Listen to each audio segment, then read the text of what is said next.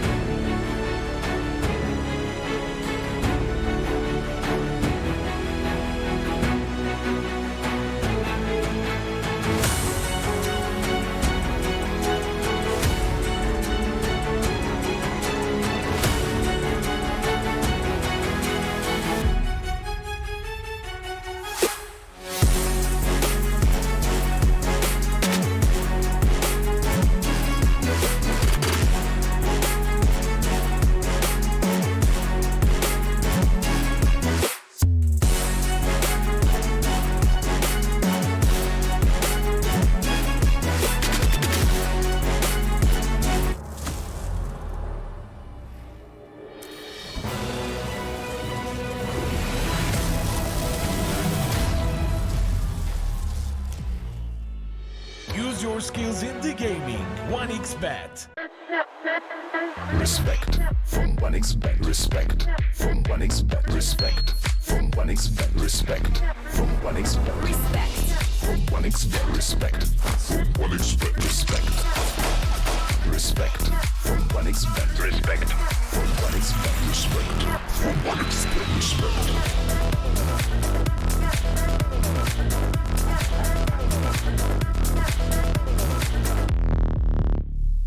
Hello, son. Hi, Mom. Pretty girl. This is Eva. Nice to meet you. Thank you very much. Your dad's just making his favourite dinner. It's duck. Come on inside. They're all probably too gruesome to tell you while you're eating at the table. How's your food? Is everything okay? Good, good.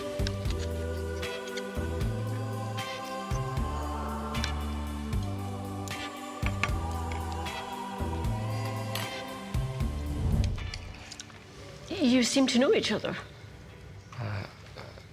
Yeah.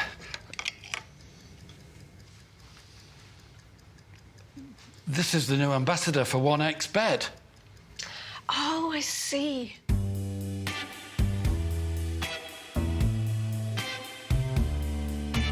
Everyone felt good when Eva Elfie became the new ambassador of 1xBet.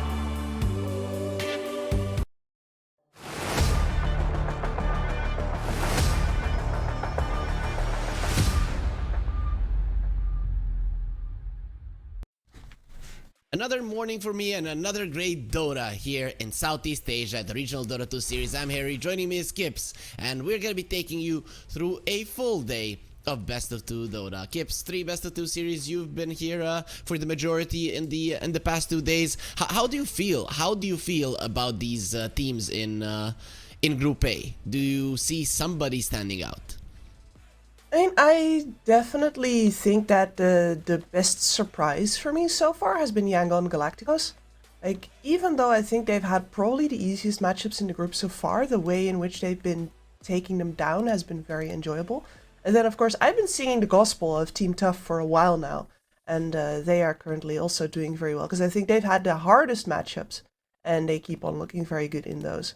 So those are my shoutouts here, and I guess what I would follow that up with then is, come on, Neon Esports, score 2-0 already. Do it.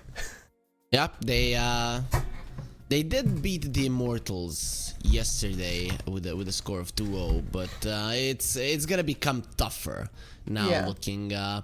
Looking forward. Today we have 3 best of 2s, as I mentioned: Neon versus MIPH, Yangon Galacticos versus MidHaven Gaming Garuda, and Immortal versus Team Tough. So it is gonna be an action-packed game of day of Dota. It is gonna be quite fun to see who comes out ahead in these series. Any matchup in particular that you think is gonna be more enjoyable than the other ones? I'm looking at the first 2 matches of the day here, certainly, like, and this is like, as much of a Team Tough fan as I am, I think the Immortal looks like one of the weakest teams that we've got going on currently. But Made in Philippines can certainly give us a 1-1 versus Neon Esports, and the Yangon Galacticos are going to get their first real test here versus Mag Garuda, who got run over in the first map that they played versus Team Tough yesterday, and then immediately struck back by running Team Tough over in response. So there's some venom in that team, and I'm curious to see how Yangon Galacticos are gonna hold up.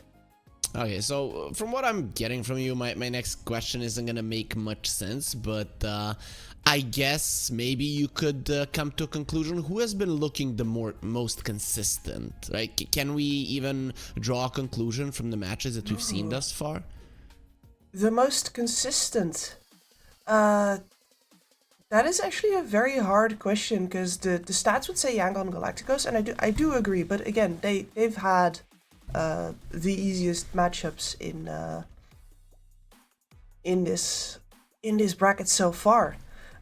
Neon has dropped the ball sometimes. Their drafts look really good, but in their gameplay, sometimes they're feeling like they've already won the game. They slip up, and versus Team Tough, that cost them a full map.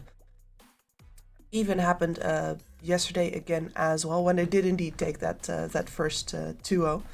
And the same goes for Matt Garuda, right? They got absolutely surprised by a Dazzle last pick, and that was one of the most brutal shellackings that I have ever witnessed personally. I think they had 5 kills at the end of the match compared to like over 30 on the enemy side. But then they come back with a slaughter game of their own where Team Tough has absolutely nothing to say. And Team Tough, gets really great outdrafts. And then I genuinely cannot say this is a very, very highly contested group stage so far. Okay, so would you say that outdrafts happen here quite Yes. often?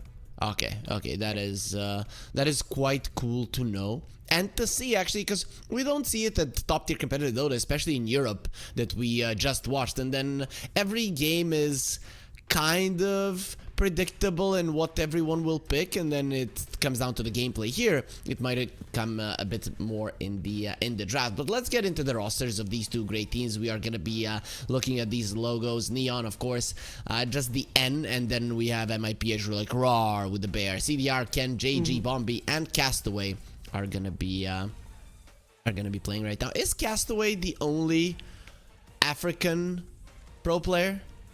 Do we have another one? Ooh. African specifically. I wonder if there's anybody else playing in MENA currently. But that's actually because everybody keeps bringing him up as like the South African hope, right? And we have a couple of South African people behind the scenes as well who are really happy to have some representation. But you're right. Like, I would be a little sad if he was the only like African player. So not to I'm- mention that. What? No, what? go ahead. Go. Anyways, Okay, I'm just gonna say it would be a little weird if like the only African player was white, right? yeah, very weird, very weird. I had Castaway in my friend list, I think for, oh boy, I'm gonna say He's 6 been around. years, Yeah. maybe even more than that. And then I was like, he's African, right? And then his picture comes out. Okay, he's a white South African, which there are quite a lot of them. But Yeah, they you know, speak my language. Yep, that's very true. But there were some problems. I know when Snare, the caster, would talk about how he had issues with internet for the majority of his yes. life. So maybe internet in Africa in general isn't as widespread, and then obviously we're not gonna have that many Dota players. You know how fast South America kind of came running in when they got more players invested in Dota. So maybe that's something that's gonna be happening to Africa as a continent in the future. I kind of hope so. I'd hope so as well. Yeah, like I know their mobile infrastructure, especially for mobile internet, is fantastic. But especially like, all of the resources that it takes to sit down with a computer and have a stable connection. One of the problems in South Africa is that they just don't have, there's these planned rolling blackouts where sometimes you're just not going to have electricity for 8 hours. You can have as good of an internet connection as you want, but if that's your country, then it doesn't matter. You better be a mobile gamer if you want to go pro. Very true, very true. I can relate. We had some power outages here when I was a kid, though it wasn't too much online gaming 25 years ago. But anyways, Mercury, IDC, Jixing, F-King, Shazam, and that's gonna be the lineup of MIPH. Speaking of lineups, we're seeing their pictures here and all that is awesome, but I want to see them in action. And in Dota, action is like punching, kicking, shooting and stuff. It is in the game, in the draft that we have ready at the moment, Kip. So let's get right into it to see what these teams have in store for us. And I have to say, Kips, you have dressed up quite nicely today, so I feel underdressed. We're gonna have to change that. Yeah, apologies. I feel a little sick, and what I do when I feel a little sick is I put on a little extra, pick me up. If I wanna do good, I wanna feel good, and if I wanna feel good, I'm gonna dress up. So yeah, I got my 80s leather jacket out. Easy. That's to be honest, on the camera I didn't really see it was leather. Now I can see it, but I just thought it was a normal jacket. Anyways, we're gonna be seeing a disruptor. Surprise. That is okay, I'm here talking Dota and Kips is posing. I think there's That's pretty good, right? You Kips, you need a fan to send your hair like running back. That would be the ideal scenario here. Not sure if you have one. No, I don't. Unfortunate. Anyways, talk to me about the picks. So Kunkka versus Disruptor. Is this a classic? You're not gonna glimpse me. I'm gonna X myself. Is this why they pick a Kunkka? I mean, a little bit, yeah, but the funny part is that I haven't really seen it used like that yet at all. It's really like, you have that option, and that's going to probably happen a couple of times during this game, but really the Kunkka is just, you're still very flexible with it. You can pick it mid, you can play it on the offlane. You have that water park option where you just say, alright, in this area you better all be turning on your PKBs or I'm winning this fight. And he just hits a phenomenal power spike once he has the full water park plus the shard online, right? The amount of disruption in like a full screen of reach is enormous, and that just guarantees win fights. I have to ask, do we know exactly how many torrents come out during the torrent storm? Is there an exact number? Radiant team back. I'm pretty sure, like, just with the Crystal Maiden ult, there is. And the randomness is all in where they get placed and when they trigger. But we don't know the exact number, do we? Yet. Now that you've asked it, we will. We're gonna find out, right? Yes.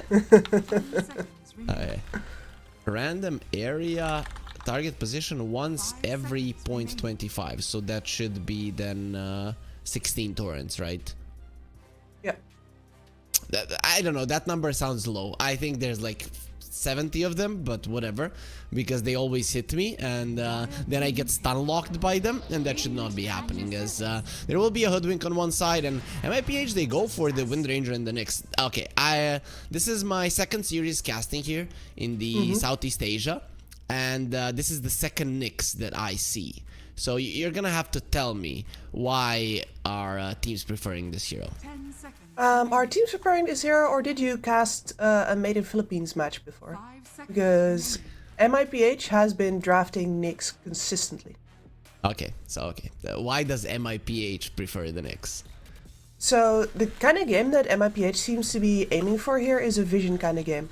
And with a Nyx Assassin plus a Disruptor, sure, it's going to be relatively rough to get them through the laning stages, neither of them like the particular kings of trading, you know? But after you do that, if you have a Nyx Assassin scouting around, then a Disruptor is always going to have the information he needs in order to actually start fights off. Without the enemy even knowing that they're already in a bad position, right? It's going to force a lot of sentries as well. And it's in general very annoying to play against as soon as that laning stage is over. So I like it as a strategy. It just has the fatal flaw of if you don't have anybody coming out of the laning stages like a good playmaker, you can just get stuck and be like, okay, we have two really cool supports, and the enemy keeps on grouping and running at us, and there's no, we can only glimpse them back to their side. And this Tusk is such a good pick versus Disruptor, versus the Nyx. Even the Wind Ranger can sometimes struggle versus it. I feel like MIPH are gonna be in trouble because of this. You talked about the laning stage. I'm thinking this is the hero that can crush it versus a Disruptor Nyx. Like, there's really not much that you can do. Really not. I mean, this is most likely going to be a Tusk troll lane. That is a nightmare lane for anybody. And I'm wondering if they're wanting to put their Mars there at all. I actually think that you have a better chance in that lane if you put the Wind Ranger. Very true, though we'll see if they want to be running the Mars in the mid lane. That's not something that we see too often nowadays. People would go for it in the past. Nowadays it doesn't seem as strong, because it used to be so strong in the laning phase that you would crush anybody in the mid lane, and then just that little thing would be enough to justify it sending it to the mid lane. Nowadays that's not really the case. 5 seconds remaining. And then the short rotation times, adding a lot of pressure towards the side lanes immediately, and Marses would just get to level 6 and then never be seen in that mid lane again, as support would take it over. That's the game. Okay. And, well... It's neither. I mean, neither of them is in the mid lane. Let's put it that way, because it's gonna be an invoker. Though again, Neon are gonna have an invoker counter. I don't see TA as an invoker counter as much as it used to be, but it still does quite well. It still does, and Ken has shown himself to be very much a specialist on this hero. And yeah, we spent a lot of time talking about Castaway when we were discussing the hero rosters, but Ken has been T Panda's favorite throughout all of this, and he has and Ken has shown that faith of T Panda's to absolutely be correct, because even when he had some pretty rough starts, this guy can eventually always come back to fully carry the game out, and that is very admirable, being able to recover in a game after you've been stuffed 6 feet under.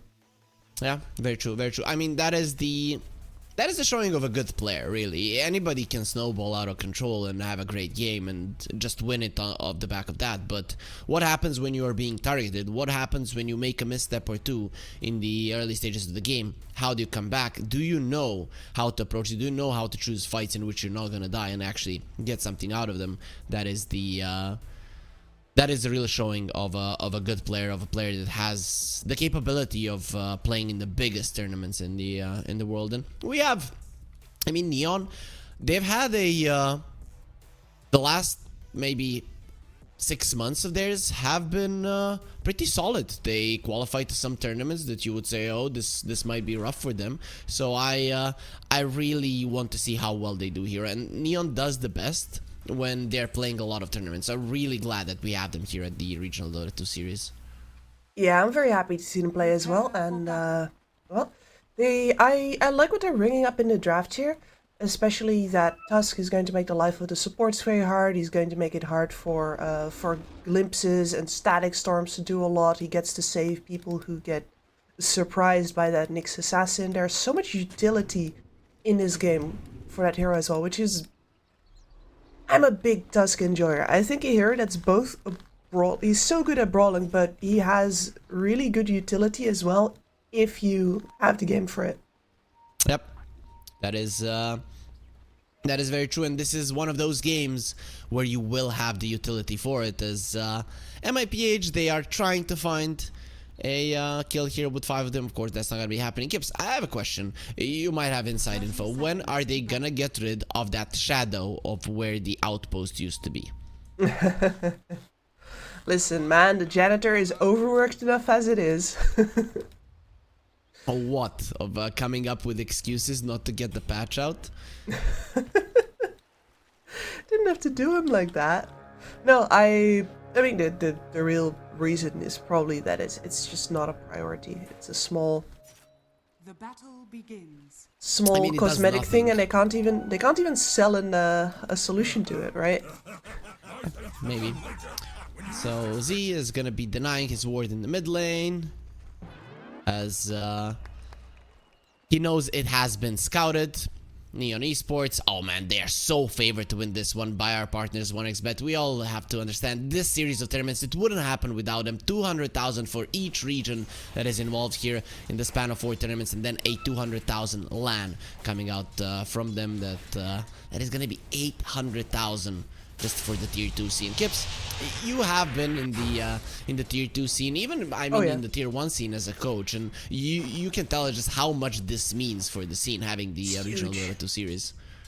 It's huge. Getting to have all of this experience, getting to have something to work towards for a long time as well, is all these things add up to actually give teams a shot to get the experience that they need if they ever want to make the jump to the big leagues. And otherwise, all that's going to happen is that if any good players come up, you know, eventually they're going to prove themselves enough, and a big team is going to pick them up. You know, that's it. The rest of the 4 players will have to go, you know, on without them and probably never make it.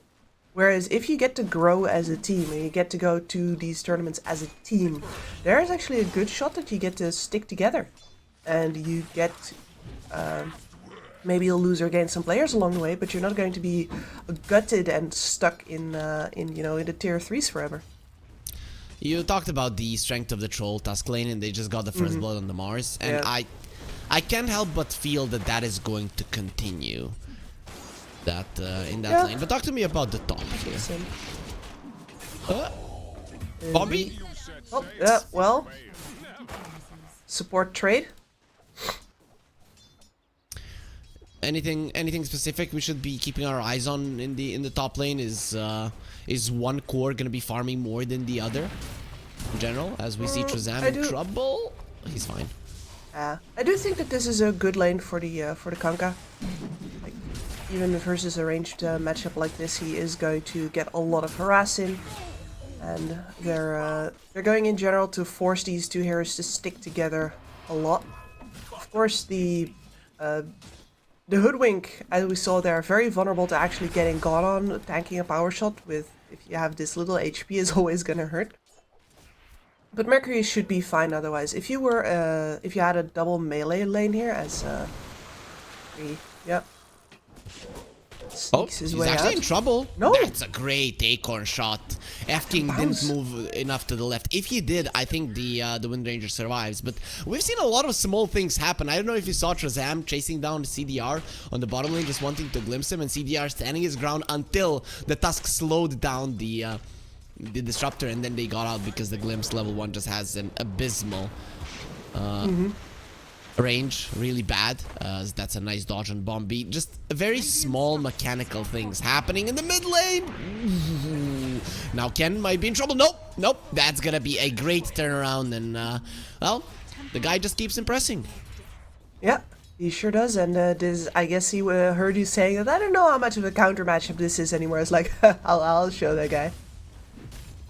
Well, to be fair, if there wasn't for that kill, he was kind of even, or maybe even losing that mid lane. But not any longer. Oh, deal breaker. Yeah, he's gonna be in a lot of trouble with the tag team now. They have so many fervor stacks. Nice. Snowball as well. CDR has to be slightly careful. No more fervor stacks now. Castaway dodge. Strike. He's gonna be in trouble. Nice dodge. Like every single little thing is making a difference here. 3-stick charges on CDR. He might be baiting Trezam in. Let's see.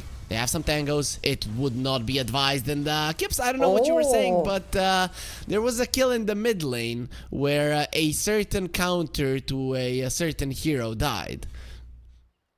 Yeah, that... I mean, the TA versus the Invoker, right? We haven't even had the time to talk about it, really. One of the things that happens here is that as a TA, you need to... There's a game of chicken going on. You know, the first one, Blink has to buy the beers. If you use your Refraction versus a Quaswax Invoker, as here on bot, there's still... Oh! Got him. Oh, and got him as well, and got him as well. Trezam gets a double kill. That was so close. That was so close for everybody to maybe survive, and well, in the end, nobody did. It is only going to be Trezam with pretty much a perfect way to get an early level 6. Yeah, this is the kind of landing stage you want as a disruptor, where you actually get to contribute and get to stand for the kills. Huge.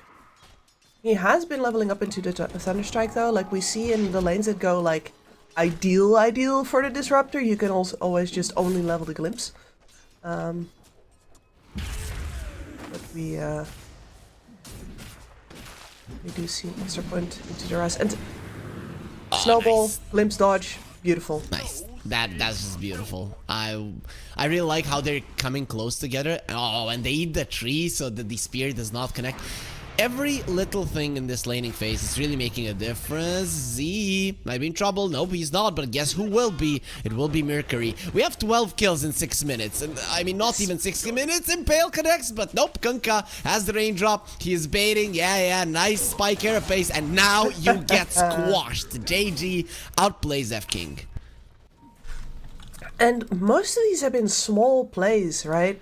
Like, he faked the Tidebringer twice there, because he knows that the only way that he gets the kill without dying... Oh, no, and the troll goes down on bot immediately again. I haven't even talked about the flippin' mid matchup yet, and Ken is already level 6. You might have a chance to talk about the mid matchup, because there is a fight going on in the mid right now. The Shards will be there as well as the trap. Snowball and a couple of more right clicks for the supports will seal the deal. Poor F-King. I feel like I've seen this, but on another lane already when he uses his spike carapace and then just waits to die. Is under attack. Yeah, it is really hard if you're up against players of Neon's caliber to actually, you know, surprise them with that spike carapace stun. Insane. I mean, you have to have nerves of steel, actually. Yep. And he has been like, should I press? And then at some point you just have to. Exactly. It's more games of chicken. I mean, the game of chicken I was referring to first was, of course, you can't refract until you know the tornado has been used. Otherwise, all you're asking for is for your refraction to get removed immediately. Oh, did you see the snowball dodge on both the glimpse and the spear? That's, I mean, it's mostly a mistake from the spear usage side there at the end, but still, they did everything right, and Shazam would have died either way. What's with the skill build of Shazam though? 3 points in Thunderstrike, 2 points in Glimpse. Very interesting. Threatening with Impale. F-King is here. Z is coming over as well. No Urn just yet, so won't be getting much out of this kill, even if he gets something. Yeah, I mean, the reason he's here, of course, is because that mid lane tower is already gone. He has no good way to stay there. But yeah, he's lounging underneath the Radiant Ward. Dodges the spear. It's over. This kill is not happening. Let's see. Oh, maybe it is. Castaway has 12 wand charges. He's baiting them. He can wand before that comes, and the God's Rebuke's not gonna be enough. Here comes Bombi, level 6. Invoker in a lot of trouble. Gonna get sharpshooted too. That goes for Invis. Not gonna be happening. Beautiful Impale, however. Who needs a Ravage? Who needs a Tidehunter when you got F-King? Well, the thing is, you might be wanting a bit of a fatter hero there, because the Nyx is gonna get squashed once again. Shazam slow down to a crawl, and a couple of more right clicks from Bombi will finish him off, as that's gonna be 3 heroes dead on MIPH. Things are starting to fall apart for the Dire side. And that felt so forced. You were talking about that Invoker doesn't have his Urn yet, but Damars also didn't have the level 6, and what was more, you can make that rotation if you think that Damars is going to get his 6 off of the kill, right? That is the fastest possible way to do it. Is you bring in the mid hero, you get a kill for your offlaner, then he hits 6, and then you murder everybody else who's come in. This what we're seeing on stream right now, by the way, is why the Invoker was on bot instead. There's nothing for him to do mid. Okay, but Sentry's gonna get placed. You also saw his tornado, right? Which was kind of in the wrong direction. And that is the thing. When a team that is better than you starts applying pressure, at some point you start cracking on all fronts. And I think that's what's happening to MIPH at the moment. Absolutely. I mean, the Wind Ranger death on top now as well. There is... The pressure is going to come that way at some point. And if you... Okay, here's a kill. Right? They're going for Bombi. There's a tornado. Snowball save, however, will be ready. And it's going to take some time. Also, they're right on top of a trap that will be used. Invoker punched in the face. No way. Nope. Bombi is winning. Will finally die to the Mind Flare, but at the cost of 2, maybe even 3 of your heroes. Mercury will be coming over. It's a level 6 Wind Ranger that nobody cares about. F-King is trying to get away. Finally, he will survive. And here comes the arena with the spear onto the TA. But the refractions are going to be coming out soon. Has the shield rune as well. They're at least trying to kill the Spore Tusk, and will be able to do it. Ken, in a 2 versus 1 scenario, the Nyx will be running away, but here comes the Kunkka, and I don't need you, Kunkka. Please get out of my lane. I got this. Ken is gonna be dealing with them all on his lonesome. Even the Wind Run isn't gonna help you all that much. Now JG coming. Mercury has been slaughtered by the Kunkka multiple times on the top lane. Now he's juking around the trees. Finally will get X'd. And here comes the Torrent. Boat is ready. Not using it. The Bushwhack does connect as well as the Sharpshooter. Wind Ranger running away with the Wind Run. Has the 1 charges to survive and will be getting herself out as the next TPs. And finally he has the Vendetta. And here we go again. We just have an all-out brawl in the mid lane now. Nobody cares about what the right way to play this game is anymore. We just want blood. Blood might be drawn here on JG. Finally, he'll get the boat off. He's already super low, so the run buff really won't be helping him all that much. I have no idea how that tornado did not connect. And it's a Bushwhack with a Acorn shot that's perfect. He's running away. They're gonna go over the traps, which is not gonna be used. Oh, Ken not paying attention. And finally, the Nyx will be going down. Look at the back line. MIPH is just being slaughtered. Deal breaker. He's like, I don't want to get punched. The snowball save is there as well. 4 heroes dead. Invoker. He's a ghost too, like the rest of his teammates. What a mess! That's the only terms I have for it. And at this point, Neon are so far ahead that they don't even need to bring their troll in anymore. And I think the window that they missed here specifically, they feel that the laning stage is pretty much over. They lost that mid tower. They bring everybody to bot before either the Invoker or the Mars are ready. If you make a play like that, you should bring your Wind Ranger as well. You should bring all 5 and go, like, you don't go half, I'm not gonna say what Notel usually uses as a word there, but... Yeah, you go full. You go full. Exactly. Let's go with and that. they missed that opportunity. And now there's no way in which even an advantage in manpower can give them anything anymore. They're scouting CDR, and overall though, do you think this troll is having an identity crisis? Is that they don't even need him. Imagine you're a carry and you are not needed. Like, is that gonna mess with your mind? No, I don't think so at all. I think it's the opposite. I think that is the ideal scenario where you're just, okay, you know what I like? I like hitting creeps. You know what I'm gonna do? I'm gonna hit creeps. Oh, okay, let's see. He might get punched in the face right now as he is being targeted. He is a big bag of money. There's gonna be a static storm as well. Snowball coming over. Well, he had the healing lotuses in his backpack, so that didn't help. The 2 supports, however, they kill Z even with the tornado coming over. Bombi dodged there, had enough movement speed. Here comes the boat to protect Bombi as Castaway will be having a snowball in 4 seconds. Unfortunately for him, he will not be surviving that long. That echo shot is destroying them. Bombi, stop it! It is too much. Got a triple kill. The spear on Takunka X doesn't get it off. I am very surprised that the Mars gets out there at all. That's what's surprising. Yeah, okay. I mean, they did get 2 kills. They did get 2 kills. So this is better than most of the fights that happened so far for MIPH. Exactly, and they get them on their own terms, away from their own side of the map, which actually means that they were buying space with that.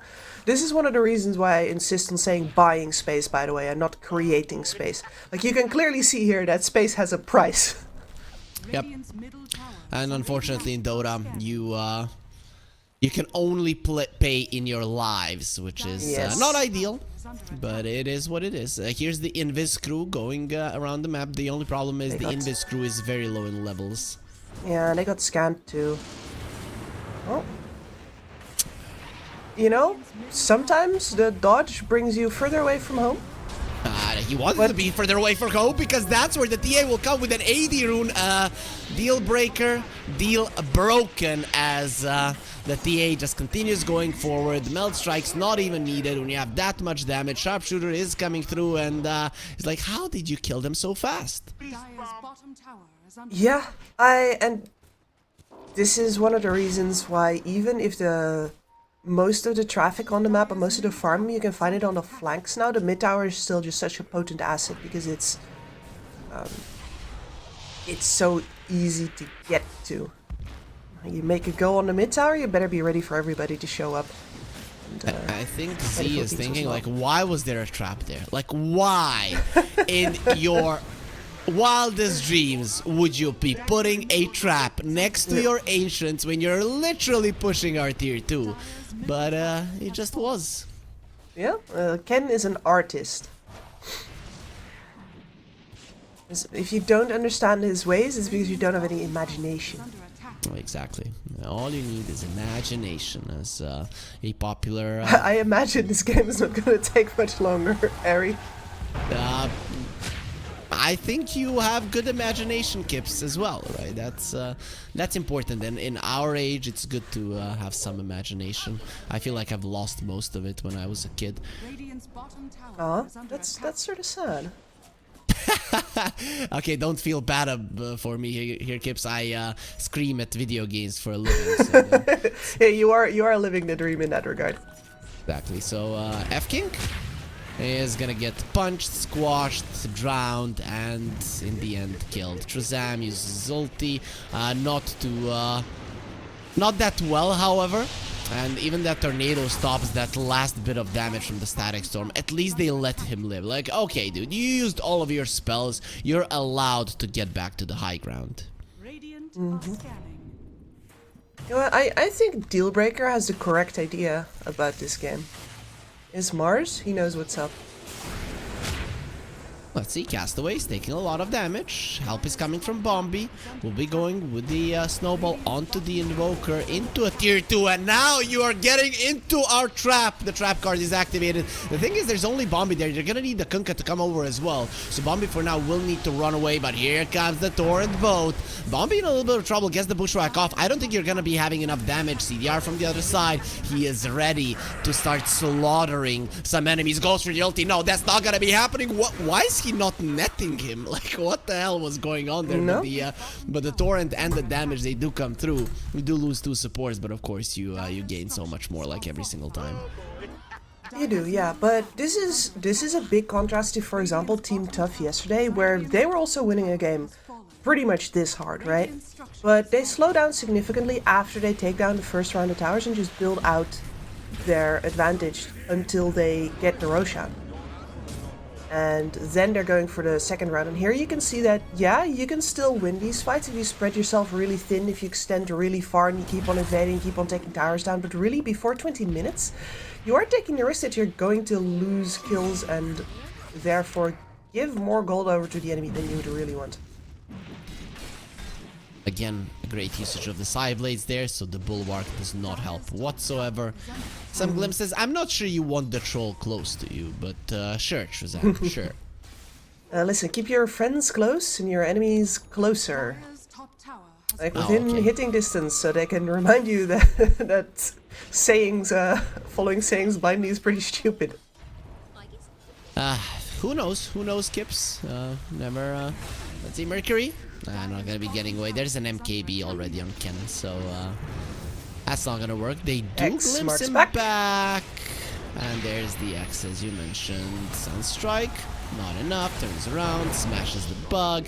Bushwhack does not connect on Dealbreaker, but he wasn't even gunning for him. He was gunning for the guy that's dead. Sharpshooter connects, and of course, Ken is the one to finish them off. He's the one playing the assassin, so it only makes sense. Yep. He's been looking so sharp on his TA. Yeah, there we go. Call it. I thank you to F King for releasing his team and releasing us from this watching this beatdown. It is fun. I mean, yeah, I am here for the violence, but I would like it to be like you know, a cage match and not high school bullying. Okay. If that's the case, but you know, people liked to watch Mike Tyson fights. Those looked like bullying. The thing is that you would go to sleep very fast in those. Here, Made in Philippines, their chin was strong. I mean, with the tusk punching you all the time and you still staying on your feet. They have shown some resilience, but well, let's be honest, Kips. They got trampled in this game. They did, yeah. Like normally I would encourage teams to stay in and play for their outs, but there have to be outs to play for. And when all 3 of your lanes have lost this hard, when you have several cores that that need to snowball in order to get anything done at all, I'm specifically looking at the Wind Ranger here, who can have trouble if you don't get anything good out of your Maelstrom with an Invoker that once earn into charges into Midas. Like there's a list to walk down, and they were already behind on their list before they had even started on it, which is, yeah, it's not gonna get any better. It's definitely not. So we are gonna allow Made in Philippines to put some makeup on, because who knows what their faces look like after that beatdown. And then we'll be back. It should take around 10 minutes to get all of the little fractures out, to get all of that fixed, and then game 2 will start. 1xBet and Eva Alfie present betting on all esports events on the website and in the 1xBet app. 1xBet. Play with Eva.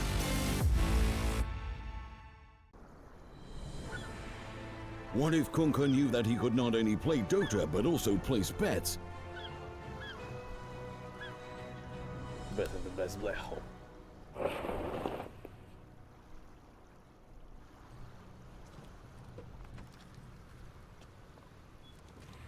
1xBet Bookmaker Company.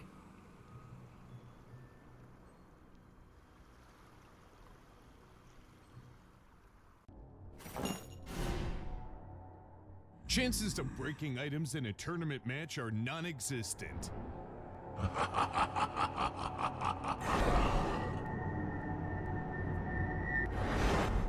Chances of winning at 1xBet are always real.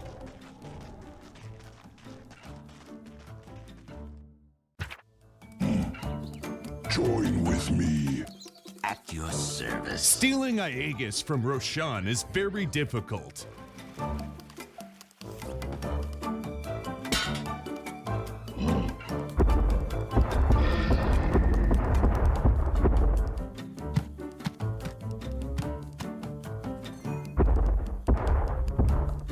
Winning at 1xBet is super easy. Screens give us the opportunity to live two lives at once, their own and their characters, to see them champion and win with them. OG, Team Spirit, 1xBet. If you are with us, you win.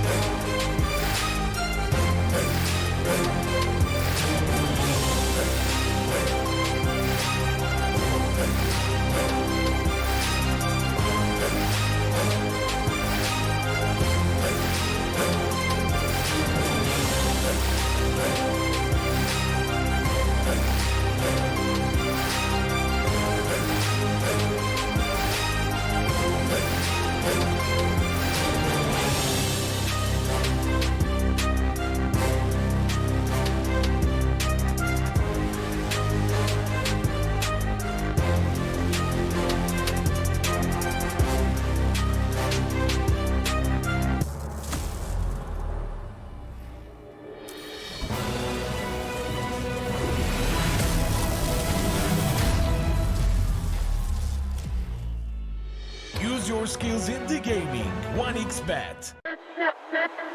Respect from 1xBet. Respect from 1xBet. Respect from 1xBet. Respect from 1xBet. Respect from 1xBet. Respect from 1xBet. Respect. Respect from 1xBet. Respect from 1xBet. Respect from 1xBet. Respect.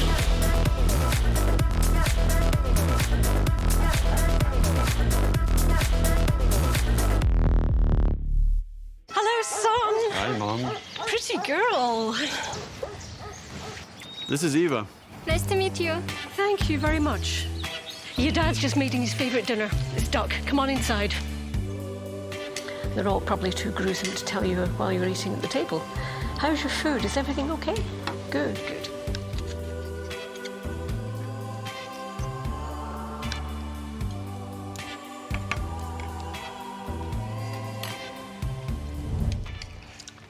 You seem to know each other. Yeah.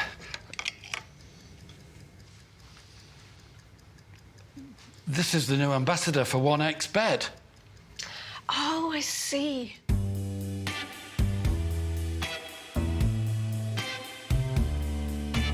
Everyone felt good when Eva Elfie became the new ambassador of 1xBet.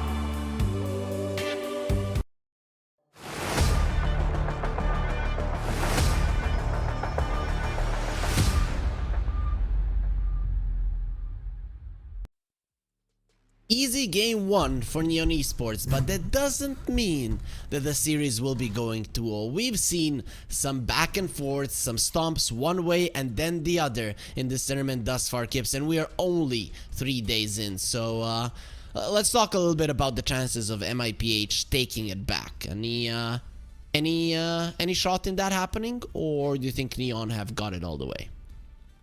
I definitely think that not only on paper are Neon the ones that are supposed to win this one hands down, but we also saw in the laning stage that the synergy in Neon's lanes, the patience, the understanding, the small plays, right? That double fake from the Kunkka on the top lane, the nice Tango and Quelling Blade usages on the bottom lane. It all just looks like Neon Esports is definitely like a size too big for the side of Made in Philippines, even in the laning stage already. And if you don't get to come out of the laning stage, then you're just legit not going to get to play at all. And I think that Made in Philippines, if they want to give themselves any shot here, then they have to draft themselves winning lanes. Because even if they get 50-50s, I think that it's already been shown that they're going to get outclassed there. Okay, so we have seen these teams play in the past couple of days, and MIPH have gotten a game off of Garuda. And that's it. Like, that's the only game that they won. They got crushed by Yangon Galacticos. I'm just trying to think if they're on the same caliber as Neon. You know, we would say, oh, Neon is a tier 1.5 team in Southeast Asia, tier 2 maybe worldwide, right? That's how we could rank them. I don't know if Made in Philippines are in the same tier. No, I would not put them in the same bracket. I think that if I had to like define those brackets, I'm sure that the way that these laning stages happened would definitely factor into that. Okay, so people are probably thinking, where's the draft screen now? A caster start, and we are starting it. We are starting and clicking the button, though the lobby is gonna need to be remade, guys, so that's why we are not instantly there. So don't worry, keep your hats on, and we're gonna be getting ourselves into the game fairly soon. Any heroes in particular, Kibbs, do you think that Made in Philippines could get rid of, pick, approach, like specific ones that might do what you mentioned, give them an edge, at least in the lanes? They should let go of that Nyx Assassin. Like, Nyx Assassin is a great hero if you get to the end of the laning stage. And since that won't be happening, do something a little more nasty. Get that Tusk for yourself. Think about the Batrider if you made it through the bans. Love Batrider as a pressuring support. There's always the option of bringing out a Techies. If you're looking to threaten your enemies, there's a bunch of things that you can do here just from the support positions alone.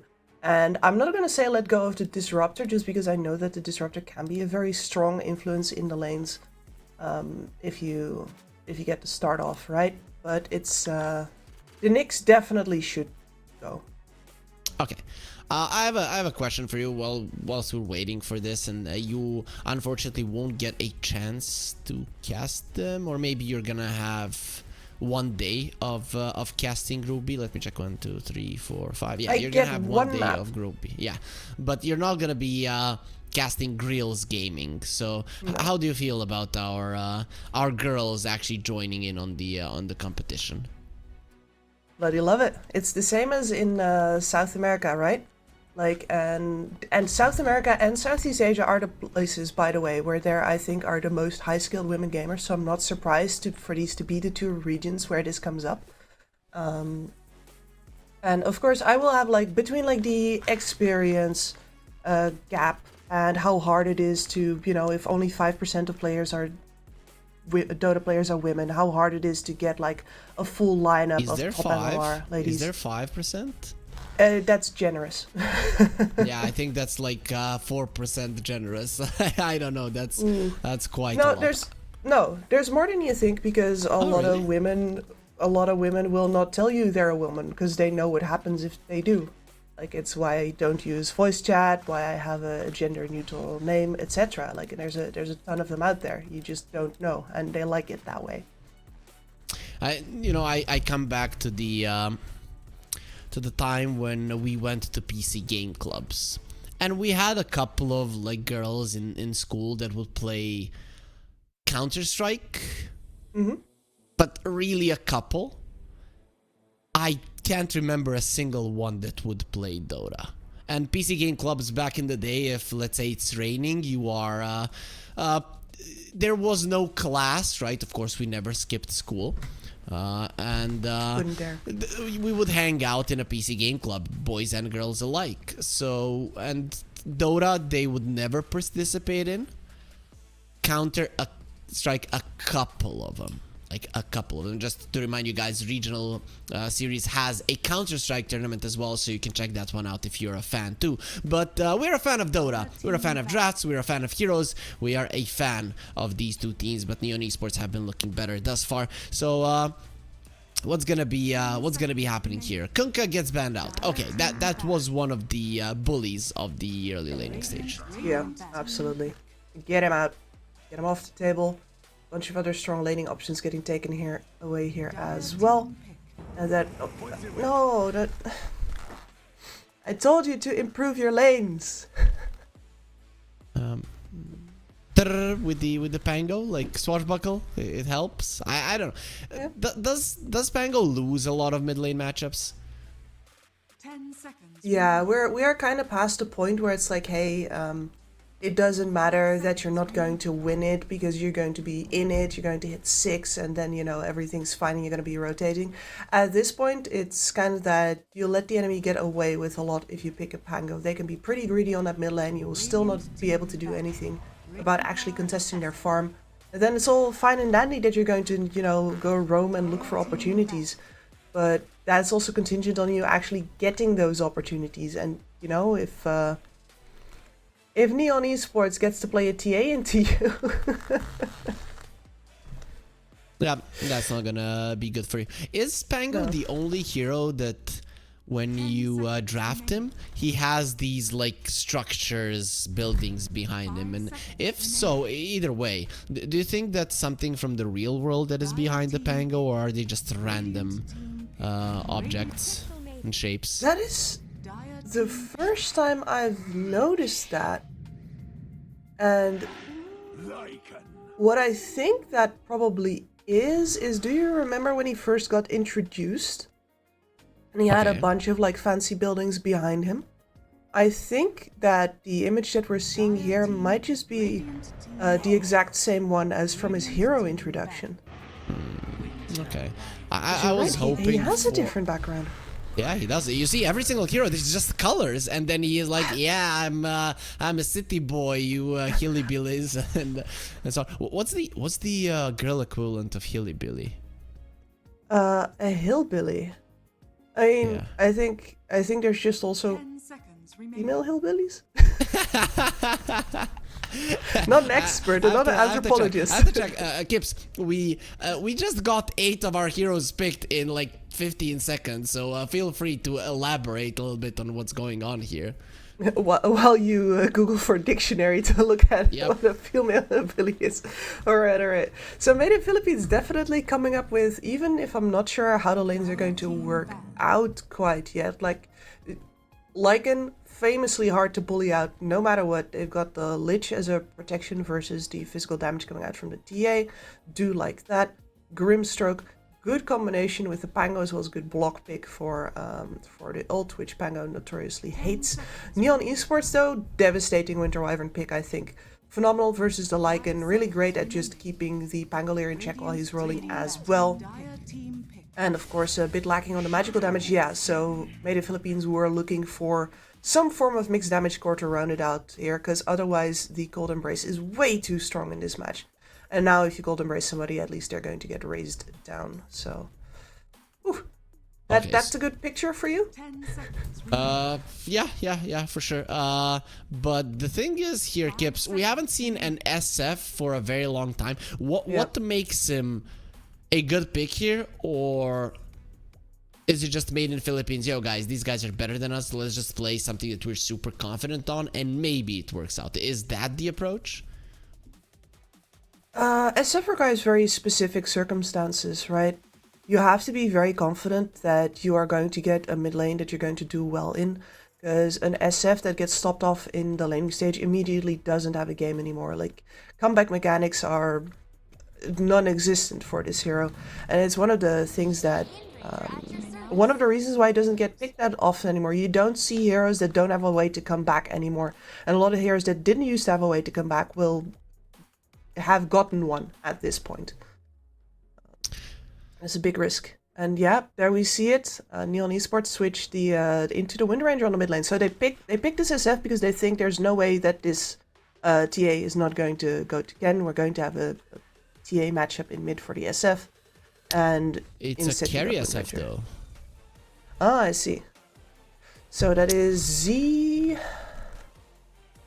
versus the Wind Ranger, and there is no word for a female hillbilly. There are some, but there's not like you know, a country Jill or something along those lines. That's what I was looking for, but unfortunately does not exist. Looking at the drafts here, any favorites, right? I know they picked super fast, and I wasn't really a part of helping you with the analysis here, but I want to hear your thoughts, like what the chances of MIPH actually are. I'm having a little bit of a harder time gauging it, just because I picked a lot of stuff that's not generally, and this is one of my weaknesses as an analyst, right? It's like I don't have the mechanical knowledge of, oh yeah, well, you know, my SF safe lane experience tells me, like, no, I need to see these guys do it first before I'm sure about it. But safe lane SF, very fragile in the sense that SF scales with levels, and it's very hard to get yourself in a position where your support can, you know, step out of the AoE and allow you to soak up as much as possible. Otherwise, what you need to be doing with an SF safe lane is killing. And you're up versus a Winter Wyvern Mars. I don't think that's going to be happening. Yeah, it's not going to be the easiest one. I do like the Lycan and the Grimstroke lane. I was always a fan of this, especially in Southeast Asia. People could utilize it quite a lot. The problem I have is level 1 and 2. Level 1 and 2, you are so weak that I don't know what you're going to do. And you are versus ATACM. So level 1 and 2 is when they're going to try to step on you. And, well, that could be a problem. So we'll see how it works. Of course, guys, if you want to scan the QR code, and everything everything will be done for you. You're gonna be taken to the 1xBet site, so feel free to do that. We have optimized everything just to make this easier for our viewers, as it's gonna be a smoke on smoke and might be a 4 versus 4 here in the bottom lane. No, we don't care about CDR, we care about blood on the bottom lane.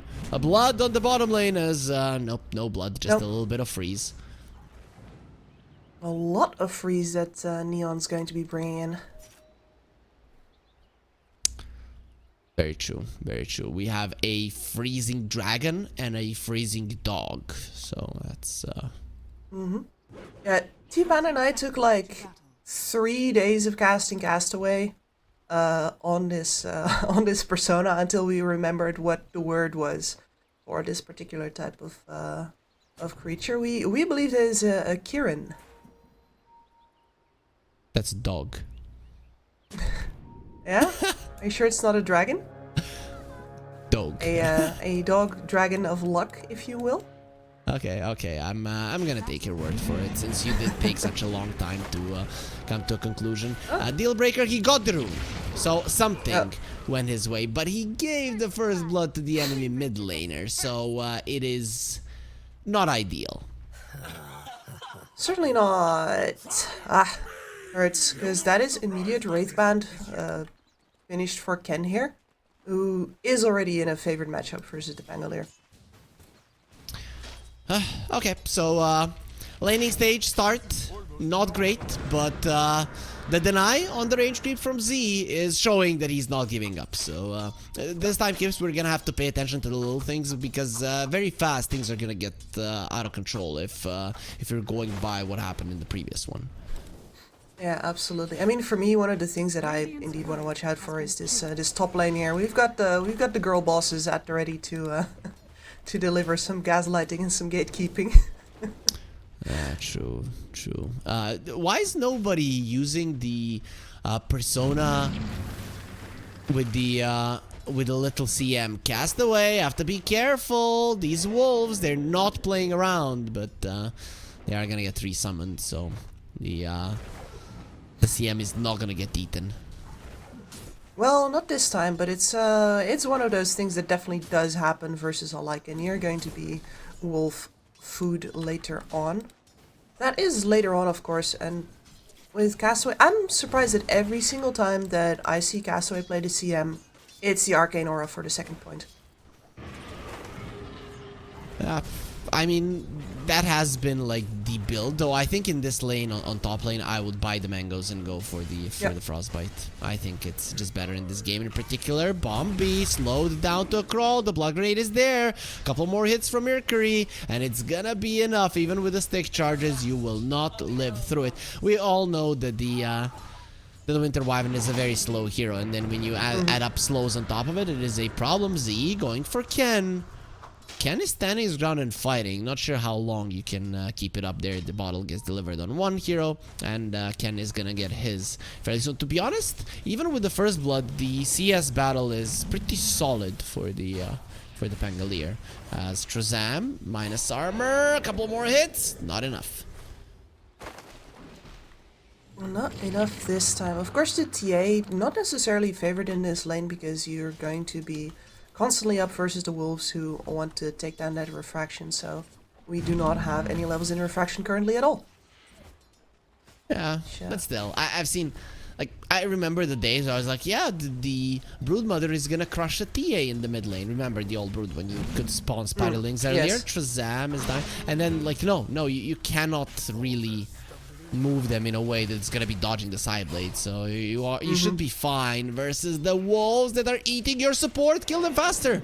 Nope, Castaway will live once again.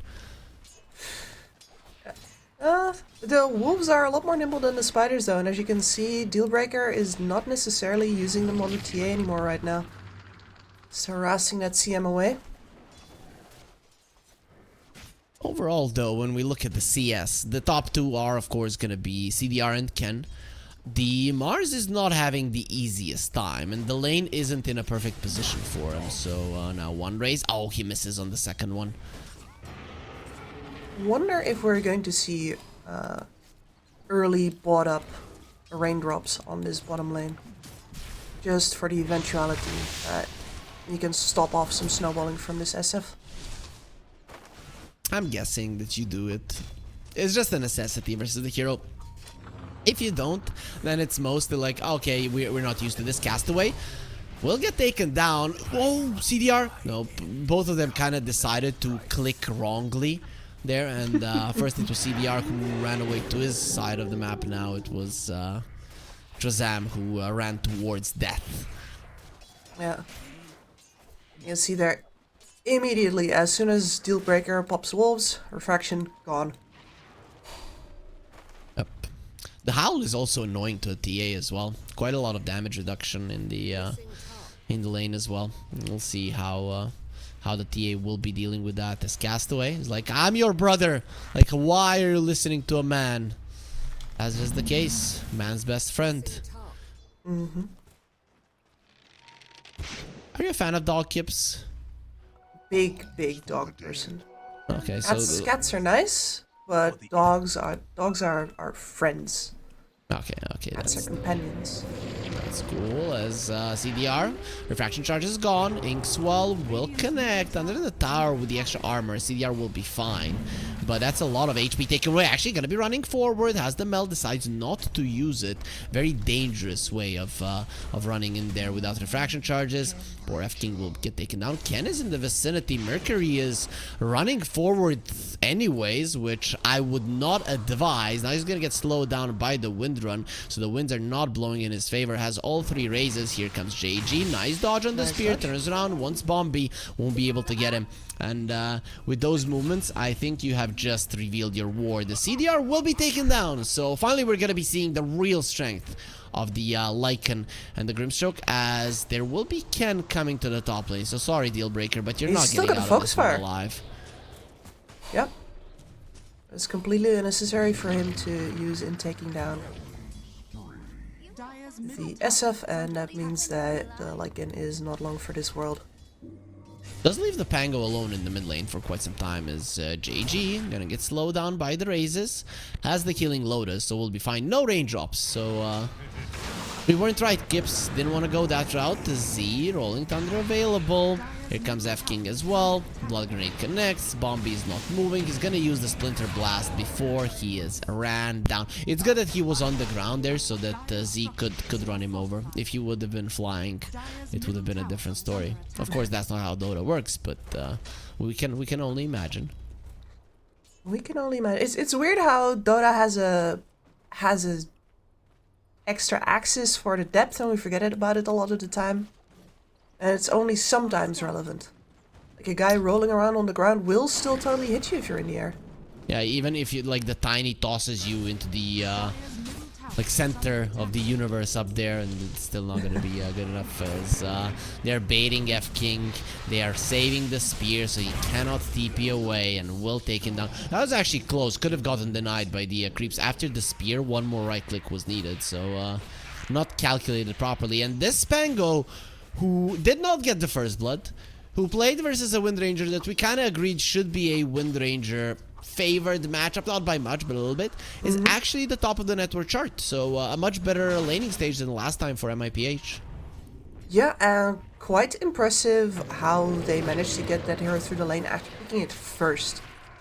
And now he's bought again. 10 more seconds for the Rolling Thunder. He doesn't need it. They were up so far. Up too far. And, maybe they bring down Mercury. He will be dying to the creeps, though. Bombi will pay for his sins. There is going to be another shield crash, meaning another slow, with F King coming over, even more of it. Cold Embrace, so he's going to be embracing the skull, but he's going to be embracing death very soon, as well as Z swashbuckles him down. And that was all without a Rolling Thunder. Did Neon really just not respecting this Pangalier's presence properly? That is a dead Grimstroke, very dead Grimstroke. Hey, Crystal Maiden will be in a little bit of trouble, but you're surrounded by traps if you're Dealbreaker. Howl will be there, Castaway running forward. He's not really scared for his own life, as he has the freezing field, meaning that the wolves do 0 damage to Castaway. And of course, the cold never bothered her anyway. They're on the Crystal Maiden, so the cold embrace will be there to give her life back. Radiant structures. And this game is in a pretty interesting scenario now, where both the SF as well as the TA have actually had themselves pretty nice laning stages, and the mid lane has been going towards that Pangolier, so you have to wonder if CDR feels the pressure to get active early. Okay, TA in some trouble, no refraction charges. A lot of This trouble. one is there, nice. Curse though, as they are killing their own teammate. They got into a fight. CDR will be hiding. There will be a cold embrace as well. Dealbreaker can no do nothing way. about it, as he does no magical damage. The trap, the shackle, and kind of a repeat what was happening in the previous game just 2-3 minutes later.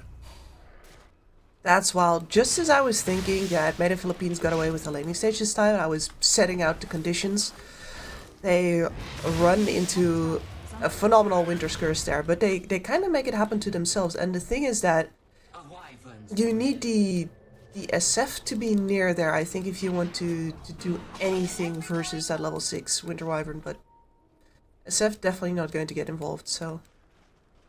It's just so hard to get involved with an SF when you're not in the mid lane. When people are fighting around you, sure, but when you need to be running in, nobody cares. They just leave. Exactly. And while I wouldn't call him under-leveled just because he's doing pretty well for himself, you're not over-leveled either, and it's not like, okay, I'm just tanky because I'm the biggest, baddest guy on the map right now. You're a big bad guy, but you're not top dog. That makes it very hard to sacrifice your potential scaling. And that's even worse, right? When you're a big bad guy, your ego skyrockets, and then you find out that you're not the top dog. It really is gonna hurt it. As Mercury, he is probably gonna die here. Doesn't even have his ulti. Does he have a skill point saved? No, then he's dead. It's obvious at this. No, why are they not going? I guess they think that he has the Requiem.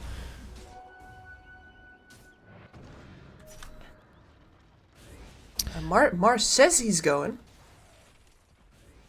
Gonna do He's waiting for it to step a little bit further. Gonna do it. Anytime now. Yeah, I'm going. Winter Wyvern is coming. Come right on. What a coward on JG. So now TPs are coming. That was still close though. They have the Frost Shield, and now he has the Requiem, so waiting for him to get the level. Unfortunately for you, with the Sinister Gaze, they keep Castaway in place.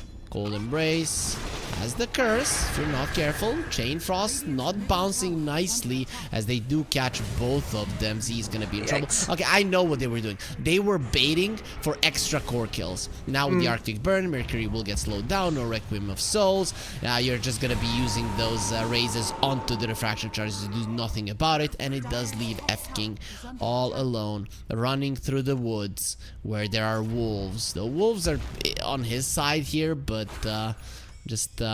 okay, he turns into a piggy. Everybody likes pork.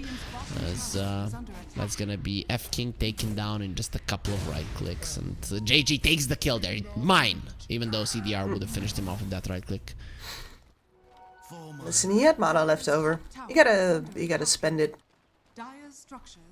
Is he dead? Spend it all. Yeah, looks pretty... No focus fire. They did use the blood grenade.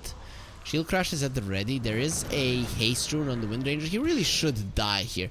The Parachute completely off the mark. There's the Shackle, the Frostbite. They overlap a little bit, but in the end it doesn't matter, as they will be finishing off Z. Mercury might be next on the menu. At least allow the guy to finish off his Ancient camp, and they will. They allow him to do it. Barely. Shackle shot. Shackle down.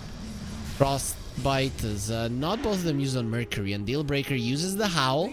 That should be enough to scare you. I mean, Ken does look a little bit like the Little Red Riding Hood, just has a green one instead of the red. Still has a wind run, has definitely learned from the fairy tale, will be leaving the Crystal Maiden, and these guys, they're not looking for a potential mate, just for food. So they are going to be taking Castaway down.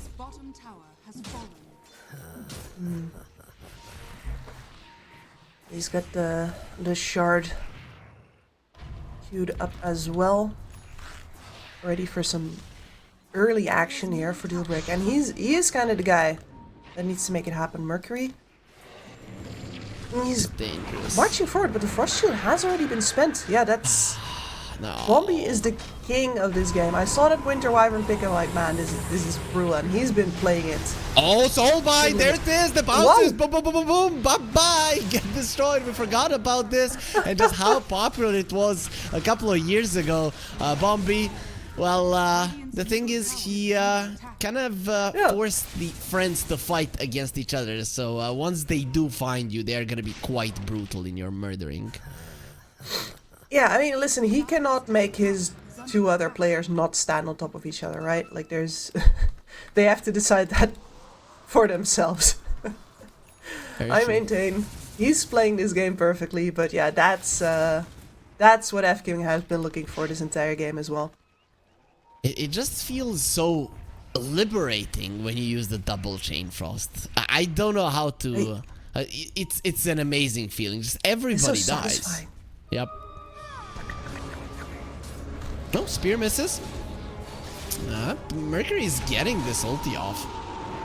And in the meantime, they're killing CDR. Yep, they got him. But who is saving Mercury? You're just gonna let him die. There will be a power shot to finish him off, so both of the carries do get taken down. Dire's top tower has fallen. That leaves this match in a very interesting place now, because yeah, that gold differential going down again. But I'm liking that the Lycan is applying pressure. Sinister Gaze doesn't allow you to run away. JG is gone. That is a frozen piggy. As running forward, Bombi got slowed down a bit. They have the wolves in the vicinity. Inkswell is there. Bombi, he feels like he's in trouble. Cold Embrace immediately. They remove the Phantom's Embrace. There's the ulti once again. Come with the bounces. You're both just gonna die. And Z comes over to get the kill because it was him who deserved it, not his two supports. I don't know what that bounce was, but it was very unfortunate for Z for sure. It looked like the Crystal Maiden was gonna die, but Dota just not working for MIPH today. And Neon, come on. I understand it the first time. It's like, oh yeah, well, we sort of forgot about this. We're a little too casual about that. But that one was... You knew both of those heroes were there. You knew, and you knew the consequences.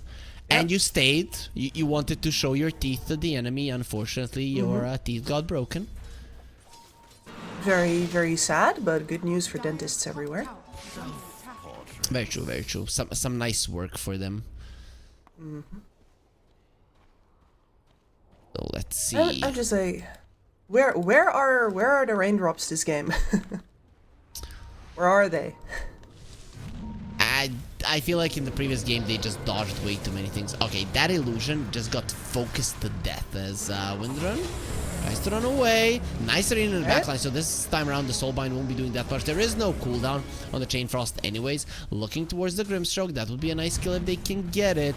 And they most definitely will. He's actually not buying the shard in the Grimstroke, which I don't like. Castaway just three-shotted by Mercury. He has the Mask of Madness. Not a guy that you want to mess with. Ken trying to run away is going to be unsuccessful at doing that. So Neon, they lost two of their heroes, and JG could be next on the menu as well. Blink Dagger in a second. He gets himself to a safe position. Nicely done by JG. He's still keeping himself around though. Yeah, because they have a Winter's Curse, but the problem here is that Bombi, he bought himself... Well, actually, is that a problem? I guess if Mercury just underestimates the damage output, it's not. But Bombi bought a Witchblade. And I was like, this is the game for your Winter Wyvern. You want that positioning, you want that Blink Dagger, and Bombi's just like, nah, I have the money, I get Witchblade. Why would Mercury do that? Tired of living. That's the only possible explanation, but why? Life is good, life is nice, CDR is dead, Phantom's Embraced on him, Swashbuckle, no mana, there will be a Winter's Curse, and okay, Bombi's doing way too much damage. Okay, now I know why he's doing it. My cores, noobs, I'm gonna win this one on my own. You know what, you're actually sort of right there, because this game is definitely devolved into a pub game. I can't say anything else about it anywhere. And then you gotta be greedy. How can it devolve into a pub game? Pub games are the pinnacle of human evolution, so I have no idea what you're talking about. They're gonna be going in with the Blink Dagger Inks, while Silence as well. Arena to protect the Crystal Maiden, but will still die to the Phantom's Embrace. Now Bombi coming over has the Cold Embrace to protect himself if he wants to. He's though tanky. Dealbreaker is not doing any damage. That is a very nice Chain Frost with the wave coming over. TP out from F King, and he'll be successful with no creeps there to use the Splinter Blast off of. Yeah, we'll be getting out. So all in all, again a win for MIPH. Yeah, I just gotta laugh there. It's like the wolf nibbling on his Winter Wyvern. It's like, I'm a core, he's the support, he's gonna die. It's like, actually no, that's power treads on strength, 2 bracers, and a dragon scale. Dealbreaker just has to back off. He's like, yeah, I'm breaking my teeth here. I mean, I've never met a dragon. I have seen some wolves and dogs, and I would still assume that dragons should be stronger. So that's not a surprise. Focus firing, swell. Where's the Chain Frost? They don't have it, but they don't really need it, to be honest. They're gonna be killing the 2 without any issues whatsoever. A little bit too aggressive. Pango was a nice kill, but the turnaround was better. Yeah, and once again, that's just 2 cores together, assuming that they're going to have the damage in order to take down that kill before any backup arrives, but you are so deep into the enemy side of the map, your supports are nowhere to be seen, and it falls into one of these fallacies, I think, as well, where if you have been winning the game really hard, then you gotta respect the way in which you have been winning it up until this point. And all of that has come through Winter's Curses. So trying to play like, oh yeah, we've been winning this game, therefore we can do whatever we want. That's very often winning was conditional. You leave that condition behind and you stop winning. And you aren't really winning all that much any longer. The goal lead is in favor of MIPH. The SF and the Pango are at the top of the network chart. The only reason why you're even remotely in this game is because you have a 4th core in the Winter Wyvern. Yeah. Yeah, and I guess the Blink Dagger wasn't really slowed down all that much if Bombi just keeps on getting kills like that. Going in for the Ags right now. Why not?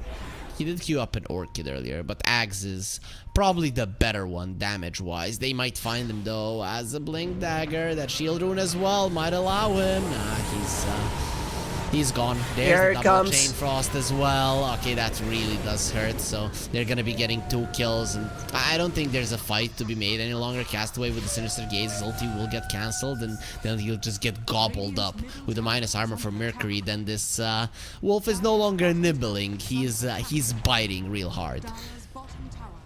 Yeah, and of course that is one of the problems with playing the Winter Wyvern like you are a core and you need to do things yourself. You need to be in certain places, which is that no, your team needs the turnaround Winter's Curse to come out. You can't be the first to go down. It's certainly versus the double Chain Frost. You're not going to make that happen anymore.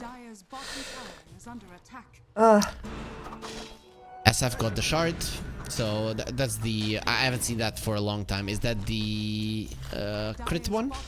Yeah, you activate it and then you crit with the Necromastery. And you fear the enemies. Yeah, it's really huge DPS increase. That's a dead Pango. I feel like he has been the guy that Neon have been bullying. They feel like it's their time to go, and it might just be Tormentor on the other side gets taken down. It will be a shard for Z, and that's gonna make him not as easy to bring down.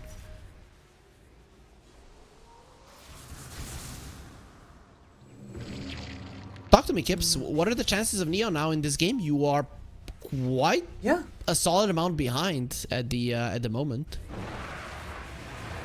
You are, yeah, and I mean, you have some timings to play for here. The Mars has been mostly keeping his cool, so that means he will have his BKB up in, well, pretty much this same minute, which is going to get them a hero that finally will not immediately die to the double Chain Frost. It's still going to be absolutely awful for him, of course. But if you manage to leverage the Mars in these next couple of fights, have him in first, have Bombi actually waiting on the sidelines. And he switched around his build as well, because this is going to be Shadowblade, so he will be hiding which is I think it's the correct balance between like the fact that he's farmed right now and he wants to have right click impact, as well as that he has a supporting duty to do here. And he is the highest level on his team. I mean, the TA and the Wind Ranger are also level 16, but still, it just goes to show how good of a game Bombi has been having and how bad of a game his team has been having. Mercury, Focus Fire is gonna be on him, and is he alone once again? Okay, the supports are in the vicinity, but Mercury protected by all of that extra armor, and there's the no, it's not the double. Chain Frost again. It doesn't matter. And Bombi jumps in, says, me, I want to die as well. Got silenced up immediately. No, he's just baiting in these supports with JG coming from the side. F-King, he cannot do it. TP out. That's not going to be happening next to a spear. But look at that. It's so cool when you use the Solar Crest and then the Frost Shield, and you're literally not taking any right click damage. It's that age-old comic. Literally not taking any damage, except you know, it's not +1 armor. There is a Bloodthorn on the Lycan. That hurts. And it could be a double Bloodthorn. And TA? No BKB queued up. That's just Nullifier to actually deal with all of the damage reduction. Take that off. Surely the Wind Ranger... Okay, yeah, the Wind Ranger's got the BKB queued up and she's pretty close to it as well. And I really do think that Neon need to play this one out very carefully until she has that BKB. And then they're in a good position to take this this fight back. Not gonna lie, that Nullifier seems like a perfect item. Okay, they found Lee again, has the roll up, however, but will die. Didn't want to go for the Rolling Thunder. Understandable, but would have died anyways to the Focus Fire. Yeah. It's one of those things, right, where sure the BKB is necessary to prevent a lot of the damage coming out from the chain, as well as the double frost. I wanted to say bolt, the skull bouncing around. But the fact is that you're not actually stopping it from getting cast. That is a dead Roche, that is a dead Winter Wyvern as well. The Bloodthorn reveal will be there, and well, you don't really have anything to protect you from it. Ice Spire revealed. This could be dangerous for Neon once they get the Aegis, because the enemies are kind of in the vicinity. Yeah, and you need Bombi to win a 5v5. You absolutely do. If you don't understand it, yeah, they're bailing to the other side of the map right now.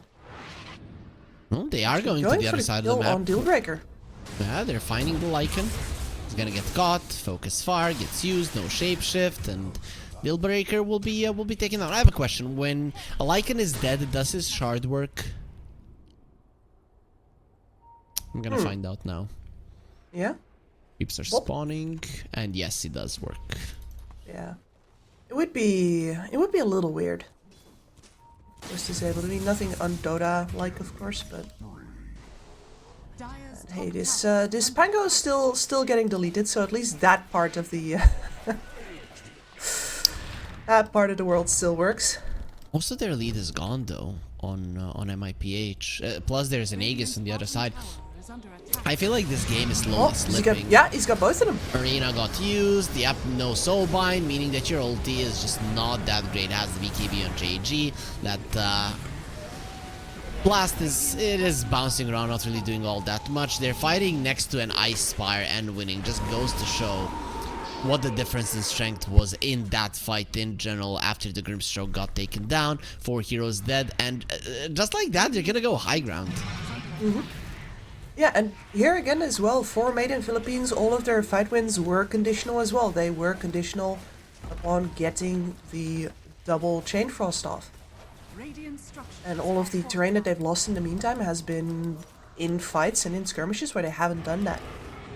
Especially Neon's decision there to go for singular pickoffs instead of, you know, trying to jockey for a 5v5, very much paying off. I'm actually surprised that the Lycan then cut the wave with his wolves, rather just was trying to be annoying to Castaway, and he's still annoying to Castaway. Still annoying to Castaway, but run. With the cold embrace, it'll be fine.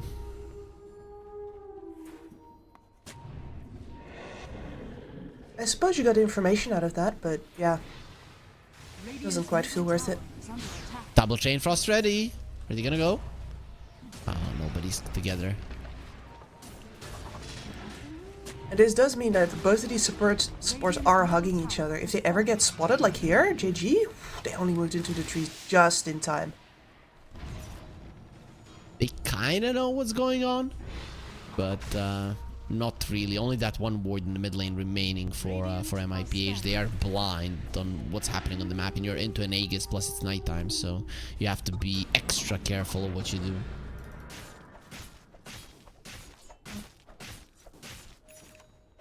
MIPH's biggest strength right now is their biggest weakness. They can get these two supports. Yeah. Lycan is building an axe. Like, where are you gonna bite? Okay, there's the soul bind, double chain frost as well. The TA trying to run away, not gonna be happening. Goodbye, Aegis, but still, it's not that big. Sinister Gaze. This JG, he's being like forced to fight, but he's not moving literally, and also not taking any damage. Winter's Curse onto the Lycan. His own wolves turning against him. That's what happens when you're not the right alpha.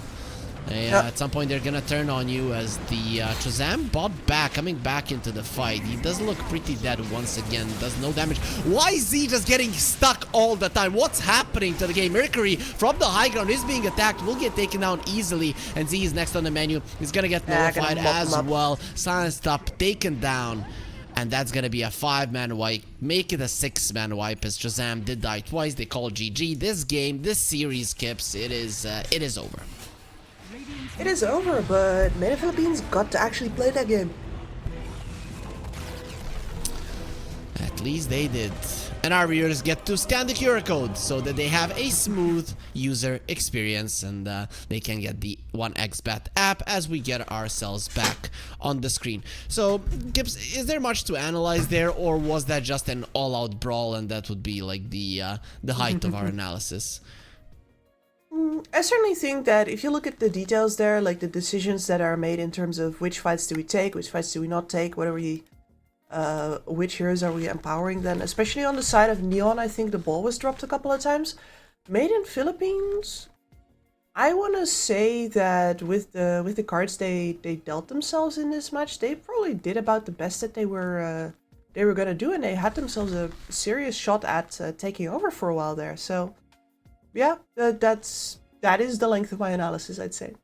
Okay, makes sense. But the next series is gonna be a little bit easier to analyze. Yangon Galacticos versus Garuda might be our like derby of the day, where we're finally gonna find out just how good Yangon Galacticos are. If they win this one 2-0, they might as well have secured themselves the top 3 spot and the playoffs. But for now, we're gonna be taking a bit of a longer break than what we're used to, because we did finish a little bit before schedule. So guys, we're gonna be back in around 20 minutes with the second best of 2 of the day.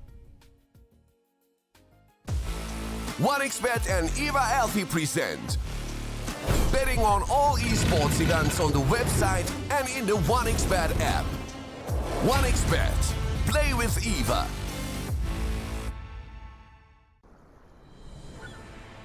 What if Kunka knew that he could not only play Dota, but also place bets?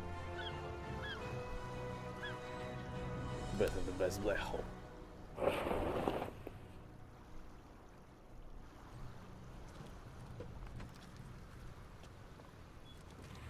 1xBet, bookmaker company.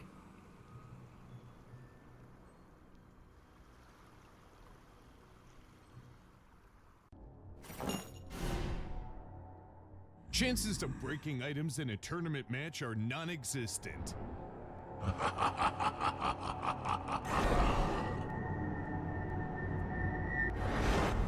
Chances of winning at 1xBet are always real.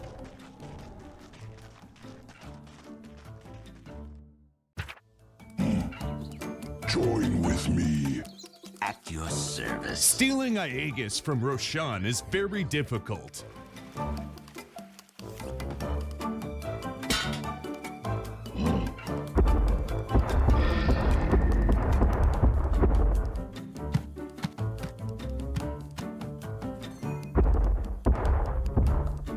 winning at 1xBet is super easy. Screens give us the opportunity to live two lives at once, their own and their characters. To see them champion and win with them. OG, Team Spirit, 1xBet. If you are with us, you win.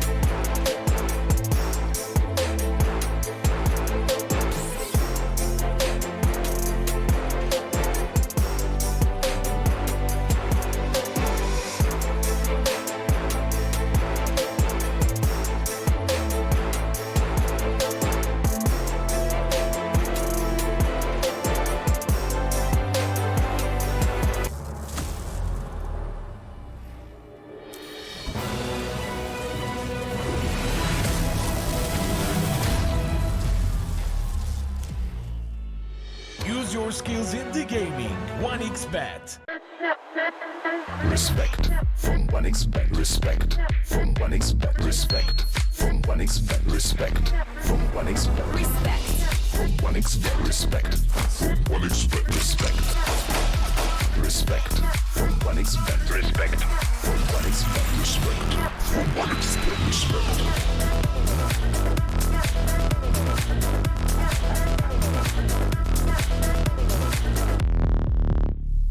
Hello, son. Hi, Mom. Pretty girl. This is Eva. Nice to meet you.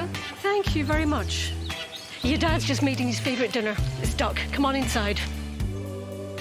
They're all probably too gruesome to tell you while you're eating at the table. How's your food? Is everything okay? Good, good.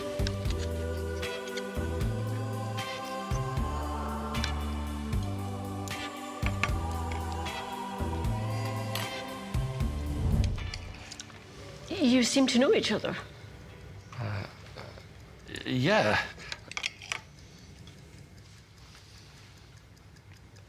This is the new ambassador for 1xBet. Oh, I see.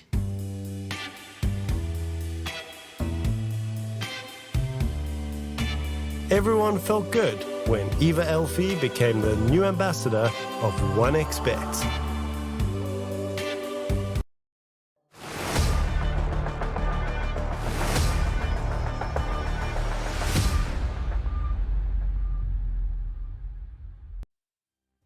And we are back with the regional Dota 2 series here in Southeast Asia, number 2. And we're gonna have Yangon Galacticos versus Myth Avenue Gaming Garuda going up against each other. I'm Harry, joining me is Skips. And we are gonna be looking at these two great teams. Skips, we kind of both agreed at the start of the day that this is gonna be the match to watch. Yep, absolutely. Because we have Yangon Galacticos currently sitting at the top of the group, undefeated. But, you know, they've been beating what's been arguably the bottom teams in the group, and that means there's always a question mark to be placed next to that result. Like, do they deserve to be there? Are they going to make this? Or was it just a nice start and they're going to flop now? And this is going to be the real challenge, because Matt Garuda, these players are no jokes. We've got a bunch of names on there that everybody's going to know, not just because, you know, they're pretty big deals in their own region, but these are pretty big deals on the international stage, especially In Your Dream has been out and about for a long time there. We also have seen Zephyr all over the globe, in fact, making his impact. And, well, if you haven't heard of Jacroy yet, then that is your problem, but I can assure you that he is here to stay. Yep, these are some big names, but also Yangon Galacticos guys that have been making their names for themselves for a pretty long time. KSH, Young PH, Haw, Zorain, and Lun. I have to say, I've been casting these guys for a very long time. I feel like the majority of my early casting career was Southeast Asia tier 2, tier 3 scene. And these guys were always in the mix. So it's finally nice to have at least some faces to connect with the names. Yeah, and I love that it's very clear that the org that is behind them here is serious about this thing. These people are clearly often in the same physical location. These are people actually wearing the shirts, you know? Exactly. No Photoshop here. It's always good evidence to see that, hey, they were in the same place. They were photographed in the same session. Care was put into this by the org who makes sure to get all these guys like a proper presentation as a team, which in turn makes you feel more like a team.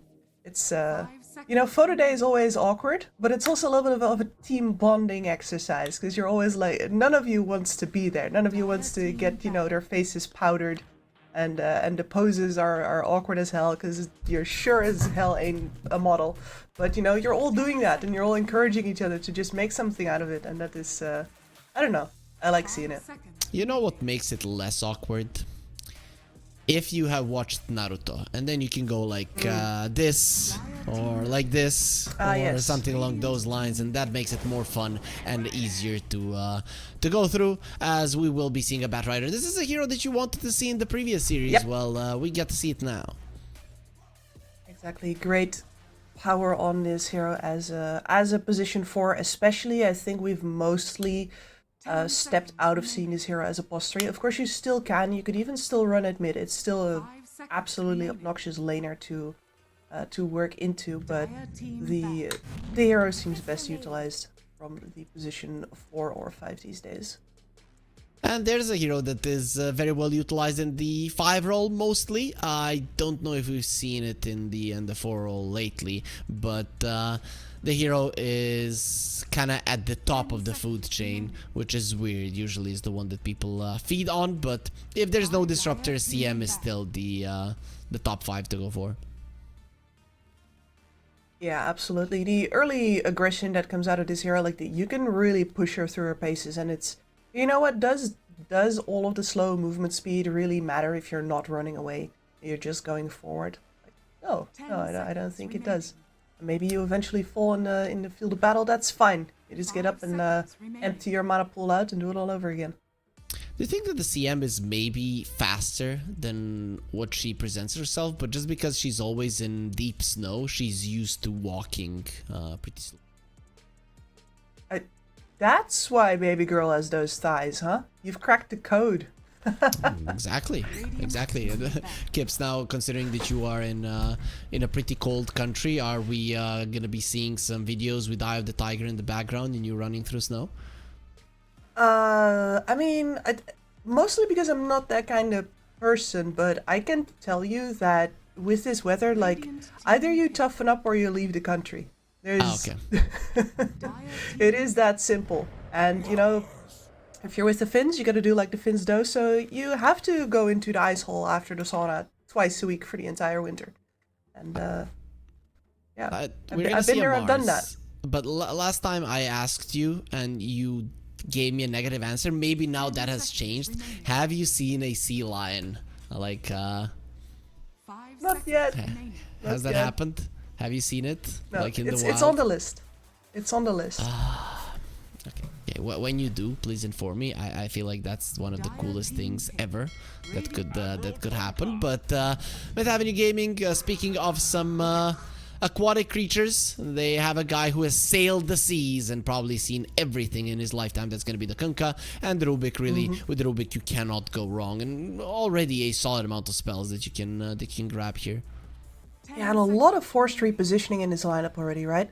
Between the Lasso, the X marks, of course the Tidal Wave later on, and then the Rubik lift as well. You have a ton of ways to get people into all of the AoE damage that you are going to be generously providing to them. So I see this Myth Avenue Gaming like lineup, and I don't really see weaknesses. Like, do you even look at their heroes now if you're Yangon Galacticos, or you just try to get something that's good with your heroes? I mean, there's always the option of picking up something that's going to make it harder for the Lasso to have the full impact, right? But otherwise, the best adaptation that you can make versus a Kunkka, I think, is simply pick stuff that builds BKBs. That is where your lineup needs to end up. And in that regard, yeah, there's not too much pressure forcing out from their side. They're not like, oh, you know, pick something to deal with this, like a Phoenix, you know, get something to take down the egg, or you're gonna let us get away with this. But on the other hand, it's also not like there's much you can do against the Kunkka. Like, how do you fuck over a Kunkka so hard that he doesn't get to play the game? I don't think that exists. Nah, he always does something. The rum buff, you know, this guy is fun at parties, so there's no way that you can get him out completely, as one of the cool kids is always there. As Yangon Galacticos, they're taking their time, and I understand it. I really, when I looked at this Garuda lineup, I don't see a flaw in it. It's not like ultra strong, oh, they got him. No, it's just a standard lineup that has solid lanes, some flexibility, good team fight, good catch, good repositioning. It's hard to find something to go versus that. They will go for a Pango and a Grimstroke. So you talked about something that's going to help you deal with the Lasso. The Grimstroke most definitely falls into that category with the Shard. So I like it.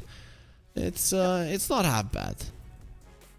No, exactly. And by doing it with the Grimstroke as well, you don't need to pick anybody specifically up for their purge, because the Grimstroke works as a block pick here as well, making sure that, you know, maybe you could rotate that Batrider to a core position and pick a Grimstroke up to really shut down this Pangolier. That's also not going to happen anymore.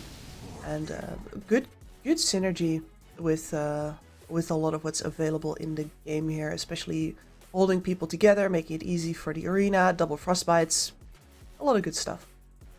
I was thinking they were gonna pick a Primal Beast on Garuda, but I can get behind this Morphling pick, right? Because there's not really a hero on the side of Yangon Galacticos that deals well with the Morphling. The second you get the Manta, you're kind of untouchable. Before that, Frostbite and the Phantom's Embrace can be annoying, but Morphling has been known to stay hidden for a long period of time. So I feel like Yangon should be getting rid of that Primal Beast. It does look like a prime pick for Garuda. Absolutely agreed. The Primal Beast would really not be too bothered by anything that Yangon Galacticos have right now. Like, sure, you can leash him up after he's already in, but what exactly is that going to do for you? And of course, we have seen before the utility of a Primal Beast snatching up that Pangolier right on out of his role. They're focused on the Omni Knight here, though. I mean, burst damage is sometimes problematic. Usually it's the Morphling that is afraid of the Omni Knight, though. Of course, there's not a space for Yangon to pick it unless it's a carry, and I doubt they're gonna be going that route.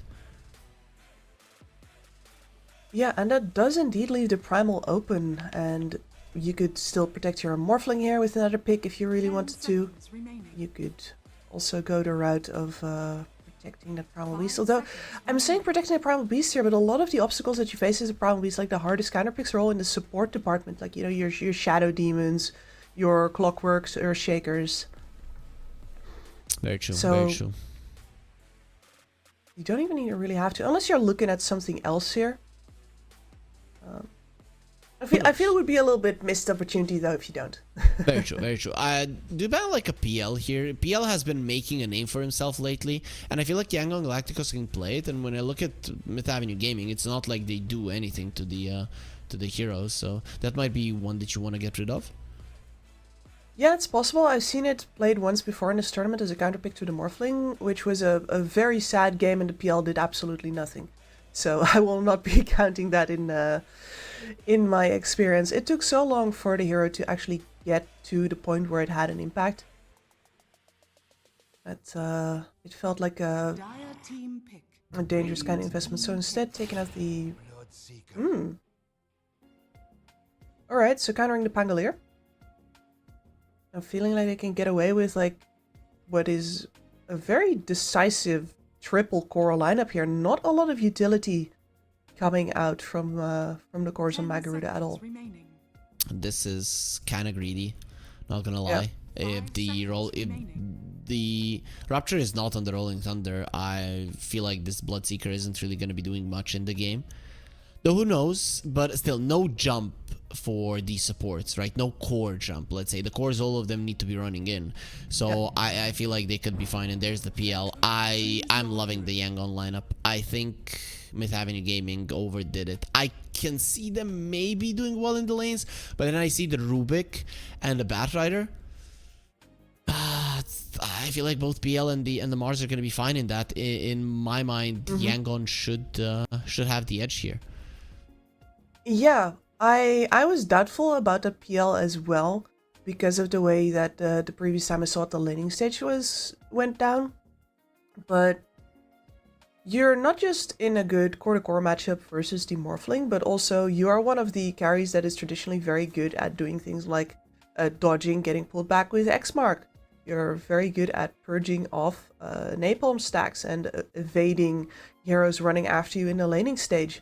There's a lot of things going for the PL here that are not just the core-to-core matchup. So I agree with you, actually. I'm still a little skeptical on the PL's like body as a hero. Like I think his stats are a little ass.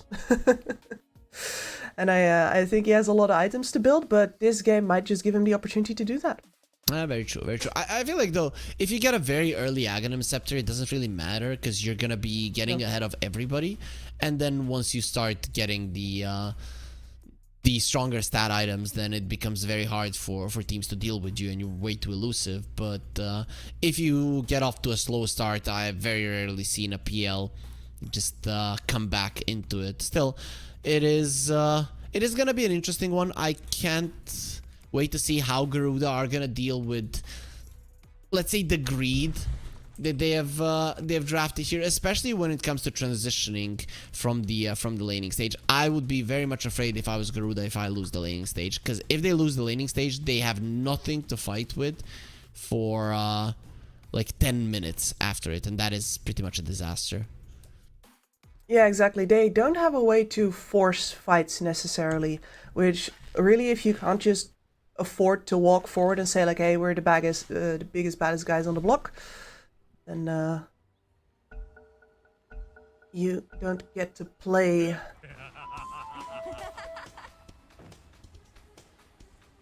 Let's see. Everybody will smoke up, and level 1 fights. How do you feel about them? Bloodright is a strong spell, Fade Bolt is a strong spell, but Garuda genuinely don't have the other 3 heroes aren't the strongest in level 1. No, not necessarily. Like, Kunkas can do a lot of damage eventually if it really runs out. I would probably not be too eager to pick a fight if I was young on Galacticus, though. Okay.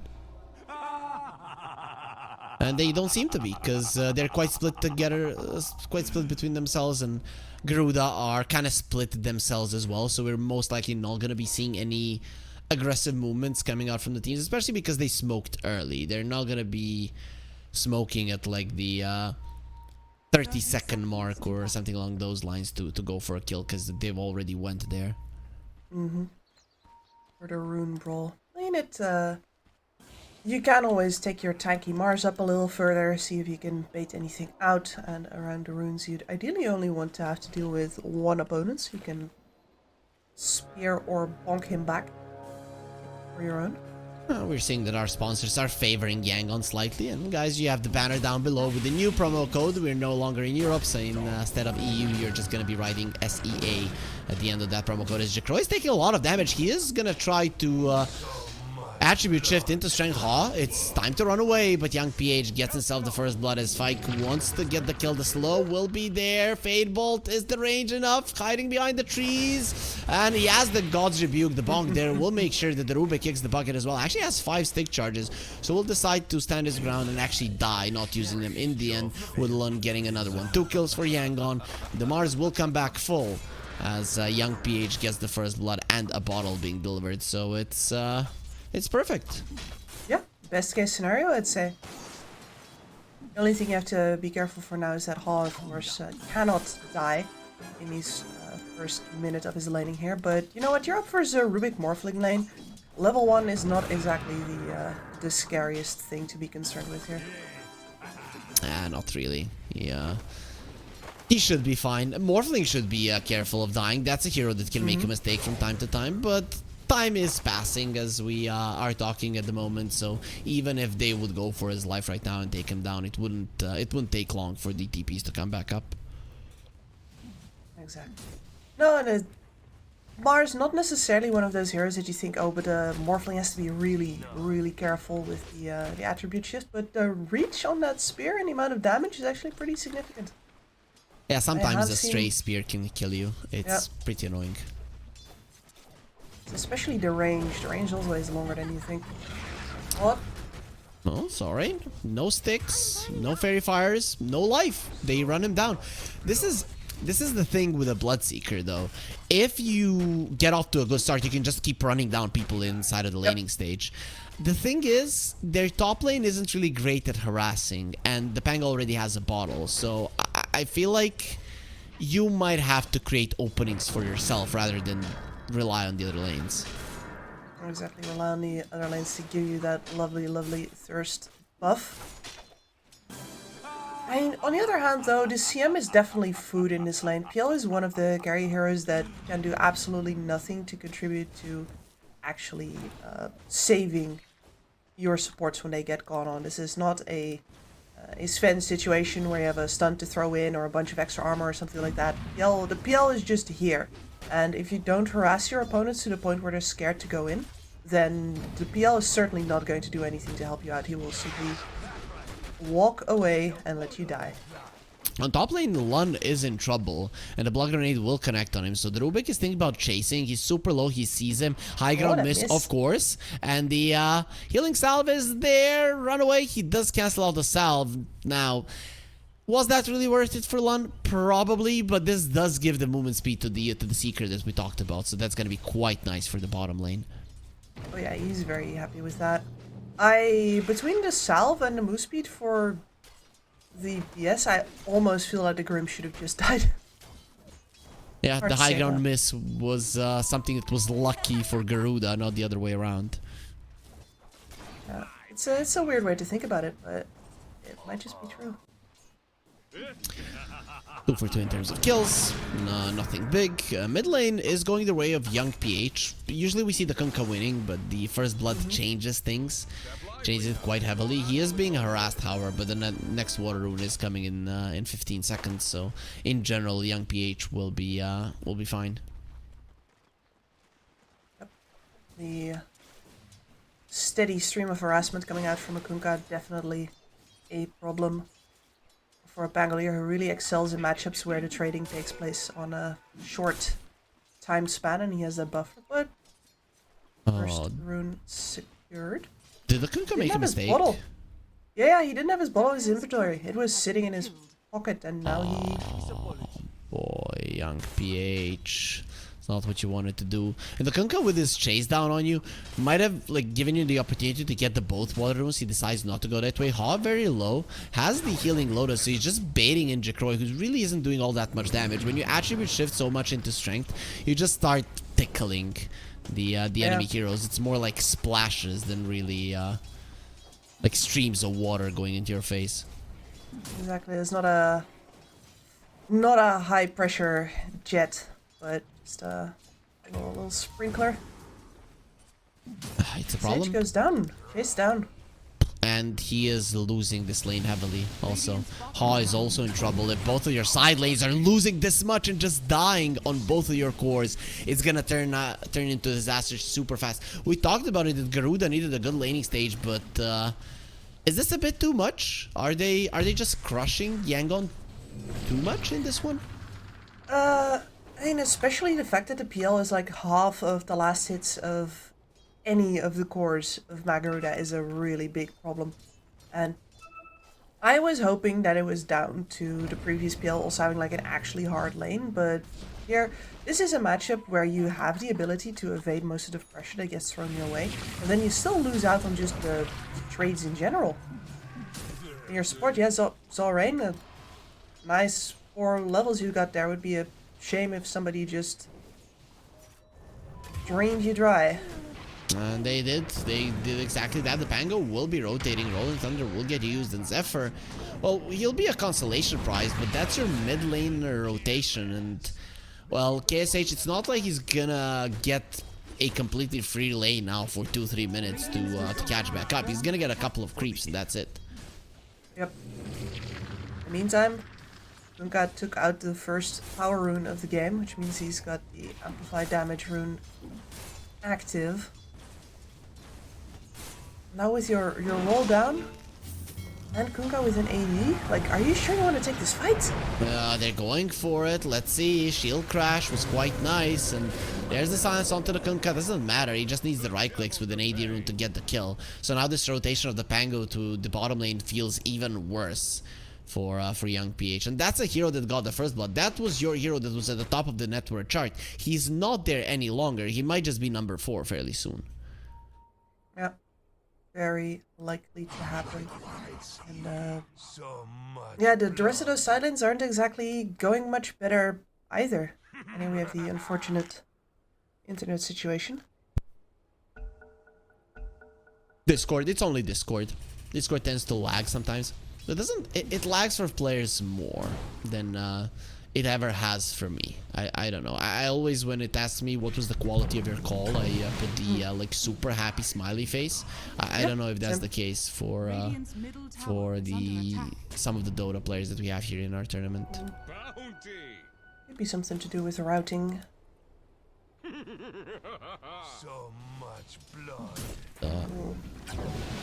There it is. All 3 cores of Garuda at the top of the network chart. Yeah, you don't like to see it if you wanted to believe in Yangon Galacticos breaking through to the top decisively. They're gonna have to fight for, at the very least, this map. Good go. That's a lot of damage onto him. Nice dodge with the doppelganger as well. As Young PH, of course, his TP. It cannot be for nothing. You have to get that kill, so he will do exactly that with a shield crash. Yep. And I think he actually got lucky there that his Rolling Thunder got cancelled out by the silence. Because now he still has it up, and it was clearly not necessary to actually get the kill with. Definitely not. I mean, the second when I saw the PL and the CM start off, just so much HP of the Bloodseeker got taken away. And he's not that low on stats, so it just goes to show how much damage this the CM can actually contribute. Absolutely. She's a killer, that one. Very true, as the game is still in favor of Garuda at the moment, 2k gold lead.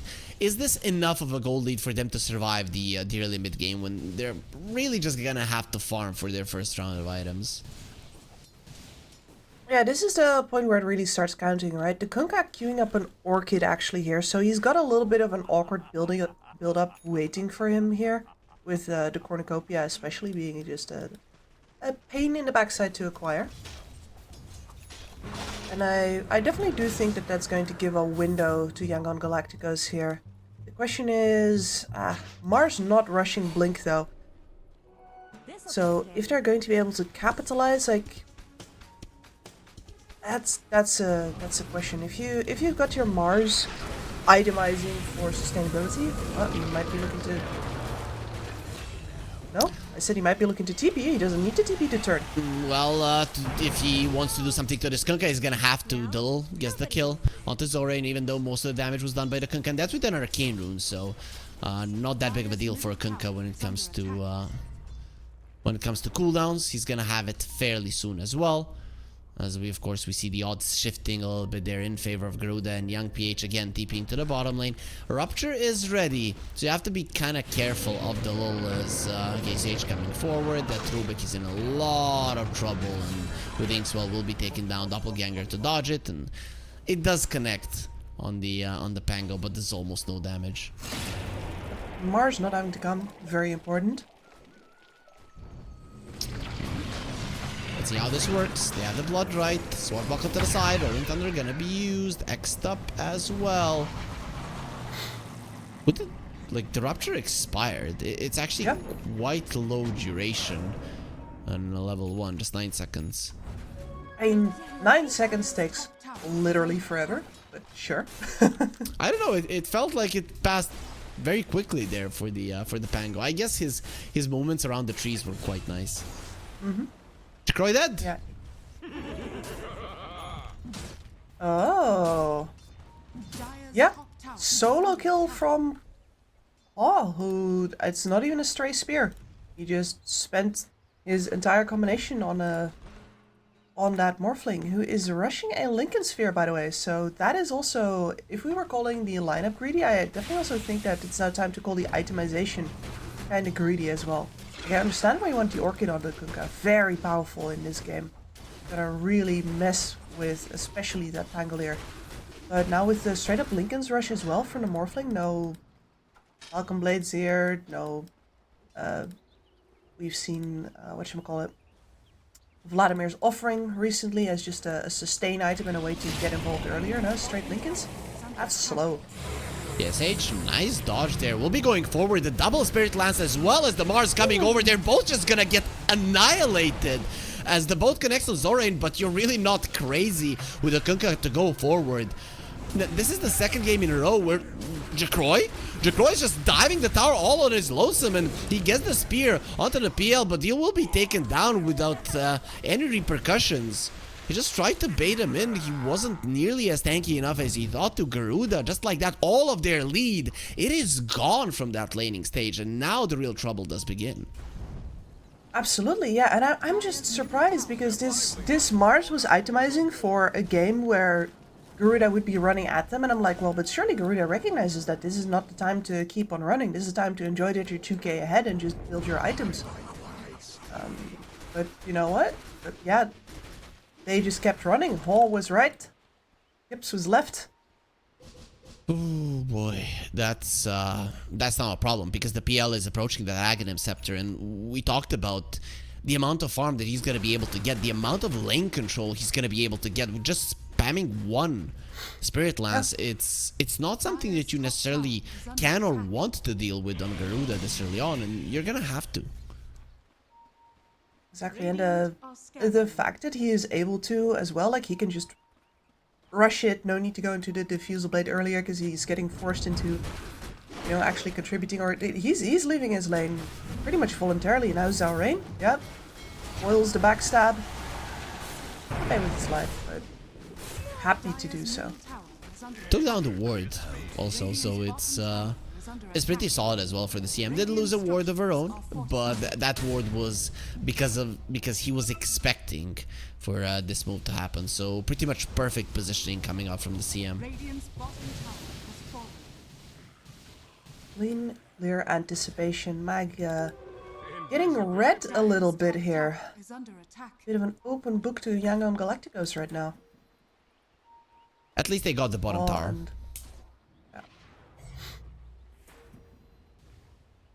Hohenland were trying to set up for something on top, but Croy not falling it for it this time. Paul doesn't know what to get in terms of his items on the Mars. He has. So what did he buy in the end? No idea. Surely you didn't have Blink money yet. No, it's Yules. Did have it actually. Okay, he's buying a Yules. Yeah. Okay. Okay, fine. Yules is okay. Yeah.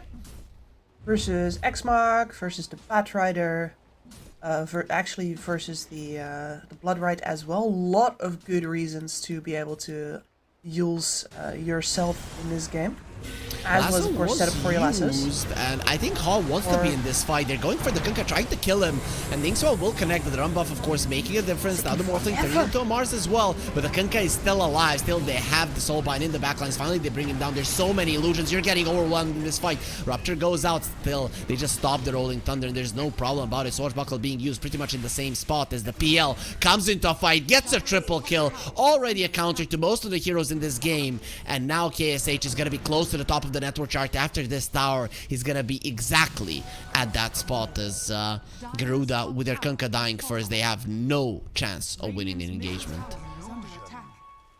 Yeah, and this is where the greed comes back to bite you. That was you got forced into a fight there where you kind of wanted to be ahead with the Orchid in your pocket, but you're not. You're not ahead anymore. You forced the issue too hard on bot. Lincoln's only gets delivered right now. That was on your item timings, arguably, but the PL just hits his timing harder. He got so much out of all those scrambles on bot, dude. And I love it when the Morphling gets into this bug. He just looks like he's swimming freestyle all the time. Yeah, breaststroke. It makes sense, right? Oh, actually, Lincoln's broken. Spear connects. That is a dead Morphling now. That's so sad. That is actually so sad. It was even your Lincoln's reveal. Yeah, sure, the CM scouted it out, but you don't have that many targeted spells, so some of them you are gonna be taking away. This is beautiful.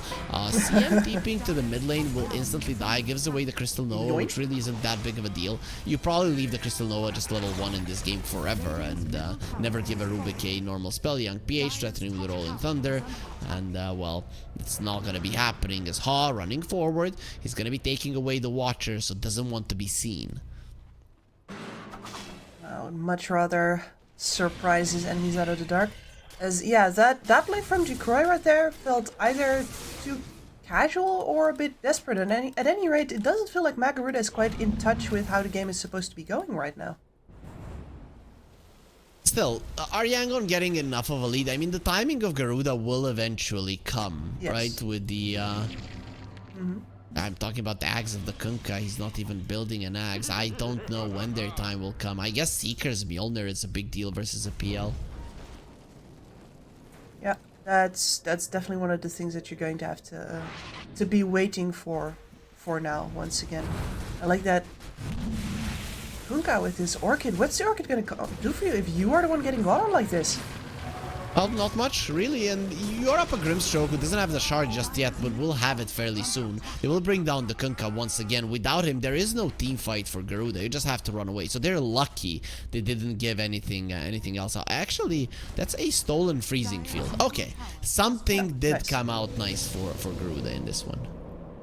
Well, let's see if he's going to get to leverage it. I suppose there's a couple of stuns on Yangon Galacticos. He's gonna have to be careful with how he uses it. Yeah, the other thing that I'm looking at is that this Pangolier is very close to a Lincoln Sphere of his own already, which is going to make it significantly harder for Mag to get either that silence from the Kunkka off or for the Rupture doing its dirty work. Oh, the Lincoln is such a good item for Yangon Galacticos and such a bad item for Garuda, to be honest. And so, in my mind, that Pango's Lincolns, it changes the game significantly.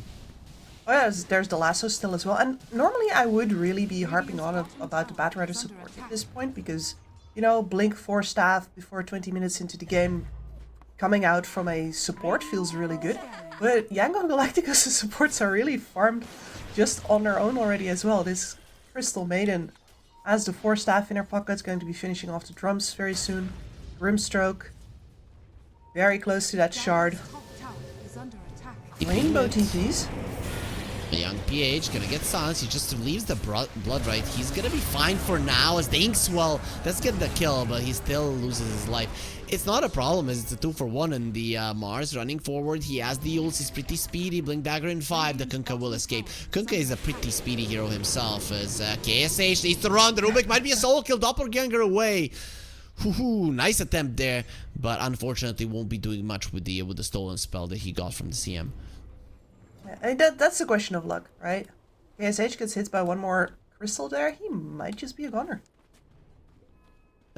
True, but when you're on the edge, less of them fall on you, right? That's generally how it works.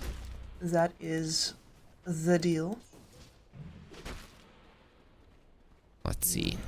Now you're, and that was the Mjolnir, by the way, for the Bloodseeker, which is the lightning bounces did get the kill on Young PH right there. Not gonna lie, a Bloodseeker with a Mjolnir, BKB, and then Ags is actually like the counter for a PL. Those illusions are not gonna stand a chance versus that. So if you get to that point, that's gonna be huge. And to be honest, I'd give him more priority than some of these other heroes in Garuda. I think you might be right. The problem is that since they read this game wrong, it's not like the Morphling has actually itemized to be able to be the one to create the space instead. You've got a Yasha and a Lincolns right now. That's not a fighting build yet. Not really. But I guess it's a I might survive type of build, so maybe you can play a little bit more on the aggressive. We'll find out fairly soon, as there is a smoke from Yangon. It's the CM and the Mars. Not sure what they're trying to do. I guess go towards the bottom lane, catch somebody there. I'm trying to cut off anybody who might be looking to assassinate their PL, I think. And to be fair, they run into the Rubik. Okay. Stolen Crystal Nova. Nobody cares about that. He is quite tanky. Has the great healing Lotus as well. I think you just give up. Yeah, there's no way you're getting out of this one alive. Oh boy. Y'all just hits level 15. That's some Spirit Lance cooldown. Illusions. Even more farm, even more illusions to deal with. Also, there's a shard on the Grimstroke now, so Lasso is just not going to be as useful. Ha, finds another one. Spear does not connect. Zephyr going for a TP out. Well, I expected him to survive there, but with the minus armor from the Pango and then the God's Rebuke is just way too much. Nice blast of physical over the top. Do that for you. And they are all coming to the bottom side. Is it Roche time? It does seem like Roche time. Yeah. Maybe I liked that you have a question mark in your voice here as well, because it's not great. Like you have a Pango. You have a Pango. You have a bunch of minus armor to do the work with, but even so, it is dreadfully slow. It's slow, but you're not taking any damage. They're not really losing resources. I guess only the positioning could be a problem, but Garuda are not aware of it. And as we had our question marks, usually when you see this Yangon Galacticos lineup, you're not going to be immediately thinking, oh, they're roshing. So no. It does give them the time to finish it. No issue. It's true. I mean, you are missing out on time, I suppose, and time is money and all that. It was almost a full minute spent, so you really, in order to make that investment worth it, you gotta go out and actually leverage that Aegis as well. How would you quantify time into money in our world? Like, is a baby richer than Elon Musk if time is money? Well, if time that hasn't happened yet is money that hasn't happened yet, then a baby could be richer than Elon Musk. Okay. You never know who that baby is going to become. Exactly. Okay, that makes a lot of sense. So, I guess the answer is it depends, and I'm not too happy about the answer, Kibbs. Just to make it clear, I was going for I wanted a straight up yes or no, but sure, I'll take this one. Nuances do exist in our world, unfortunately. Not everything is black and white. As the pressure from Yangon Galacticos now starts. It's time to start going for those tier 2s. Interestingly so, though, the PL is not with this team at the moment. No, but if you want to push in 2 waves, right, putting the guy with the Aegis over on the more dangerous wave away from the rest of the team is probably the way you're going to do it. So he's going to come join now. I'm coming, people. I'm coming, as on the bottom lane, nobody dares to actually go for the tower. They will be shoving in the wave, but Garuda, they really don't have the capabilities to go and attack the tower, because any TP from Yangon would mean the death of that hero who would show his teeth to the enemy, and the top tower will finally fall. Mid lane is also being pressured by the PL at the moment, but Garuda, they do cut the waves themselves, so understand how to keep their towers protected for now. And big item coming up here, BKB nearly finished for the lull. Once you have that, I do think that it becomes, how shall I say, a delicate operation to win a fight for Yangon Galacticos, because that puts 2 BKBs in the hands of 2 tanky enemy cores, when a lot of your damage output at this point in the game is still down to the Diffusal Blade, which is not so effective versus the BKB. Definitely not. But the PL packs a punch. Like, even his right clicks hurt, his attack speed is quite solid. Gonna be going for a shard, so we're gonna have that juxtapose, the doppel walk, as it used to be called. Yes.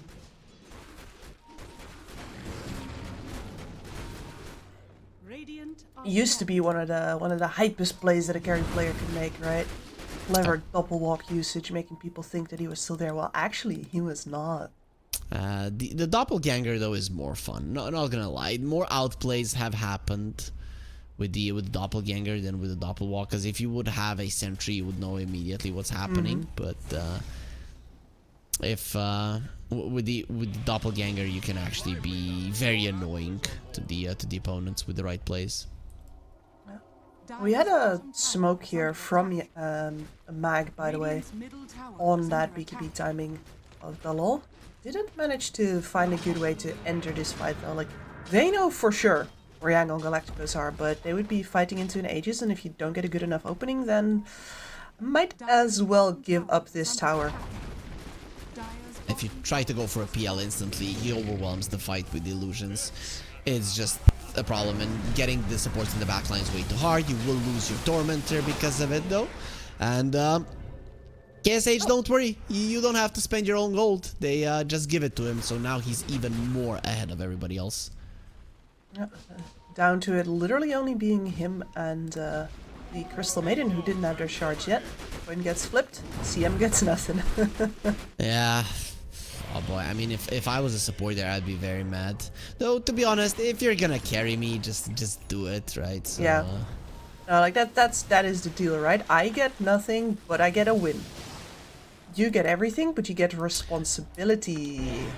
You know, the problem is with the competitive games, you don't get the 30 MMR for it, so it really doesn't matter, Kips. I see.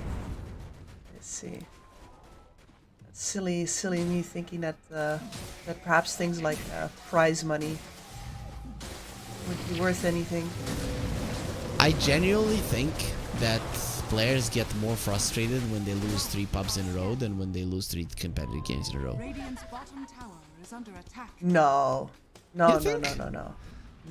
Like, frustrated, maybe, but 3 comp games in a row. I've seen people, like, go to levels of despair that shouldn't be possible over a single one.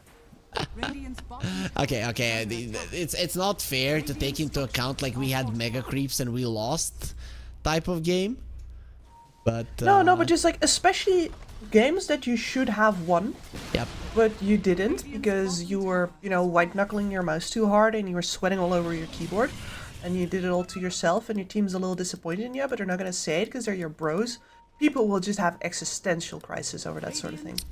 Yeah, in those situations, it's better to be in a Chinese team because they're gonna tell everything to your face. I really like that. Yeah. I really like. They literally just look you and you are dumb. You did this, and this wrong. You need to fix it immediately. It clears the air. I really like that approach. Yeah. It's why Mushi is my favorite player that I ever worked with. Dire's middle tower is under attack. That's the would it instantly be like this and that, or would he at least wait for the series to end? Radiant's bottom tower is under Depends on the mood usually, and also like how early career Mushi are we talking, because he definitely needed to mellow out a bunch before he stopped doing it during the game. Okay. I mean, but by the time that I was with him, he usually didn't do it anymore. Okay. I mean, I've had my fair share of local LANs where there were pretty high MMR players with potential to go big someday, but they didn't. And I still remember when they would literally, same team guys, they stand up in the middle of a game and they start screaming at each other. That is the like a very short lasso. That's the BKB on the Batrider, so pretty farmed. Rupture gets used.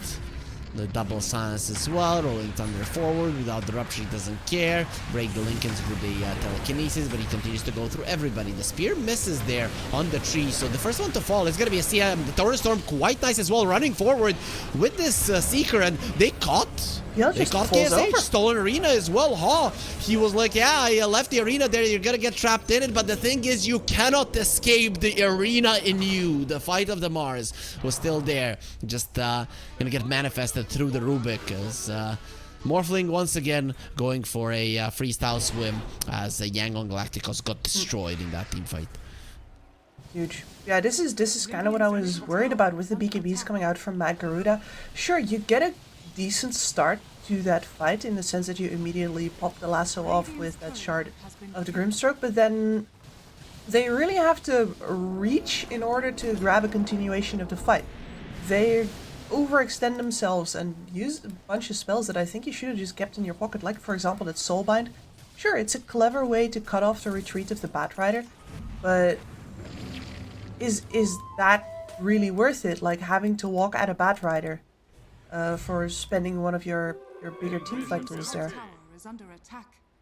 And Garuda are back to their lead. I mean, the PL is still at the top, but he went for an Orchid, so he was thinking about killing the enemies rather than surviving himself. And we saw in that fight, if you do not have the PL illusions surviving for a long period of time, kind of creating problems for Garuda in the team fight, then you're just not going to win. And to be honest, that was a rupture, pretty much wasted. The Rolling Thunder came through, the lasso did nothing, and you still won a fight.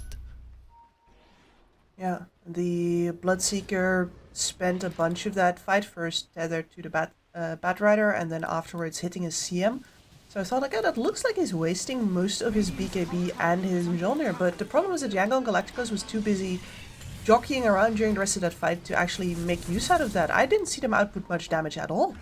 That's a big BKB though. It's time for Yangon to go. Garuda are in a smoke, but I think you just make a 180 turn towards your side of the map after what just transpired. Exactly. The little BKB down. Go, go, go, go, go. I'm not seeing it though, Harry. No. That's because you weren't looking. There's the smoke. Yeah? The smoke. walking It's back. kinda slow. Yeah. Like very slow. Has Panda used his slow motion with you as well? No, he hasn't. He has just been saying, "Oh, I see."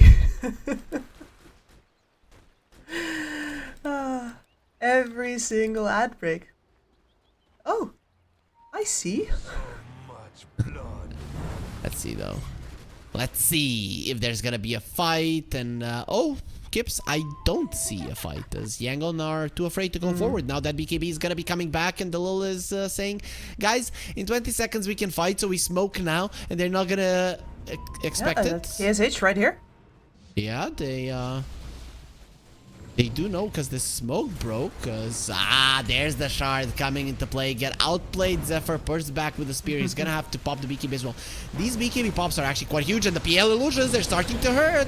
CM coming over, lifted up into the air. They have the stolen arena. There's the Ventire grab, but the CM is gonna be protected. No, don't go into those walls. Those are not yours. As the spears and the lances are just coming through. The Bloodseeker is dead, meaning that nobody can deal with this PL. There's so many illusions. Why are we fighting a goddamn army?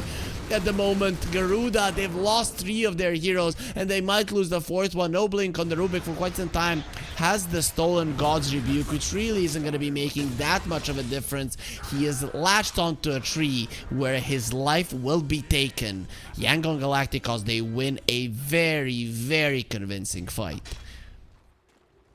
And this is really what we were thinking about when we saw the PL hitting this power timing, right? There's really, unless the Bloodseeker is getting enough kills in the middle of that, if he's getting hit while also regenning, if he's tanky enough to sustain through all of that, then yeah, he's going to be taking down the army. But if he's not tanky enough, then all that's gonna happen is that the illusions lose some HP and nobody else in the game can really touch them, so what does it matter?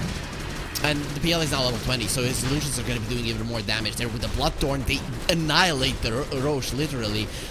Remember the last time we're like, it's going to be a long Roche, blah, blah, blah. Yeah, 15 seconds, that's how long it's going to take him. This time, KSH with an Aegis is a huge problem for Garuda. He's a beast. Do you like the PL now, Kips? Does he look cool to you at the moment? Yeah, the PL looks pretty decently cool, but things had to go right for him. He definitely had to go right for him. But I also admire how KSH played him, rushing that Aghanim Scepter and immediately getting involved on the top lane. It was a very nice way to immediately press that power timing, even if, you feel a little weak in the laning stage. Is this PL a cat? Is the hero a cat? It looks like a cat. Yes. Yes. Why does the cat multiply though? Well, have you ever left 2 cats alone? I don't know, but it would rather be a rabbit. That's a lasso this time around. Inkswell wasn't there in time, so very nice play coming out from Garuda. You have the Force Staff, you have the Ogre Seal Totem, so a lot of repositioning tools, and this is how Garuda want to play. You blink in, you bring someone down without using those BKB charges. Exactly, and it's down to the fact that this time Lun was unfortunately not on the ball. He was all close. Get undone. He was close, yeah, and he did do it twice already. You can't count on a player to get it right every single time. MIPH playing with fire. Who's stolen is gonna be the Crystal Nova. Zephyr frozen, will still TP away, BKB persisting through it, no bash on the Pango, nor is he looking to get one at the moment. There is a Bloodstone on the Kunkka, so this guy's gonna be a lot more survivable in the next fight. But you know which is the big item skips that is coming? Is the Hex on the Grimstroke, so that double Hex is gonna be a problem. Oh yeah, double Hex is gonna be huge, and we've already seen what a double Lance does. It may not be exactly as devastating as the double Lich ult, but the amount of extra illusion that spawn is just absolutely ridiculous. we weren't looking at it, but Jacroy was trying to kill the Tormentor, and he morphed way too much into strength, lost his damage, and the Tormentor was healing more than the damage that he was dealing. So unfortunately, he couldn't finish it off. Loses quite a lot of time doing that. Yeah, that is just literally lost. And the only one who has a shard currently on his team is the Rubik. Really, I mean, then again, you run the risk of giving it to the Bat Rider, right? Which is not the best. Just extra food for the enemies. It really doesn't do anything for him. But you know, maybe your Kunkka gets it. That would be nice. Bloodseeker. That would Blood be Rage upgrade, pure damage. very, very nice, very nice. Though it was between the Kunkka and the Bat Rider, so no, not gonna be coming from the Seeker anytime soon. Does have the Aghanims online though, so we are going to see that percentage-based damage coming in. Big, that's big, as there is no goal lead, and the Morphling already going for the Ancient Guardian. I guess they're not fighting in each other's bases at the moment, but there's still some time. Okay, there it is. Okay, they got the shard for Zephyr. Now he's gonna be attacking as they find the Kunkka. This is a hero that you don't want to lose. He has the Bloodstone, however, he's losing a lot of HP. The Swashbuckler is there, bash connects. So much damage into him, He's not dying. And now turns around, hasn't even used the Bloodstone yet. There it is. Kill, not really happening all that much. They get the last onto Grimstroke, so he cannot take it away, but has the Soulbind still, as they will take down the Grimstroke. Bango is losing to with the Rolling Thunder. They cannot run away. They can't do anything. The spear will connect, and that's too long of a fight for a PL. He's destroying everybody. Actually, the Bloodseeker, he's destroying them with the Blood Mist. KSH needs to run away. He still has the Aegis, decides not to lose it there. Could have gone for it, and then the Lul would die either way. The Blood Mist still doing its job, and KSH will finally lose his Aegis, meaning that a lot of your movement speed is gone. Zephyr in the vicinity as the Lul gets forced out of that. Still pretty speedy. Zephyr will have to pay for his life with his life as KSH finishes him off, but at least the Bloodseeker lives. That Blood Mist, it's not to be underestimated. It gives does so much damage. Yeah, it's potent. It's absolutely huge. I think it is one of the reasons that honestly you can still see the Bloodseeker get picked up in games where he's mostly used as a counter, because once he eventually gets up to speed here, this is where his carry potential comes through. It was massive, but on the other hand, it was not big enough. That was I want to say, like, a very bad initiation from Yangon Galacticos, because you say, oh, you don't want to lose the Kunkka, and I'm like, no, you want them to go on the Kunkka, because that is the hero that's going to heal through it all, soak up all of the damage. Most of the BKB of the Mars was wasted as well. A bunch of time on the Pangolier was spent rolling around in the back as well. The real reason why Yangon Galacticos managed to win that fight is because the Morphling dies to KSH in a corner. And what is he to do versus DPL? I don't know, right? You have your level 20 talent, so the waveform attacks targets is good versus the illusions, but after you've used your waveform, you're just a sitting duck versus him. Okay, Jacroy, round 2. Yeah, round 2, got it. But that is why, surely enough, you should not put yourself into that corner position. Like, I didn't see how the Morphling ended up all the way next to the Tormentor, just straight up hugging it. But you have those mobility tools in order to get out and actually stand next to your Bloodseeker. Couldn't do it. We don't exactly know why, but he couldn't. KSH too strong. KSH now has the Disperser as well. This is a 6-slotted PL, almost level 25, so that's a tough fight. Now they go for the Kunkka, and KSH is here. Heals. That's some protection for the Kunkka. The Swashbuckler connects. The bashes are there. Soulbind as well. He's going to be using his spells anyways. Young PH inside of the arena wants to leave. Will be doing it, but there's the boat as well. We've already lost 2 of your heroes. The thing is that KSH is full and will be going forward. Wants to get the Kunkka. And now everybody else is going to be on the man of the Lul with a Blood Mist. Going for the PL. He has to run away with the Juxtapose because he has the Doppelganger forward. Bloodright will get used. Doesn't connect on anybody. KSH will be able to clear out this fight. Jacroy did turn into a PL, so he's in a he's making problems of his own. Gets to the high ground as well. Pretty mobile. Buyback from the Kunkka might dissuade KSH from going forward. No, he still wants to get there. Swashbuckle from Young PH. He did also buy in this one. Both of the mid laners want to get involved. Is there going to be a Swashbuckle? No. Jacroy does escape. But in the end, it's actually an even fight. 4-for-4 with both of the mid laners buying. Yeah, once again, engagement onto the Kunkka leads to, I think, the best possible fight for Mag there. Of course, the drawback that they have is that now Young Galacticos has made the adjustment. They're like, oh, once he activates the Blood Mist, we kite. We wait until that is over before we go back in. Yeah, they can't kill him. They really cannot. Why was there Yules on the Kunkka? I guess they saw they couldn't kill him, so just wanted to prevent the boat and the Torrent Storm. I was still very surprised. I was thinking, does anybody have a Wind Waker on the other side?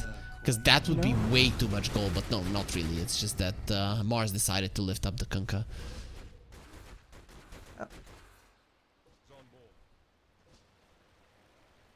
It leaves us at actually only a 5k gold lead, just tipping over for Yangon Galacticos, and no attempt at that high ground made just yet. And let's face it, they don't exactly have a great high ground sieging lineup, famously bad at hitting high grounds with the PL. Very true, very true. I guess though, you know, with the new disperser, your right clicks are a lot stronger than what they used to be for a PL with the diffusal blade in the later portions of the game. So I guess that helps. He's going for a Lincoln's, however, in the PL, so it's more about survival, and I like it, right? Scotty would be great, but you don't want to get lassoed in the lead. The entire teamfight of Yangon is relying on you. Exactly, and that lasso is precisely the most powerful tool that Mag have in order to defend that high ground with. Always have to respect a Bat Rider on the high ground, just like you always have to respect the Pudge on the high ground.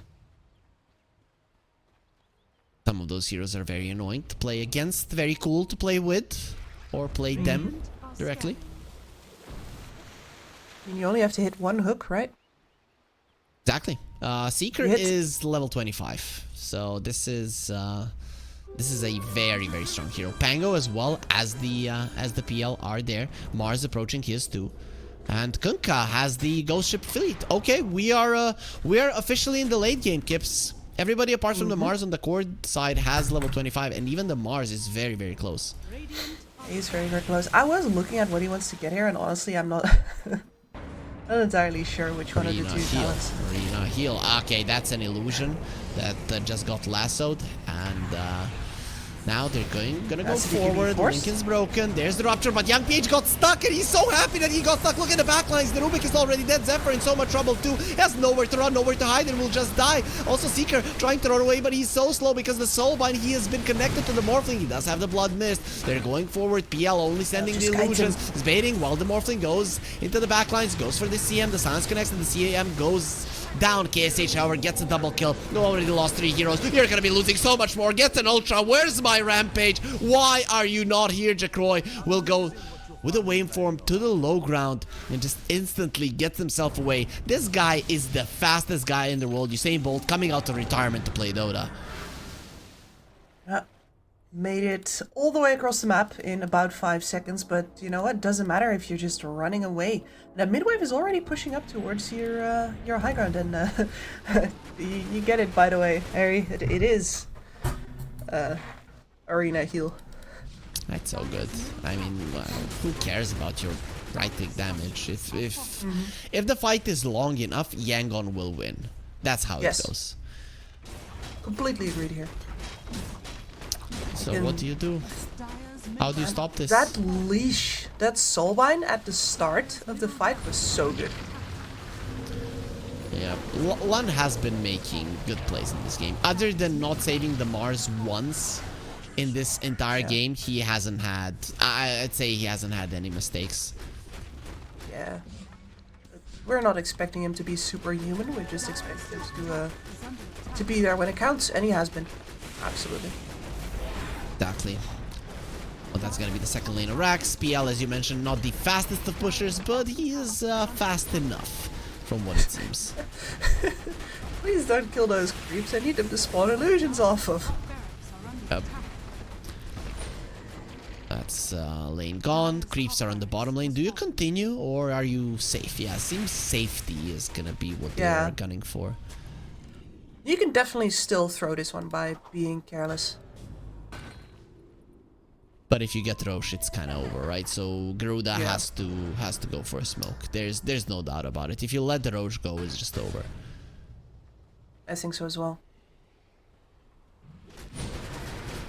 think I'm trying to theory craft in my head how if you're mag you're going to actually win a fight, and I think what needs to happen is Jacroy needs to knock out Lund right at the start of everything, and then they can talk.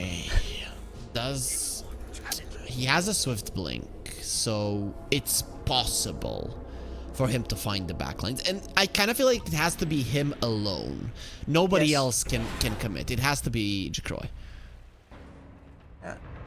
You take out Lund, you take out the possibility of that lasso getting taken off, and you take away the extreme duration of that soulbind locking your Bloodseeker into place, because you need to get the Bloodseeker to be able to play these fights.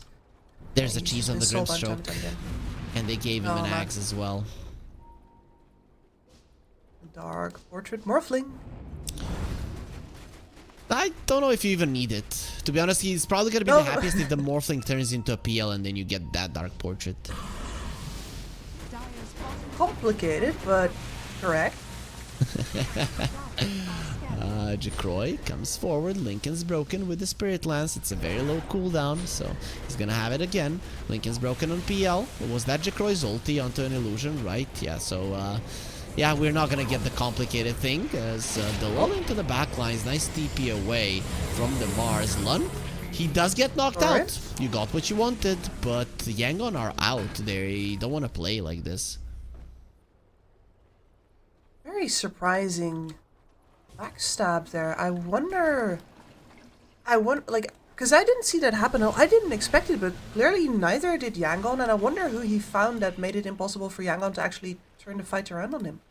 Because it was not the Grimstroke to start off with. It was the Mars. They found the Mars and Ha got spooked, so... There we go. That would do it.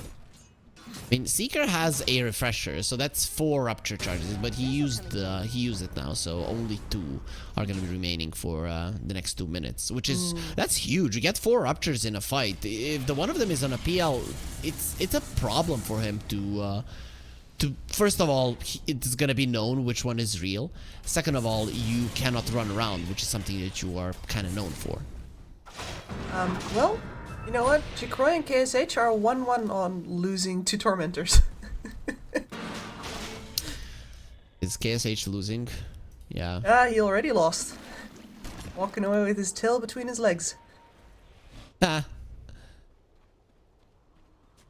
He has a heart, so at least he's gonna be getting his HP back. I would assume PL would be good at doing it, but seems not. So Mars now has a refresher as well.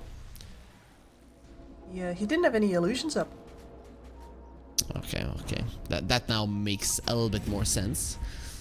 As everybody's smoked, apart from the Grimstroke. He's gonna take some time before he rejoins his team. 2 more minutes left on the Aegis. Rewarding CM? CM is deleted. Dead.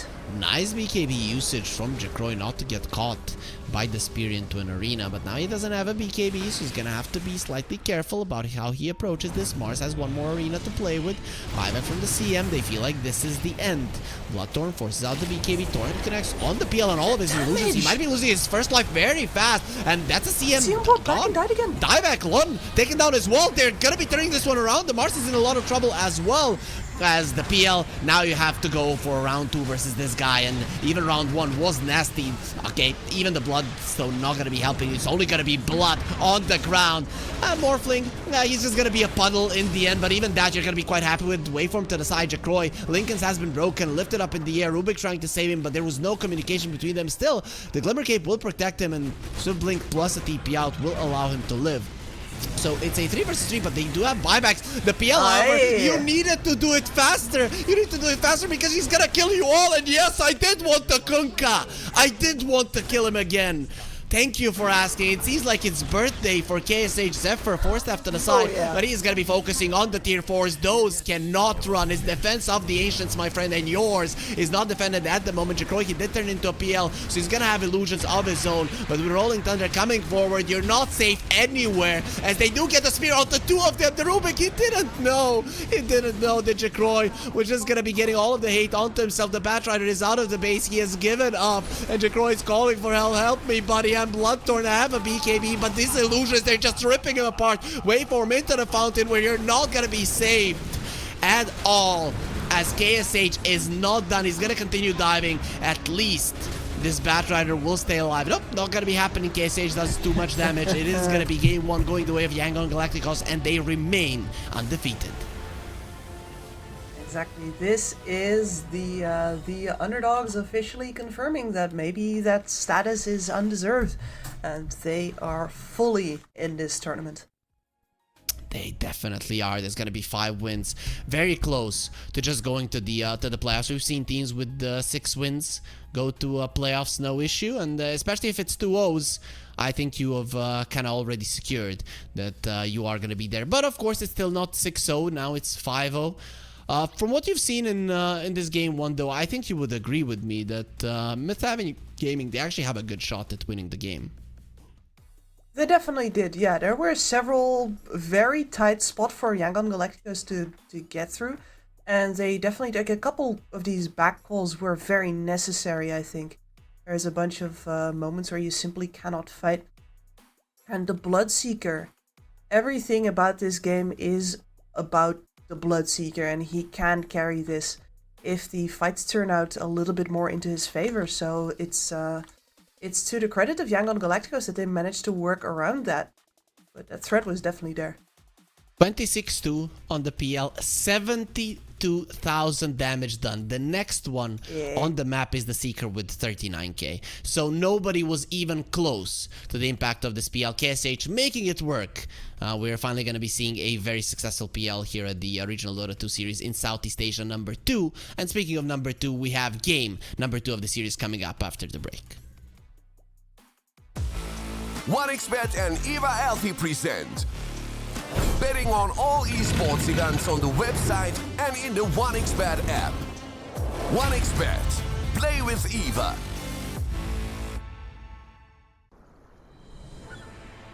What if Kunka knew that he could not only play Dota but also place bets?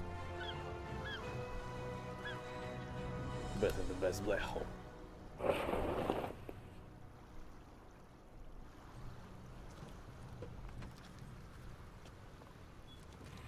1xBet, bookmaker company.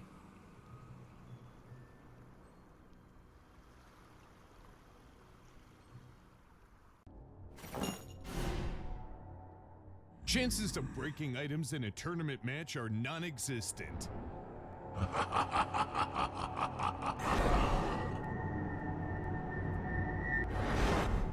Chances of winning at 1xBet are always real.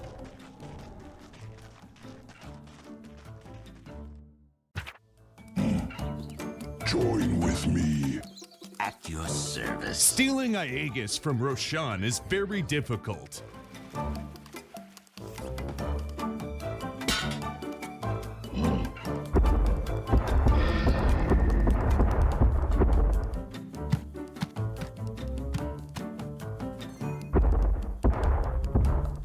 Winning at 1xBet is super easy. Screens give us the opportunity to live 2 lives at once, their own and their characters, to see them champion and win with them. OG, Team Spirit, 1xBet. If you are with us, you win.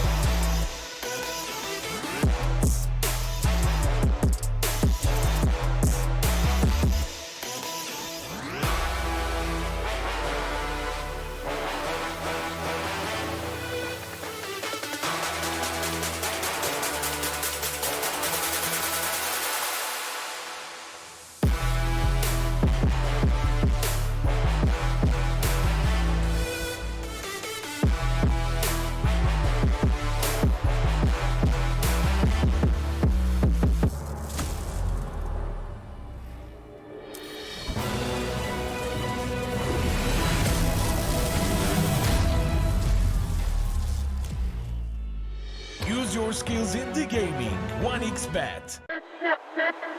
Respect from 1xBet. Respect from 1xBet. Respect from 1xBet. Respect from 1xBet. Respect from 1xBet. Respect from 1xBet. Respect. Respect from 1xBet. Respect from 1xBet. Respect from 1xBet. Respect.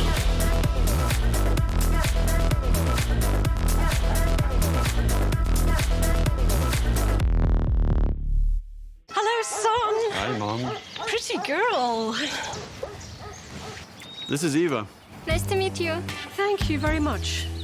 Your dad's just making his favorite dinner. It's duck. Come on inside. They're all probably too gruesome to tell you while you're eating at the table. How's your food? Is everything okay? Good, good.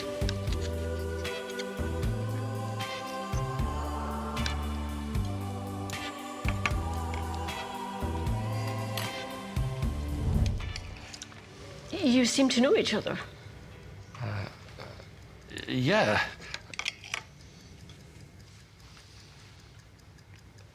This is the new ambassador for 1xBet. Oh, I see.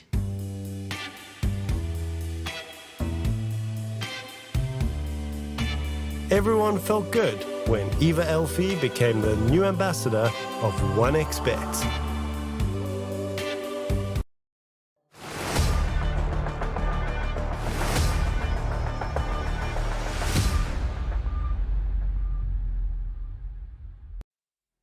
Garuda versus Yangon Galacticos Game 1 goes to Yangon, and they remain undefeated in the regional Dota 2 series here with Harry and Kips. We're going to be bringing you Game 2 as well as the third best of 2 of the day. So Kips, we saw Game 1, we saw what Yangon did, how they won. It wasn't a convincing victory, so does that mean we're going to get another close game in the second one? It definitely might be the case, especially since Garuda so far has only 1-1s on the board. They've never seemed particularly flustered by losing the first map before, certainly. And in fact, versus Team Tough in that match when I won the first map, they looked very much on the ball, very ready to avenge themselves for their previous performance. So if anything, I'd say that Yangon Galacticos has an even tougher time ahead of them for the second map. Okay, we'll see how it goes. Overall, we already have a draft on our hands, so we're gonna be looking at what these teams have to offer. But you mentioned Myth Avenue Gaming Garuda that they don't have a problem losing the first one. Did they lose the first one both of the times? No, they actually won Game 1 versus Made in Philippines. Yeah, which I think is sort of the other way around. Like, and we saw that in the previous map here as well, which is that if things are going well for Mag, it seems like the discipline slips. They had a good laning stage, and they were like, okay, this is the point where, you know, we should be holding back a little, but they didn't. They felt good, and they just kept going. And in the game that Team Tough eventually won, one of the things that happened was just that they felt themselves too much. They threw on the high ground and then didn't really get back in the saddle anymore. And I think versus Yangon Galacticos we saw hints of that as well. So I think Garuda better under pressure, better when they're feeling challenged, you know, when their egos are on the line, as opposed to like, we should be winning this one and look, we are. Okay, that actually makes a lot of sense, as Yangon are going to be getting their hands on the Disruptor. If I remember correctly, it was banned out earlier and then they picked up a CM, so this time around they will be getting their hands on the top pick. Currently, is he still the top pick, Kips? Yeah, pretty much, I'd say. Still very good win rate in pubs as well. And I think out of at least one of the most picked heroes, I think, maybe if you put up like total most contested, he might not make it because of a hero like Leshrak, for example, who's just banned the entire time. Yeah, poor Lesh. He just cannot seem to catch a break. These guys who have more than 2 legs, or if they're riding a mount which has more than 2 legs, they've been pretty popular lately. But one of them, who's a great tower pusher, won't be there. Garuda will go for a Kunkka once again. I mean, it did look okay for them, and in my mind, this is still like first pick material. Yeah, absolutely nothing about that game had to do with the Kunkka, except maybe that actually I think there was a couple of fights where Magruder gets a really good shot at staying in it because the Kunkka is frontlining and because the Kunkka is soaking up so much damage from that PL and so much duration from certain BKBs before the Bloodseeker is even really fully engaged. And the Batrider here as well. I do think that the Bat felt a little anemic there, but that was especially down to Yun's excellent play on that Grimstroke. And well, the Grimstroke is not going to be appearing in this game because he has been banned. Yeah, I guess you really didn't want to see that once more if you're a Batrider. Zephyr had such a great game, and then you get countered by a 1400 gold item, and there's nothing you can do about it. So it is a bummer. So Yangon Galacticos, they're gonna have to have a different approach this time around. Though when I see a disruptor, I'm thinking, go, get something that bursts people down. What is that, Kips? Is there like a burst type hero that comes to mind? I remember Mars is always solid. Mars is nice. It's nice to have the Venn diagrams coming into action, right? Getting to overlap those, or getting to not overlap them and control the entire screen, depending. Pairings that I like with the Disruptor. Usually I would be looking at supports like your Tusks and your Tinies that really bring in that extra oomph factor. Okay. I would be down for a Tusk. Tiny, unfortunately, already banned out, so we are not going to be seeing him. Another hero that usually isn't allowed in the drafts. Seems way too strong at the moment. Radiant team pick. Whoa. Not what I was thinking. Not a great hero versus the Kunkka. Not a great hero versus the Batrider. It's something that Yangon are good at running. It's a strong laner, but I'm very surprised about this. I wasn't expecting this whatsoever. Yeah, normally you pick the Pugna up in a match where the Decrepify is going to do things for you. Offensively as well as defensively. Of course, always going to do something offensively, but you don't have synergies for the offense yet, really.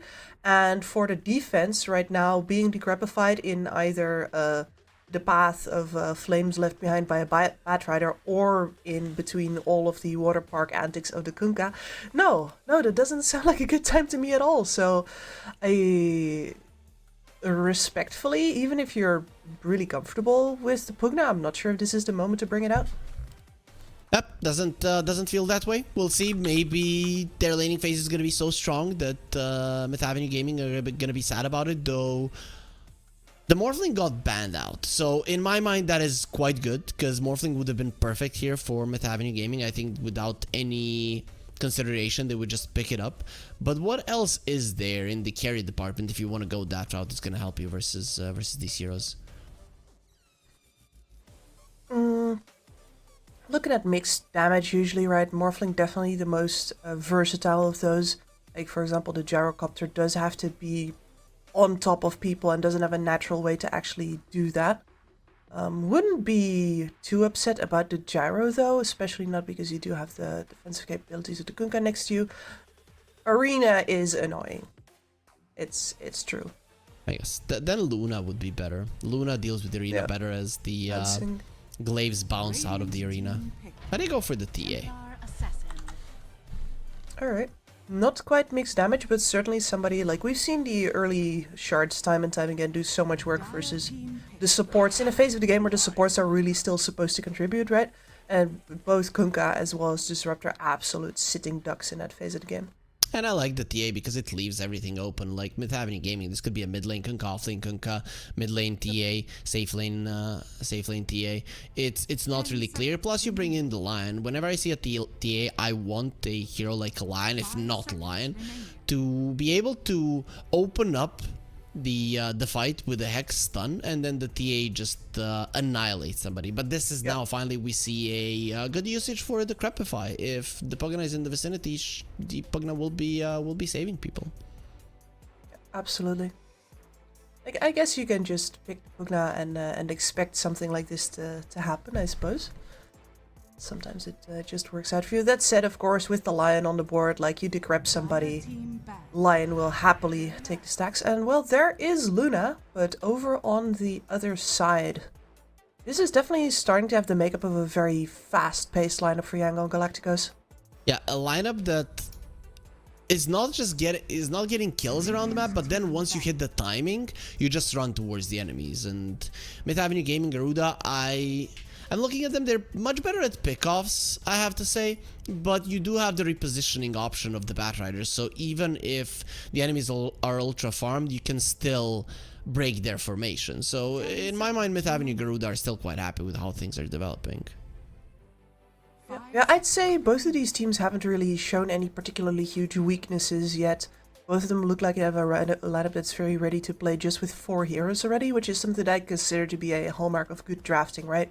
You need to be ready for that last pick to be basically whatever you need. And not have to fix any gaps anymore. Yeah, I mean, in case of if you not have the last pick, whatever you want, yes. Okay, they ban out the Ember. I feel like this could be another good Pango game for Yangon.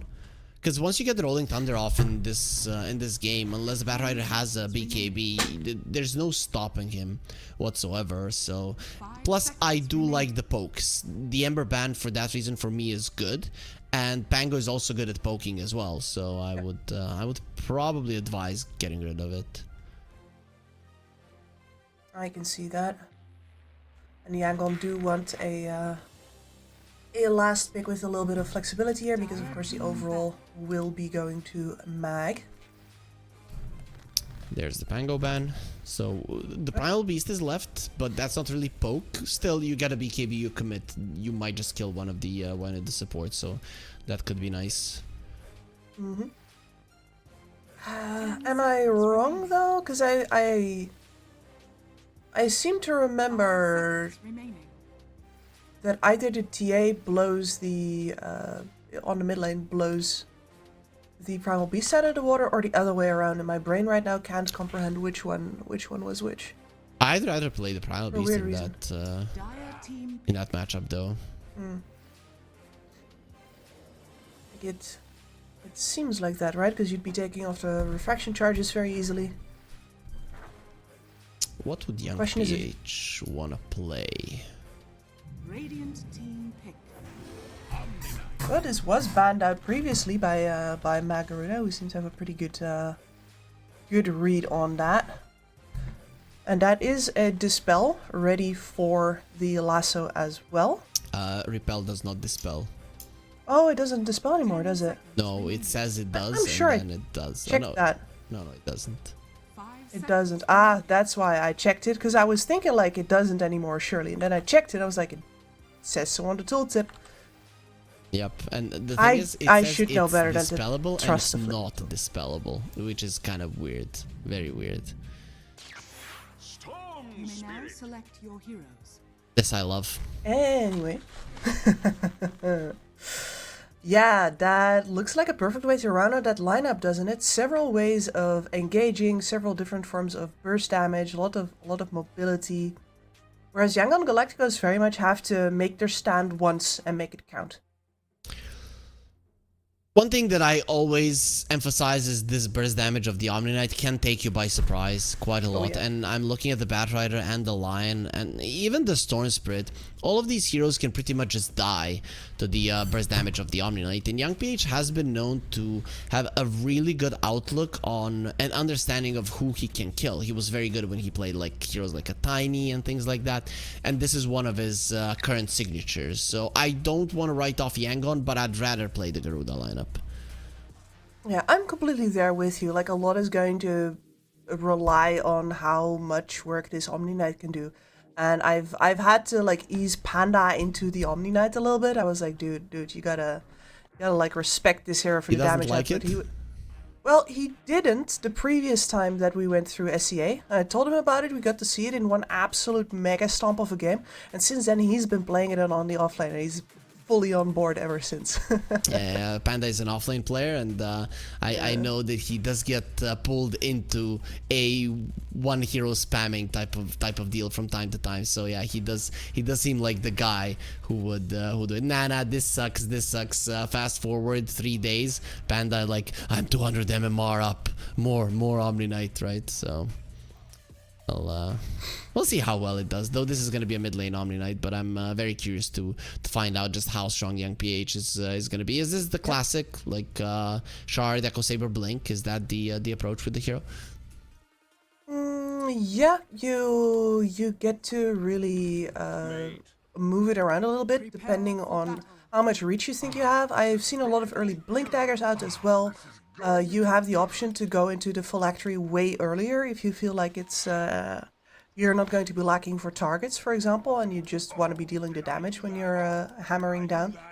And of course, since this is a mid Omni Knight, I imagine you don't actually have to spend that much of your points into the repel and the purification, and you can start fully leveling into the Hammer of Purity immediately, which would make that build more appealing.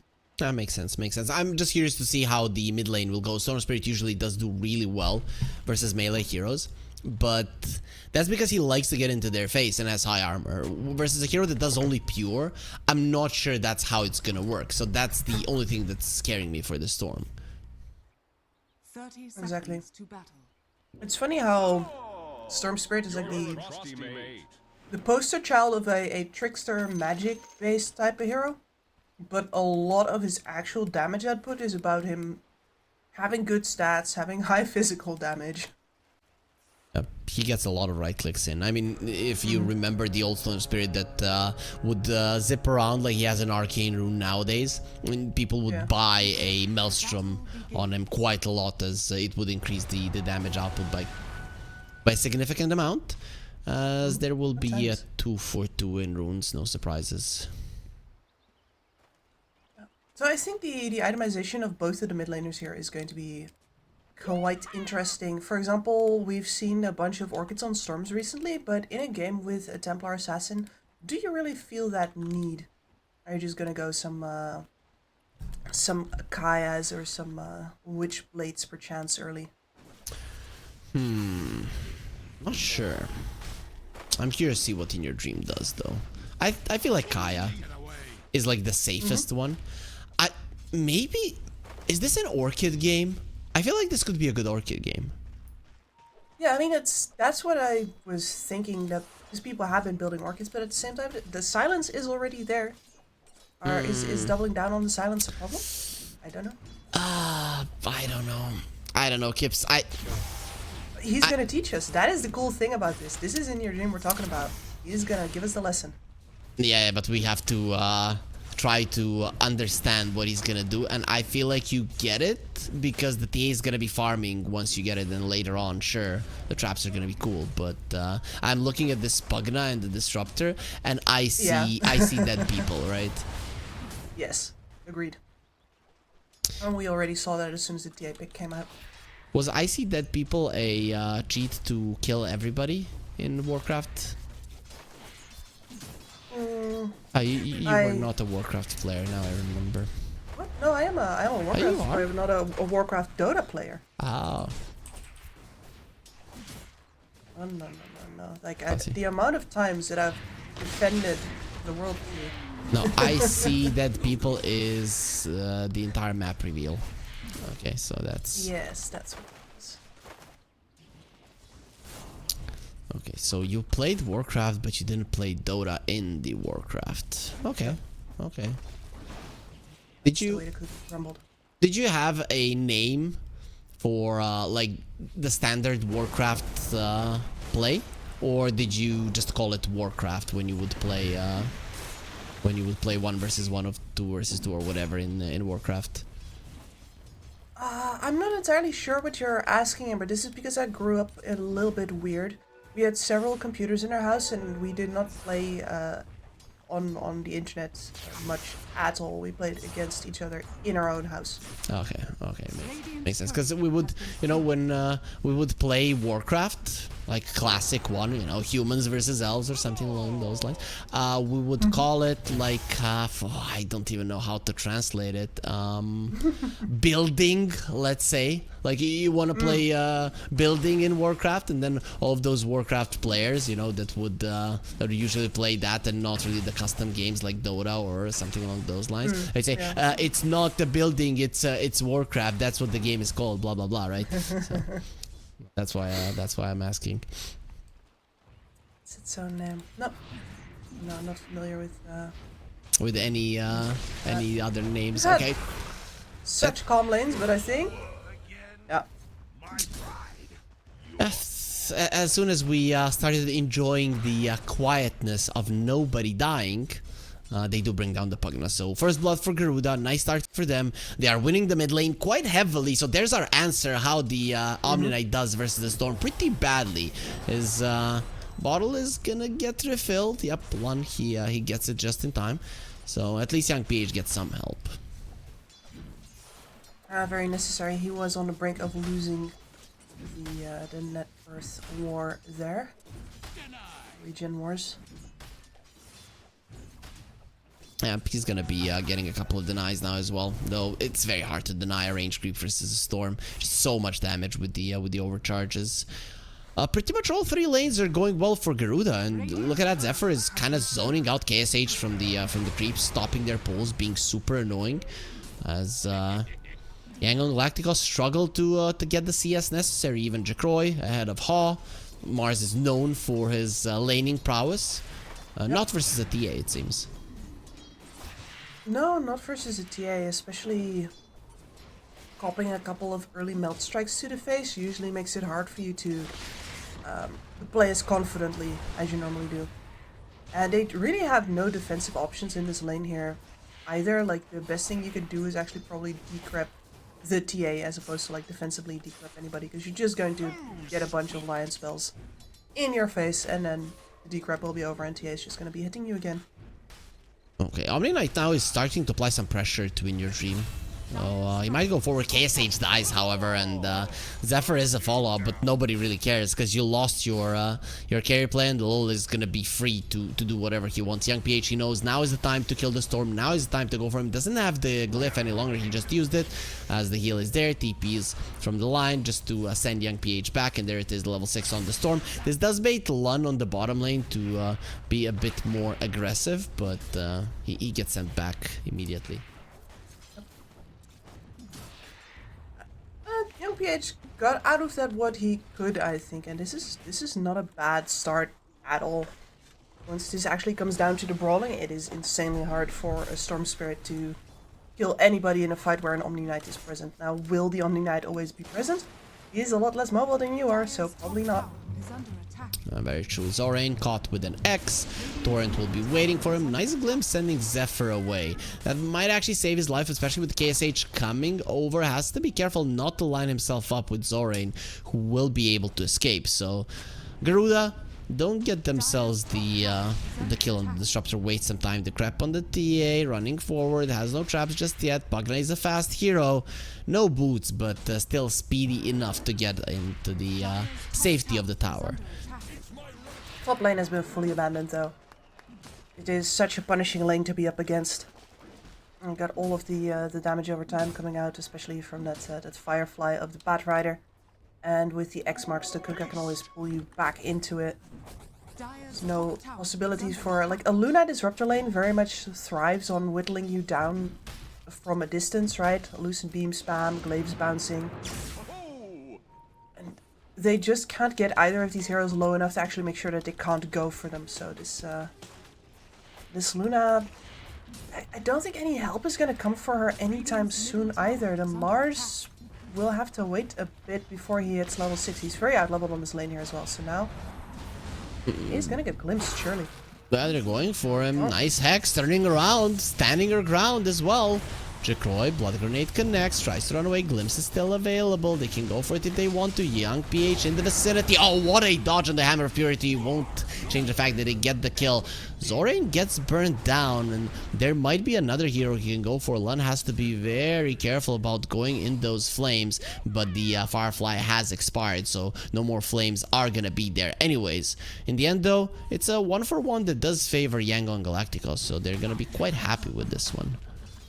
Yeah, good rotation from Young PH, and he saves by walking back and forth. He saves his TP scroll as well, which is so important when you can bring a level 3 purification into any kind of dive.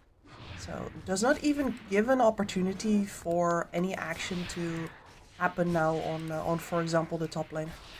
And he also got the Arcane Rune. Not only are you getting that away from the Storm, but also spamming the Hammer of Purity and the Purification in a fight is a huge deal. 2 rounds of those spells and you're kind of screwed. I always see the example that Storm Spirit fighting straight up. If you fight him for a CS, sure, the Storm's gonna win, but fighting an Omni Knight, as in brawling him, no, you're not gonna win that for a long time, my friend. KSH is under enemy vision. Sentry plates, Zephyr doesn't want to get spotted. You know that it's nighttime, so the Lunar Blessing can see you, but KSH can TP out if he wants to. Didn't go for it immediately, but the TP in from the Disruptor could be a problem for Zephyr. They see him clearly. It is nighttime, no more mana on this Batrider. He is in some trouble. And let's see if Zorain will be able to get the vision for the glimpse. Not really, especially with the Kunkka coming over. You have to be extra careful about what you do. Absolutely. This Luna can die so easily. You catch the boat, you're gone. Young PH, once again, they're going to make sure to secure this tower. Storm has queued up the Falcon Blade into an Orchid. I have to say I haven't seen this. Usually I see a straight up Orchid rush. Yep. Falcon Blade and an Orchid seems to be overkill in my mind. Orchid comes a little bit too late, and they kind of do the same thing in terms of mana regen. I'm not entirely sure where that comes from, except if he wants to be enabling himself for really early kickoffs. But that would mean that we'd want to see action coming out of him pretty much as soon as the Falcon Blade comes in and not a second later. Again, Young PH is going to be luckier with the rune. His Arcane Rune is going, has the illusions now as well. And seems that he's going to be using this for farming. Storm gets his mana refilled as we go and see the odds from our sponsors. If you want to utilize them, guys, you have the banner down below. 1XRLG SEA is the promo code. As I mentioned in the previous tournaments, every single tournament we're going to have a new promo code for you. So feel free to use that one for 120% bonus as we go back to the farming. Last game, especially last series, was a lot more action-packed than what we're seeing in this one. Yep, I definitely think that Magruda learned some lessons about them pacing themselves. So that said, of course, you did buy that Falcon Blade on the Storm. I wanted to see him make a jump. Here he is, level 6, ready for... Hey. Oh, let's see. Haas, spear there, sends the Storm away. And with Pugna being in the vicinity, the Mars is gonna live barely, but the 21 charge is really coming in handy. That's a problem. That's an investment you made in that Falcon Blade that immediately does not start paying out yet. And you use the finger as well, which is a great deal. We'll see if Yangon Galacticos with their Static Storm are going to be missing out on the first level 6 kill, though I doubt it. Whoever gets caught in that is kind of gone. Yeah, especially with Young PH and his full levels in the Hammer of Purity at the ready. He's also already very close to the Echo Saber. This man is going to be able to really throw his weight around on the map. I'm gonna just straight come out and say it, like, Yangon Galacticos have already been really charming me with their play, and now they're playing mid Omni Knight. Yeah, I'm biased. I wanna see Young PH run over this game. I was always a fan of these guys, like always a fan. So they are gonna be they're gonna be looking good here. That's the AD rune saved by the Storm. Oh, get outplayed! Get outplayed. So Static Storm does nothing, and now with the AD rune, oh, I'm gonna get silenced. What am I gonna do? I'm gonna rip you apart in your dream. Makes such a cool little play, and Yangon Galacticos, they weren't ready. No, he read them like a book. And this is, I think, why it's not necessarily a bad thing that both of us have a soft spot for Yangon Galacticos. Because with plays like this and with the history like this, Matt Garuda has a lot of other people rooting for them already. So let's see, that's a tower in trouble. No glyph on the side of Yangon Galacticos. They should be able to take it down. Blade Mail and the Healing Lotus on the Kunkka will dissuade anybody from coming in closer, as Garuda, just like that, they increase their gold lead up to 3k, and Yangon Galacticos using this time to farm the Ancient. So those were some nice stacks made for KSH for him to come back into the game. Yep, very necessary for him. He is really... We haven't really talked about him because the way that they got shoved out of that top lane wasn't necessarily by way of a bloodbath. They died once, I think, a piece, and that was just... They played the rest of it very conservatively, which just meant that, yeah, if they didn't want to die, they just had to leave. The lane was still very much the stomp. See, the TA still at the top of the network chart. How are the stacks for the TA looking? Well, not good, because the camp has been blocked. Alright, Echo Saber. Flying in for Young PH is...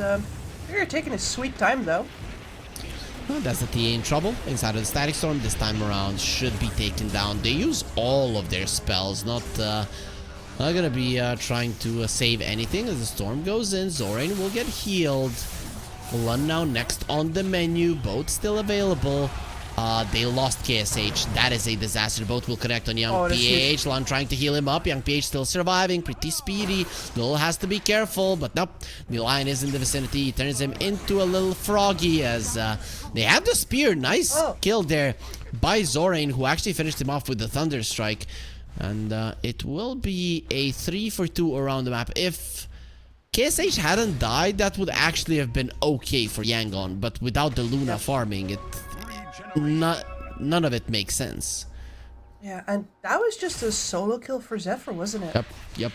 Blink Dagger reveal. He's been getting everything that was promised to him in that previous match. Exactly. I mean, he was super farmed in the previous match as well, just Grimstroke. Yeah, exactly. And here there's no Grimstroke. The world is his oyster. Oh, that's gonna be Luna approaching the Manta. Once you have the Manta on the Luna, it's gonna be much different in terms of the Batrider killing you, but the Batrider is higher level than the Luna, Kips, and that's so scary. He's not gonna stop anytime soon, because Zorain just got caught, and they're just gonna take him.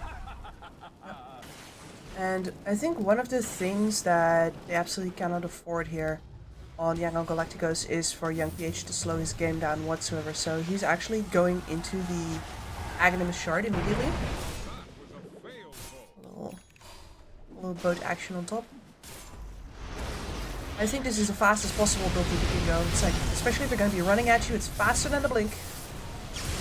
That's gonna be the Mars Scott, as Lun will get taken down first, but Mars will follow just as fast. Repel to protect him. Ho actually survives, and Young PH with the turnaround damage. Here comes the glimpse. You're not getting out of this one alive. The Lul turns around. Young PH will be protecting himself with the Guardian Angel. Static Storm onto a Lion. Don't want this guy to be using any of his spells. Has to be careful of the finger. No, it's not available at the moment. Storm coming forward, doesn't have too much mana to work with, but the Lion is in the vicinity. Here comes the Luna with the help. Lucent Beam. The Storm will be going down, but also Jacroy will be coming in for a fight. He is gonna have a trap, making sure that KSH does not run away, running into the trees. They don't see him. There's the Guardian Angel. So now you can't kill him. Fike doesn't have the ulti just yet. We'll have it fairly soon. Nope, will die before it to the Hammer of Purity from Young PH, as Yangon Galacticos, they only lose the initial two heroes. That was a very nice kiting. Amazing kiting with Young PH only barely in time to save that entire sequence of events. And it's really just going to show that he is the one that needs to do everything in this game. And he's doing it. He really is. He has the Echo Saber. He has the Shard. Hello, Zephyr.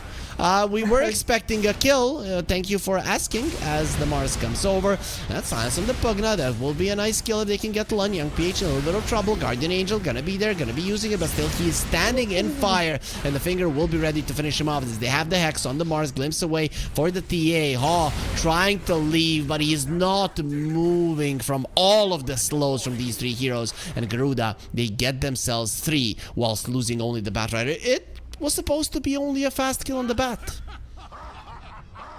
Yeah, it was only a kiss. It was only a kiss. Well,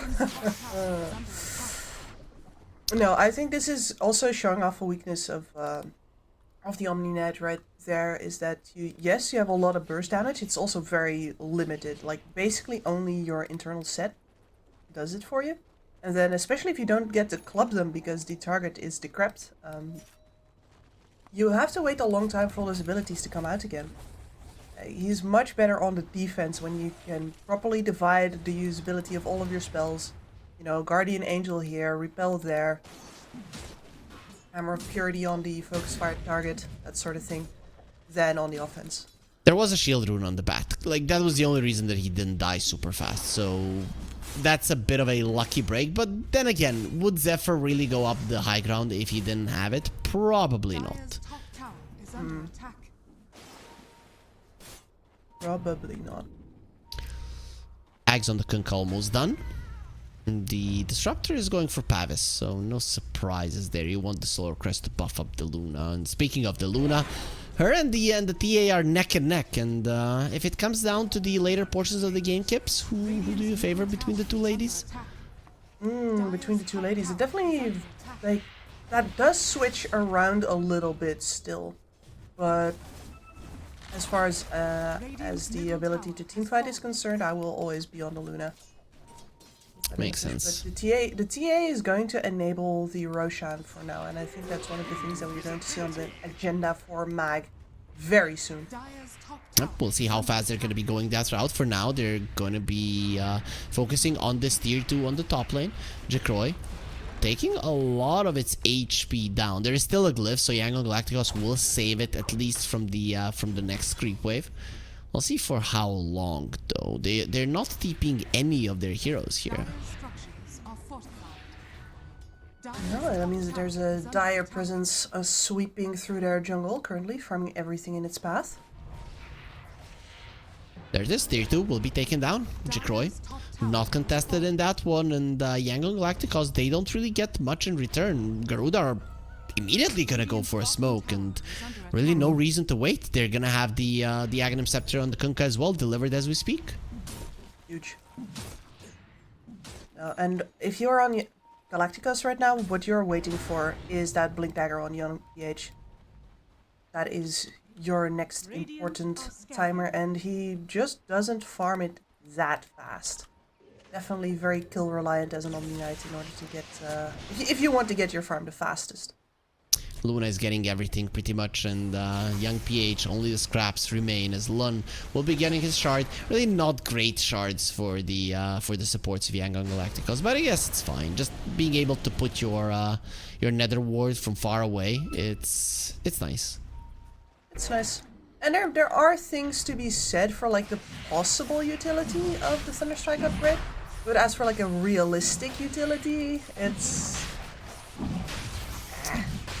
Yeah. I don't think it lingers long enough, really. Very true. If it would stay for like 30 seconds, then sure, but it was like 7. Yeah, it's 6, like 7. I could also 7, just walk up and see if there's somebody there. Exactly. So that's gonna be a Roche. You talked about the potential of the TA and the Roche. You give it to the Storm. One of the better ones to have it, especially in this point of the game, to be super aggressive with it. So, In Your Dream is gonna be unstoppable for the time being. Yeah, I mean, he's stoppable, but twice. that's the problem. Is he twice stoppable? BKB for the Luna though. Link for the Omni-Knight. They do have their toolkit as Lion bites the dust. You know, sometimes you just have to use a static sword to get a kill. Nice glimpse there, as well as the Glimmer Cape. Now the Pavis as well. This Spugna is not dying. Storm lost a lot of his mana. Axe on Young PH has the Guardian Angel. HP being given back. No repel. They find Lun in the backlines. Oh, ho, ho, ho. Now it's over. The water park just creates such a good opportunity for them. KSH finds the shield rune. The thing is, he's all alone in this world, and if they get on top of him, he might go down despite this. Yeah, and you know what I was saying about the static storm immediately before the fight? Sorry, I take it all back. That was a really dumb idea, because that just gives him a carte blanche to go for you. So easy for Myth Avenue Gaming Garuda just to run at Yangon Galacticos, making full use of this Aegis in terms of winning a fight, showing up with their Torrent Storm, and the big thing is they're gonna have it right after this, right? The Torrent Storm is gonna be off cooldown as soon as Yangon Galacticos are ready to go for another engagement. Yep, and you've heard me say it before, I think there's no good counters to a Torrent Storm except just buying BKBs en masse. And that is, I don't want to say a pipe dream, but certainly the Omni Knight does not want to. And the Mars, while he would want to, is going to need a lot of time to get there. Young PH next up, he has a repel, lucky for him, but that is a solid cooldown that you're gonna take away. So there will be a pause in your dream, obviously having some lag issues. Hopefully they do get resolved as fast as possible so that we can continue this game. But Kips, 8,000 gold lead with an Aegis on their side on Myth Avenue Gaming Garuda. Is this the dream at the moment? Yeah, as close as you're gonna get to it, certainly. You have a very pick-off focused lineup that has been managing to sustain their farming presence throughout this game. Even when confronted with a window where that Luna was grouping up with the team and making moves around the map. So you're very happy to be in this position, and right now without the BKBs being up, Kunkka is the king of the game.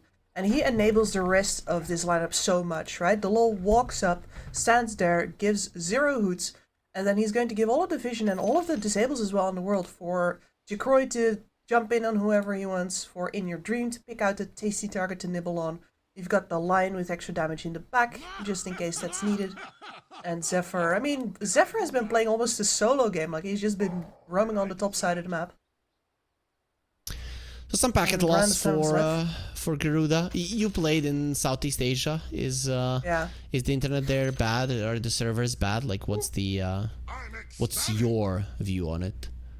But certainly the entire network is less stable. I talked about this with Panda earlier as well, which is one of the things that, especially in West Europe, you don't have to really worry about, and not in the Americas either usually. Well, in North America, I should say. We all have our internet cables under the ground. But in certain parts of the world, they're often included with the cables for the electricity, which are outside. And what happens is that there's a lot more interference from the outside on your connectivity. So especially weather, things like thunderstorms can really, really mess with your connection. Okay, I guess that is true. I know when I first got my really strong internet in my country, it was like that. It was pretty crappy. As that's gonna be that Batrider. Nice glimpse as Omni Knight will be protected by the Glimmer Cape. Now they're gonna be going for Lun, who does get controlled by the boat as well. But that's a nice arena. KSH uses the ulti. Jacroy is so much trouble. He's not the one with the Aegis down the little next on the menu with the Blade Mail protecting him slightly, but not enough. Storm will be dying once, and if they have a spear to control him, that is gonna be a dead Storm. Lion needs to come back to save his buddy. He's not saving anybody as his buddy is destroyed, as well as the rest of his team. They deal with the Aegis. 3 more heroes. You can effectively call that a team wipe. Yangon Galacticos, we wrote them off too early, Kips. I don't even think, I should have just listened to myself every single time that Mad Garuda feels like they got this one in the pocket. We're ready now. We got everything. This is gonna be easy peasy. They dropped the ball in some way. It's been happening game after game, and this is just another example of the same. Yep. Disruptor is the type of hero that you cannot be careless against, and if there's something that Garuda have been doing, it's being careless. And this is the thing, now when they lost one fight, I feel like they're just gonna group up and go for another one, which could end up in the same way. So I'm already very, very afraid of what's gonna happen. But on the other hand, I do think that they should, though. Like, this is still the timing for the Torrent Storm. Your Kunkka is going to fly in his own BKB in about 200 gold. Surely you're just going to go immediately again with that. You're not going to wait around for the BKBs of the enemy. Even if those are getting uncomfortably close now. Oh boy, but this Luna is so farmed, Kips. Level 18, approaching that level 20. Once you get that talent plus the butterfly, I don't know what you do versus her. She's thick and in the best possible way. I mean, KSH did not look like he would get to this stage of the game, but here he is.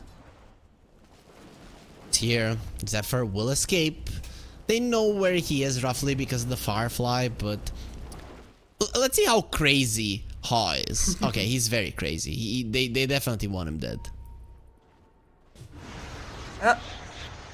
Got him. Not getting out of that one alive. Oh, hell no.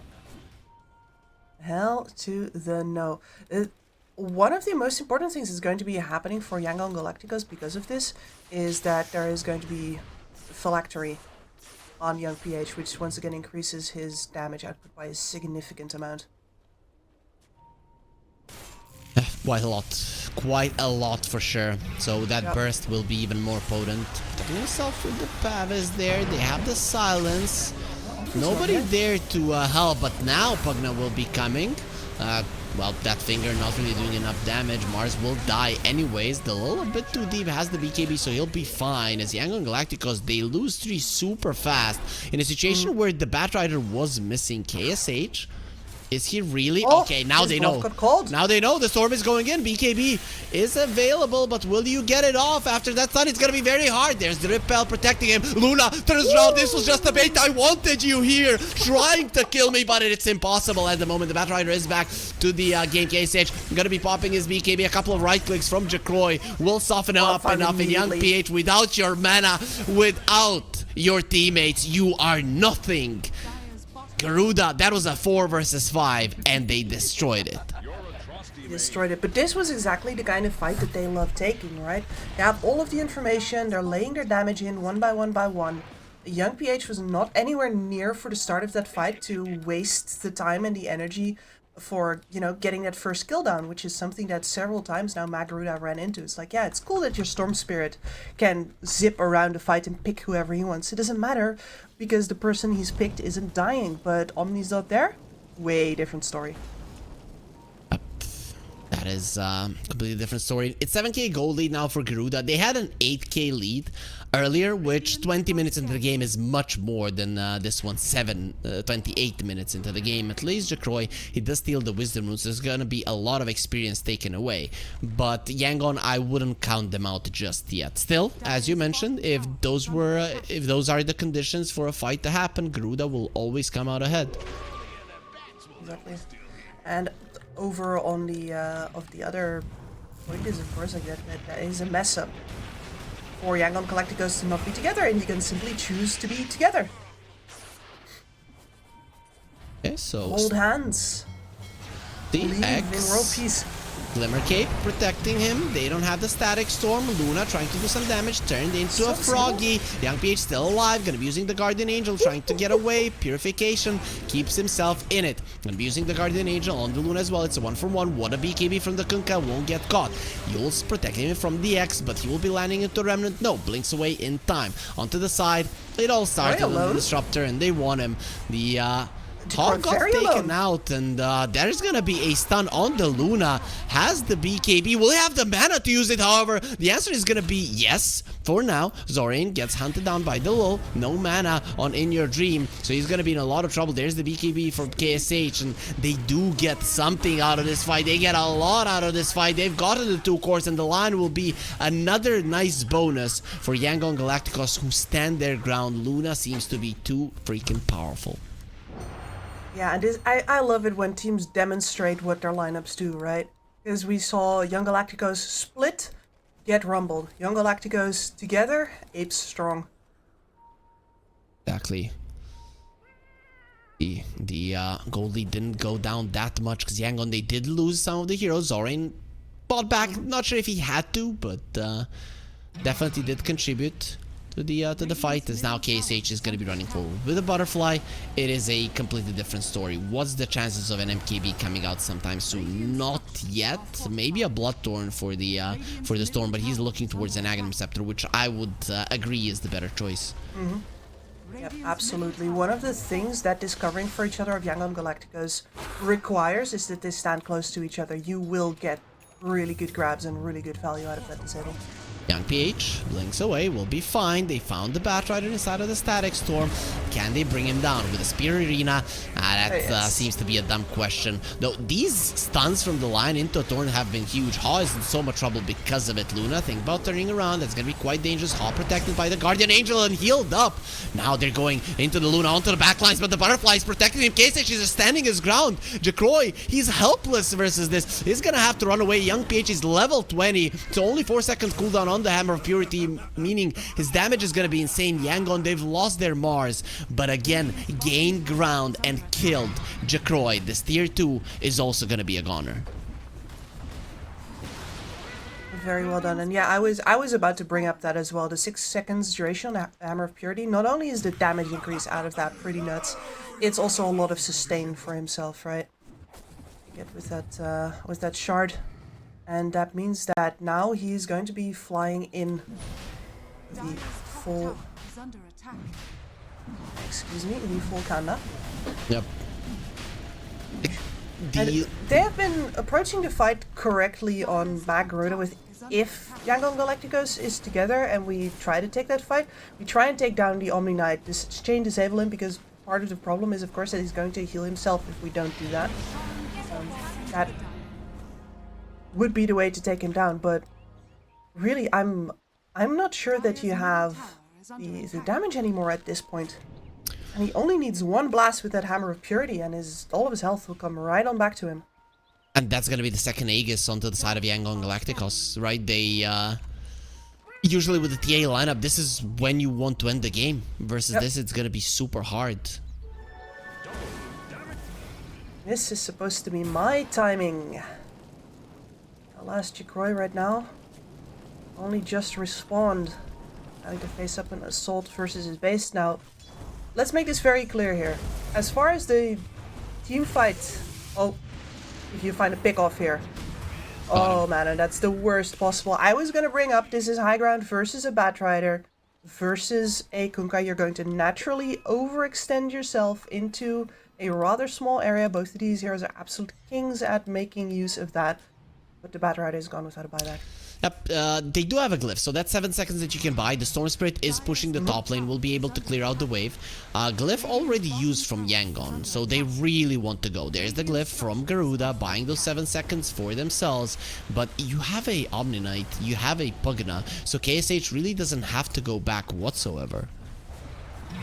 He does not. I mean, you're going to lose your top tower for this, and you're going to say, that's fine, I'm a Luna, my glaives will bounce.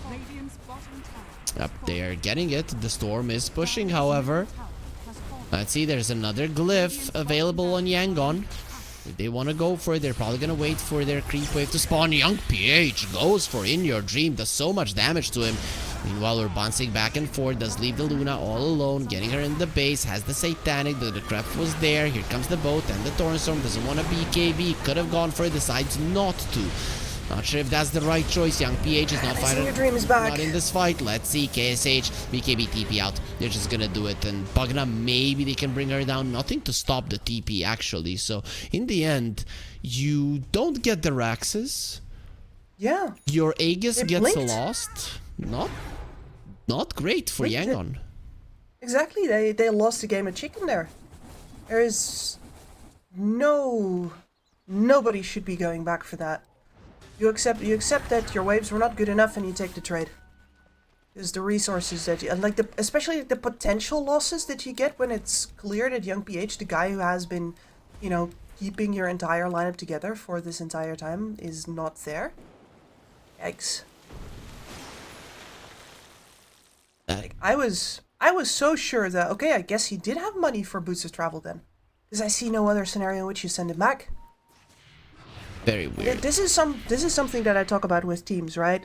Like, yeah, it's awful that he is with one hero doing what you're taking 5 to do with right now. It's very unfair. Unfortunately, the mistake has already been made. The fact that you didn't fix your creep waves 2 minutes ago is a problem here. Can you go back and fix that? No. Then you make the best out of the scenario that you have now. And the best one is a trade. Sucks to be us, but we're not going back. It's nighttime and they're running into Luna. This is dangerous territory. At least they can deal with illusions instantly there with the mana drain. It's exactly what they do. Jackroy is level 25, and he's the only level 25. Plus the Luna 25 isn't really all that impressive anyways. No, she isn't exactly the be-all to end-all. Her level 20 is the definite power spec for her. Dalal. Found. Static Storm connects. Has the BKB to just run out. Oh, with the spear not connecting, they might still decide to chase. A little bit hard of a chase though into enemy vision.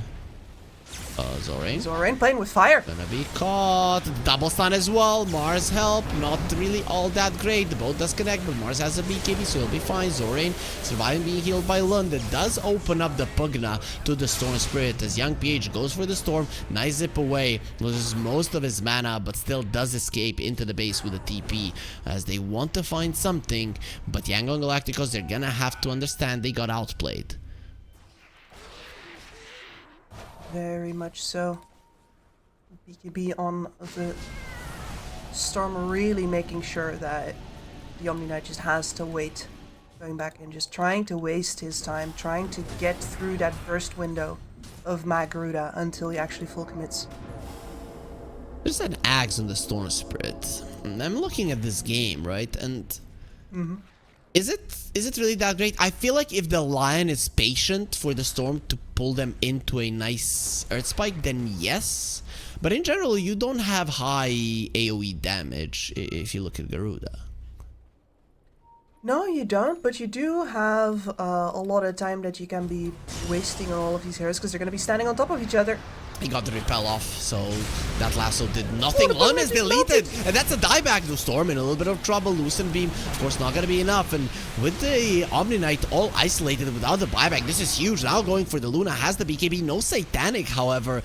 That's going to be a problem. The Flame Break sending him away. They are going to use the X.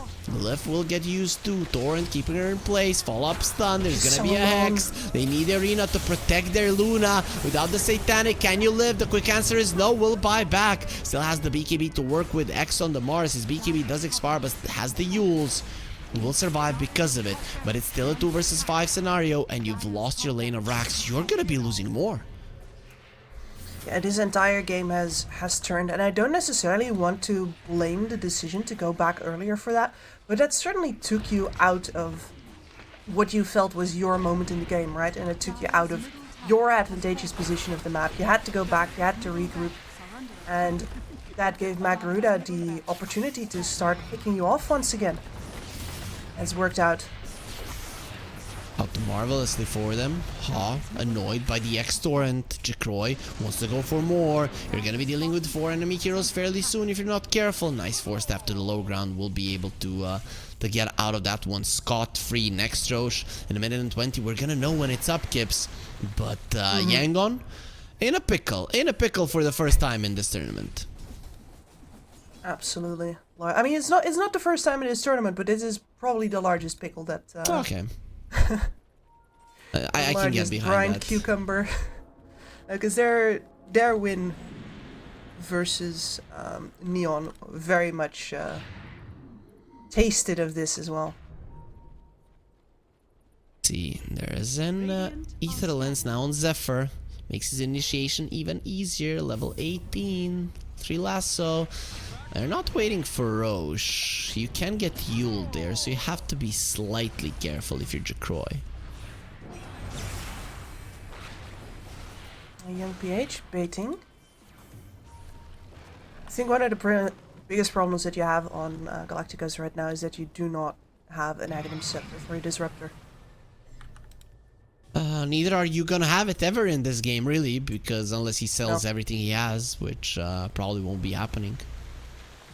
No, it's sad. He had it queued up. Then he bought a gem, but now I don't see it anymore. It's like, okay, I guess I can, have my dreams or have this gem, and we need the gem. Yep, it's sometimes in life you just understand I'm not gonna be buying my dream car. It is what it is. KSH gonna be isolated. He has the BKB and the Satanic. I don't know if this is the guy that you want to be going for, but the Storm in the backlines. He found the supports. They're trying to kill the Disruptor. Not gonna be happening. Being protected quite nicely, and that's gonna be Jacroy caught with the spear and taken out of the equation. The Storm Spirit has no mana to work with, but he has the haste. Luckily, young PHE just needs one hammer of purity to purify your Soul Storm, as he will be getting out. As we know, narcissism, it is a sin, but Omniknight won't be able to take that away. Still, why are they so impatient? Just go take the ocean, win the game. Oh, it's the same thing time and time again. Now we've got this one and we can relax. So weird. I don't want to say I told you so, but it's. But you just did. I like it when people say like, I don't want to say I told you so. Like no offense and stuff like that. You know what? You're right. I should not be apologizing for that. I spent so much time as a coach not doing that, because saying I told you so, if you're in like a precarious position of authority, is a very bad idea. People might just want to say like, well, I'm not gonna listen to you anyway because you're pissing me off. So you have to be really careful about it. So I have years and years of don't do it, don't do it, don't do it. Nah, with me you can do it, Kips, because you're we are equal here. We're nobody has authority. Exactly. I hope. Does somebody have authority here? Respect my authority. That's the your authority. Of all the people that are not your boss, I am the most not your boss, right? Okay. Says Gaben, who owns Valve, which is appropriate since you are the guy with the most authority about this tournament on the casting roster. Oh yeah, very much full of authority here. Yeah, okay, you have to listen to me, Gibbs. Then okay, cool. Sir. Okay, please tell me who's winning the next fight. The next fight is going to go to Garuda, because they're pissed off again. You see, guys, this is power. This is just power. It has to do everything that I say, answer my dumb questions. It's, but I guess that's just randomly of just what happens to an analyst, anyways. So it is what it is. But like normally, I would be hedging my bets. Or right now, I'm getting fired if I hedge my bets. Nah, there's no way. Kips is the most important caster that we have here, and we're gonna be keeping her forever as the LoL. He has the Torrent Storm and the Ghost Ship Fleet. Gets the X onto KSH, who says, I don't care. They can't push him out of the pit. This is where I stand. Wants to be in the Roshan's house. Oh, they can push him out of the pit, actually. Yeah, they actually can. Satanic popped, healed up to full, but that means that you don't have it. Another Torrent. Man, I would be so annoyed if I was KSH. Like, why are you so annoying? Now they know where Lund is. They have found him, and with the Storm, we'll be taking him down. Static Storm around it. It will be an Aegis for Jacroy, but a Refresher was picked up as well, and they're trying. KSH is doing his best. The Satanic came back off cooldown. He's living through it. There's the Eclipse as well. They have the lasso. He cannot attack any longer. That should be a fight for Myth Avenue Gaming Garuda, and with the fight, they're gonna be winning the game as well. Last on the menu, the Mars, and the God of War couldn't protect his teammates and couldn't protect himself. So it is gonna be Garuda that win the fight convincingly. And like always, analysts here in the original Dota 2 series are always right. Of course we are only the best, and that is Garuda as promised with the 1-1, because they were a lot more on the ball and a lot more focused for this time around. But you could see the lapses there, and this is why, even though they have one of the bigger and better rosters on in this group stage currently, they have been dropping these maps. We saw it happen even here during their win. So, Gibbs, we kind of agree that this is gonna be the series to watch today. Do you think these two teams delivered? Yes, I definitely do think so. Garuda, there's a ton of really nice fine-tuned plays from them, right? That jump over the top of the AD rune with the Storm Spirit, completely taking Galacticos by surprise. That's the sort of finesse that you can expect when you have this caliber of players on board. But on the other hand, of course, Yangon Galacticos, very much showing that the reason that they got here was not on individual skill, but on knowing what the game is made of and playing accordingly. They very much listened to their heroes, listened to their timings, and that gave them a very good shot from time to time, even during this last map. And we have one more series, our last series of the day is going to be The Immortal versus Team Tough. In general, we know the Team Tough are coming in as the favorites. The question here for you, Kips, before we send it on to our break is, what are the chances of The Immortal taking a game, maybe a series even? I'd say very low. Team Tough has been extremely disciplined to the point where when they are having a really good game, they're not even running at the enemy as hard as they could be, just because they have a certain playbook and they stick by it page by page by page. So I doubt they're going to drop the ball. Okay, we'll see if that's going to be the case. I tend to agree with you here. So we're going to be taking a 10-minute break and then we will be back with more Dota. 1xBet and EVA Alfie present betting on all esports events on the website and in the 1xBet app. 1xBet. Play with EVA.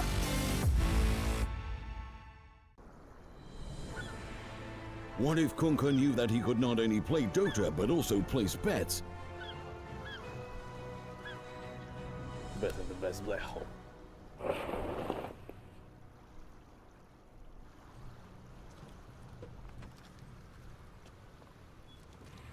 1xBet, bookmaker company.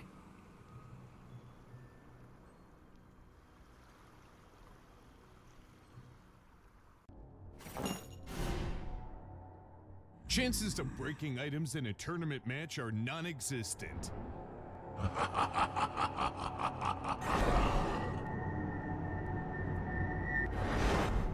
Chances of winning at 1xBet are always real.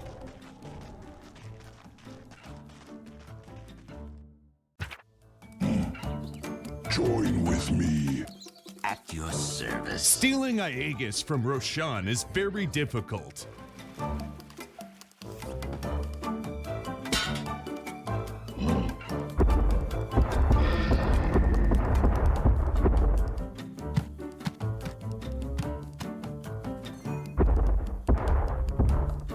Winning at 1xBet is super easy.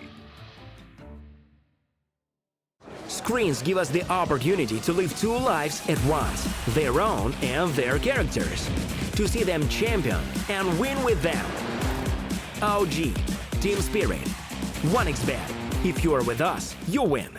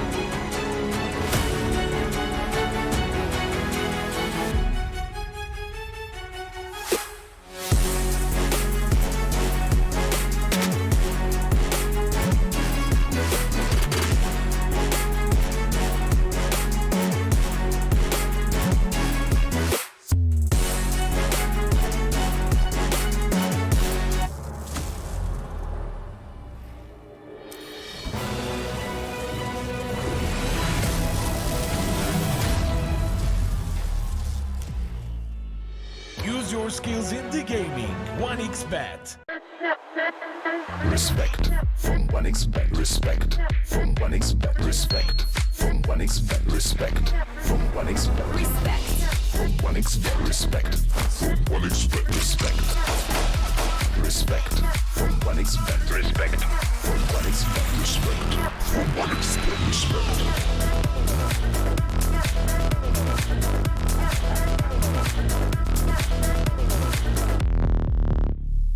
Hello, son. Hi, Mom. Pretty girl. This is Eva. Nice to meet you. Thank you very much. Your dad's just making his favorite dinner. It's duck. Come on inside. They're all probably too gruesome to tell you while you're eating at the table. How's your food? Is everything okay? Good, good.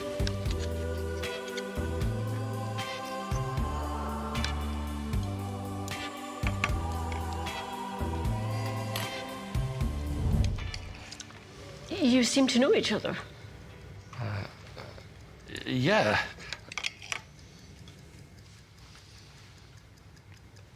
This is the new ambassador for 1xBet. Oh, I see.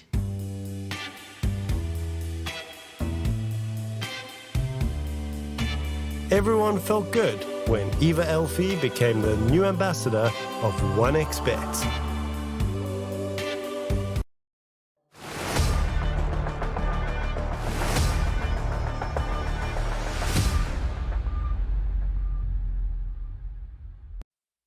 And we are at the last series of the day. As always, we have 3 best of 2s, and the one remaining is gonna be Team Tough versus the Immortal here at the Regional Dota 2 series. I'm Harry, joining me is Kips, and we are gonna be looking at these lovely logos. So I know, Kips, that you tend to be a little bit critical of the logos. Are these classic Dota logos to you, or are they actually pretty solid? As far as these things go, right? Both know a very clear language. I like how austere Team Tough is. Like, it looks pretty. How do you say? It makes me think of dangerous monks who sleep on the floor, you know. And as far as the Immortal goes, very just a single color, very bold, pretty clear there in the sword with the wings as a mythological sign of power. I'm digging both of these, even if, you know, it's not an MS Paint Tidehunter, right? Okay. I mean, that's the one that we want. Liam Azura, Momo that is Ren, the one we want. and Zier are the players of the Immortal who haven't had much success thus far, but their opponents Team Tough, 423, Mamangda, Seimei, Kishka, and Tsukimoto. These guys are not to be underestimated. They've played in some pretty solid teams in the past as well. They have, yeah, and they're part of this upcoming like 1-2 punch of Mongolian Dota. With over on the other group we have IHC Esports, the famed, and I talked before about how I enjoy that these two teams both clearly have benefited from not just, you know, scrimming each other, working with each other, sharing information. Like, it's very clear that neither, or I should say that IHC has not gatekept any of the things that they've learned in their collaboration with. It was Heen, wasn't it? I feel incredibly bad that I'm not like entirely sure. I'm pretty sure. No, it was Forev. It was Forev. Heen was on break. It was Forev. Anyway, anywhere where the Koreans are involved, you're going to get really good information, and they have clearly lifted their countrymen up with them. And Team Tough has been taking all those lessons to heart, and they're looking good. What happened to Korean Dota though? Like, are Koreans still like gods of esports, just they're not too invested in Dota? Yeah, I mean, League is still by and large their domain, and that will probably remain so on the foreseeable Also, they're not future. the kings of esports. They're playing something else. Okay, that makes sense. It is what it is. No, I mean, and in StarCraft, Serral is currently the top dog, I think. So we have a Finn over there. Counter-Strike, very Western dominated in general. Yep. With a couple of, you know, CIS teams, and yeah. I mean, I'm calling them Western since we're talking about like, hey, are China and Korea involved? Okay, very true. I mean, Russia is and Ukraine and Kazakhstan, they're really to the west, you know, compared to the countries that you just mentioned. So it does make sense. The thing is, like, of course, do you think about Russia as like before the Ural or after? And for me at least, Russia has always been very much before the Urals. But I'm sure that looks very different if you live on the eastern side of the Urals. Very true, very true, very true. As looking at the bans here, Eraser gets removed early on. That has to be team specific, right? I'm gonna say no. Eraser has been getting banned all day. Really? Am I that blind? Just a little nearsighted. But yeah, he has been getting a lot of bans out. Of course, Team Tough do rate this hero, I believe. They haven't gotten to play it because again, it's been banned a lot. No one bans it ever. Like the stats are. I'm just kidding. I have to listen to my analyst. You know, I allowed Panda to be my analyst for one game. 10 seconds remaining. Yes, Loud. he said, Harry, please, can I be the smart one? Please, thank you. And I said, sure, Panda, I'm gonna go and scream and you can act like you know what you're talking about, like I do when we're casting together and you're the play-by-play. So we got the little switcheroo in, and it was hard for me to get used to it, right? Because when I hear his voice, I feel like, okay, now he's gonna start speaking fast and telling me what's going on in the game, and nope, it just never happened. Changing of the dynamic is really hard. Mortal. I mean, we've seen this start earlier today. Yeah, every single game, as well as so no changes. I think it was our previous game literally that started off this way. I think so. Yeah. Where we can just do the spiel again then, I guess. So Disruptor, hero of the patch. Great pick and win percentage right now.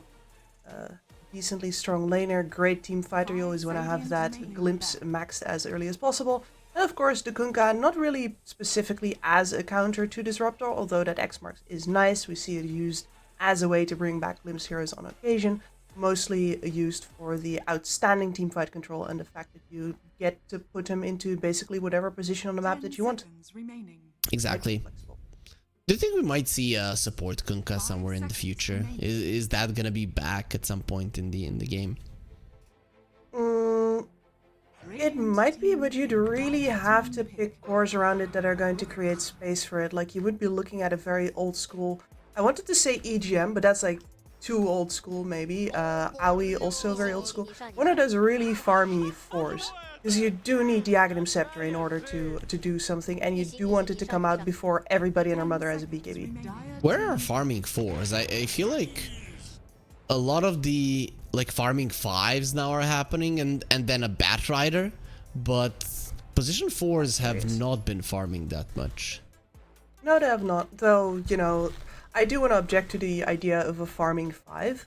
Because the numbers are intended as the farm priority, and if you are a farming 5, you're not the 5. Don't hide behind that. You're not the heart.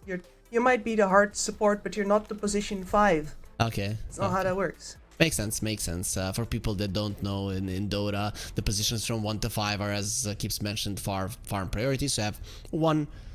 That would be the carry, but sometimes we can say, oh, this mid laner is actually a 1 here because he's farming the most. 2 mid laner, 3 off laner, and then 4 and 5, of course, being the supports. As they don't really get much priority themselves, though. Lately, that has been happening. And there's the guy with all of the structures behind him. It just goes to show, this Pango, he's a builder. All of these other ones are destroyers. Yeah, he's a builder. He's a man of culture, is what he is. Oh yeah, ma chérie and stuff like that. Yeah, makes sense. Loving guy. Okay, Kips, now you've made just every girl in the world fall in love with you after saying that. I always keep myself from it, as it's inconvenient, but you open up the Pandora's box, so good luck. I'll let them down gently. Okay. Alright. And now the Bloodseeker. So, have seen this before today as well. Now is the setup for the Blood Rite. Do very much enjoy that. every time there's a Pango in the mix, you gotta immediately consider picking up the Bloodseeker because the Rupture just counters out the Rolling Thunder that hard. And we've seen the scaling capabilities of the Bloodseeker in the previous games as well, where once you hit Aghanim's timing, once you hit that shard on top of that as well, the amount of damage that you can do, especially against heroes that scale with HP, is phenomenal. So what do you get on the Immortal? I mean, you still have your offlaner and safe laner to pick. You don't necessarily know where this Bloodseeker will go, and Team Tough have a last pick, so how do you even approach this? How do you even approach this? I mean, you do have double melee on the board. You have, I don't want to say a lack of team fight because there's a Kunkka in the mix, but just a Mars. Yeah, perhaps. Like, you gotta say, alright, fine, then I guess we gotta stand our ground, huh? And Mars certainly builds BKB early. Said that before. Like, you just want 2 more cores that build BKBs. That is the most important thing on your list. Yeah, I guess you go with safety, though. Still, which carries are gonna be left, right? With offlaners, you might find some team fighters anyways, but they'll go with the Wind Ranger, so that's most likely going to be the carry of the Immortal. I'm not super happy about it. Kunkka builds Blade Mail. Bloodseeker can build Blade Mail, if you remember, like 5-6 years ago, that was like the item.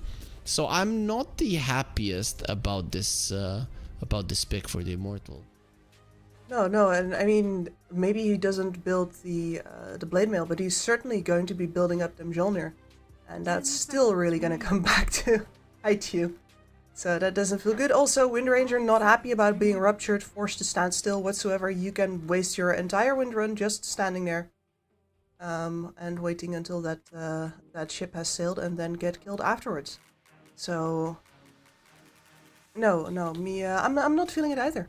We had a lot of conversations about the Maelstrom and the Mjolnir and about their procs, and finally there was a Reddit thread because I was never gonna get myself to actually check it, and the full hit is actually True Strike. The full hit is True Strike. It's not only the proc that goes through and does damage, you actually hit the target. You have 25% chances of hitting them. Used to be 30 before the nerf, but still quite effective versus a Wind Ranger. And even if they don't hit you, might be hitting your team. Though this team does stay at a distance for the most part. And like that is of course, like, if you're saying, alright, fine, we're gonna be forced to deal with a rupture somewhere, you could also try and simply avoid the rest of what Team Tough is bringing, play a more pick-off focused lineup, whereas Team Tough definitely would want to hold hands around that Kunkka at some point. But I'm surprised at how flexible both of these lineups can still be down to this last pick. Yeah, I guess, though, offlane Wind Ranger, I guess, do they play it? I have to check. Right. The Immortal, They haven't done so yet. No, but it's not uncommon. We've seen it from other teams in this tournament already. Let's see if Momo has Dota 2 Pro Tracker, if we can find him there. Nope, no we can't. It's hard when you don't have that much info on some of the players. Dota 2 Pro Tracker, gotta put some respect on some of these names. Yeah, even some names that do have a Wikipedia page for a pretty long time. They've been in the scene. Dota 2 Pro Tracker does not track them, so I would really like for that to change, please. Thank you. I mean, it's entirely possible that this is I don't know exactly who's behind Dota 2 Pro Tracker. I know a lot of strats whose API they are using are volunteers, and in that kind of case, you know, I'm happy they're here already. And 10 seconds remaining. If they don't have everything I ever wanted, well, guess what? It's free. 5 seconds. Exactly. Yep, exactly. When is the patch gonna be coming in Dota? Like, Valve, what the hell are you doing? Please get it up immediately, right? Oh yeah, that's free as well. Okay, my bad. Dota is not free. If they would give me all of the cosmetics, then I would say it's free. It's definitely not free. Radiant team. Blade. Okay. So you did go with an illusion-based hero versus a Seeker Kunkka. I am not a fan. I think if I'm Team Tough now, I'm picking a Primal Beast, and the Immortal are crying. Let's go, Primal Beast. Yeah, I support and respect that. Subscribed. No, the Terrorblade, maybe there is a moment where eventually you become the be-all to end-all because you're too tanky for all of this AoE damage to deal with, right? But that's going to be such a long way off. Both of the heroes that are supposed to buy time for you to get to that point, very much countered by the Rupture. And then we're going to be looking at a Terrorblade with, you know, medium illusions that are definitely going to get cleared out by the Torrent Storm, by the Lightning Bounces. I'm not exactly a fan either. And yeah, also good first Bangalore, good first Wind Ranger. Neither of these two heroes are going to go anywhere. Yep, it's pretty solid versus the Disruptor as well. You get into the backlines, and that's a problem as well. Team Tough, they have heroes that want to run in, but unless somebody's creating space and chaos in the backlines, you're not going to be able to. With the puck, you are definitely going to be able to do it. I don't know about you, Kibs, but I'm all in on Team Tough. They're coming in as the favorites, and like I would play their lineup 10 times over the lineup of the Immortal.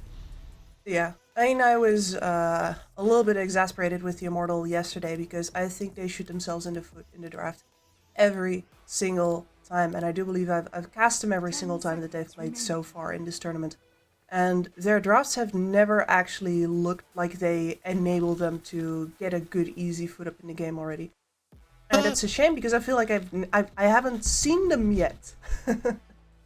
You know, it might just be that their hero pools don't allow them to do so, right? You never know. Some of these players are pretty new to the scene, and you might not have the confidence to play some of the heroes that you could maybe pull them out in the competitive, but you haven't done so just yet, and they haven't worked out in scrims. So I can understand the problems that they might be facing. They are definitely outclassed in this tournament, and I want to see them win. I just don't think that this is the game.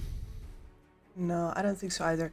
And I completely agree with you, especially when you get tossed into a tournament like this and you're losing every single game pretty decisively. I've been in that position before. Normally you get some sort of feedback out of these games, right? You learn something from them. Okay, this is what we have to improve. This is what we have to improve.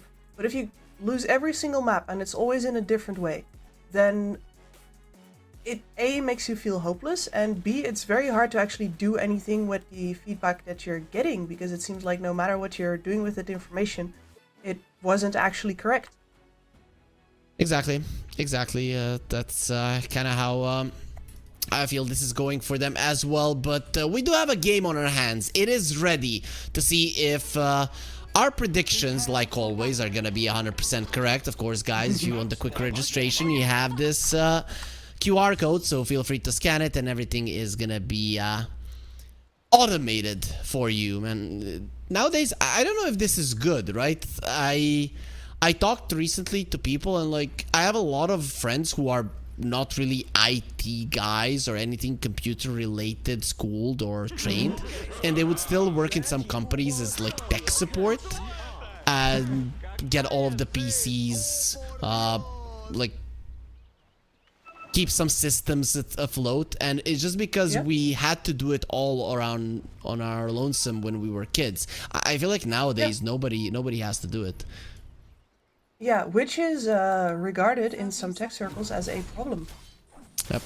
Could be a problem, as there will be a reflection, and that's a blast off onto the three of them. 4-3 is in so much trouble. The Bloodright is a strong level 1 spell, but you're slowed down to a crawl, and Momo will get the first blood. And offlane Wind Ranger is off to a good start, and Tsukimoto will be next on the menu. He does have the Brain Sap to give himself a little bit more HP, but I don't think he's getting out of this one alive. Actually, they're turning it around. It's gonna be perfect with the Torrent. They still lose the Bane, but Azura is gonna be taken down by Mamang Daya. A mid laner getting a kill is quite huge as well, but Seimei down 2, and we're gonna see 5 kills before the horns even sound. Kips, we had such a slow series earlier. I'm glad that this is gonna be the start.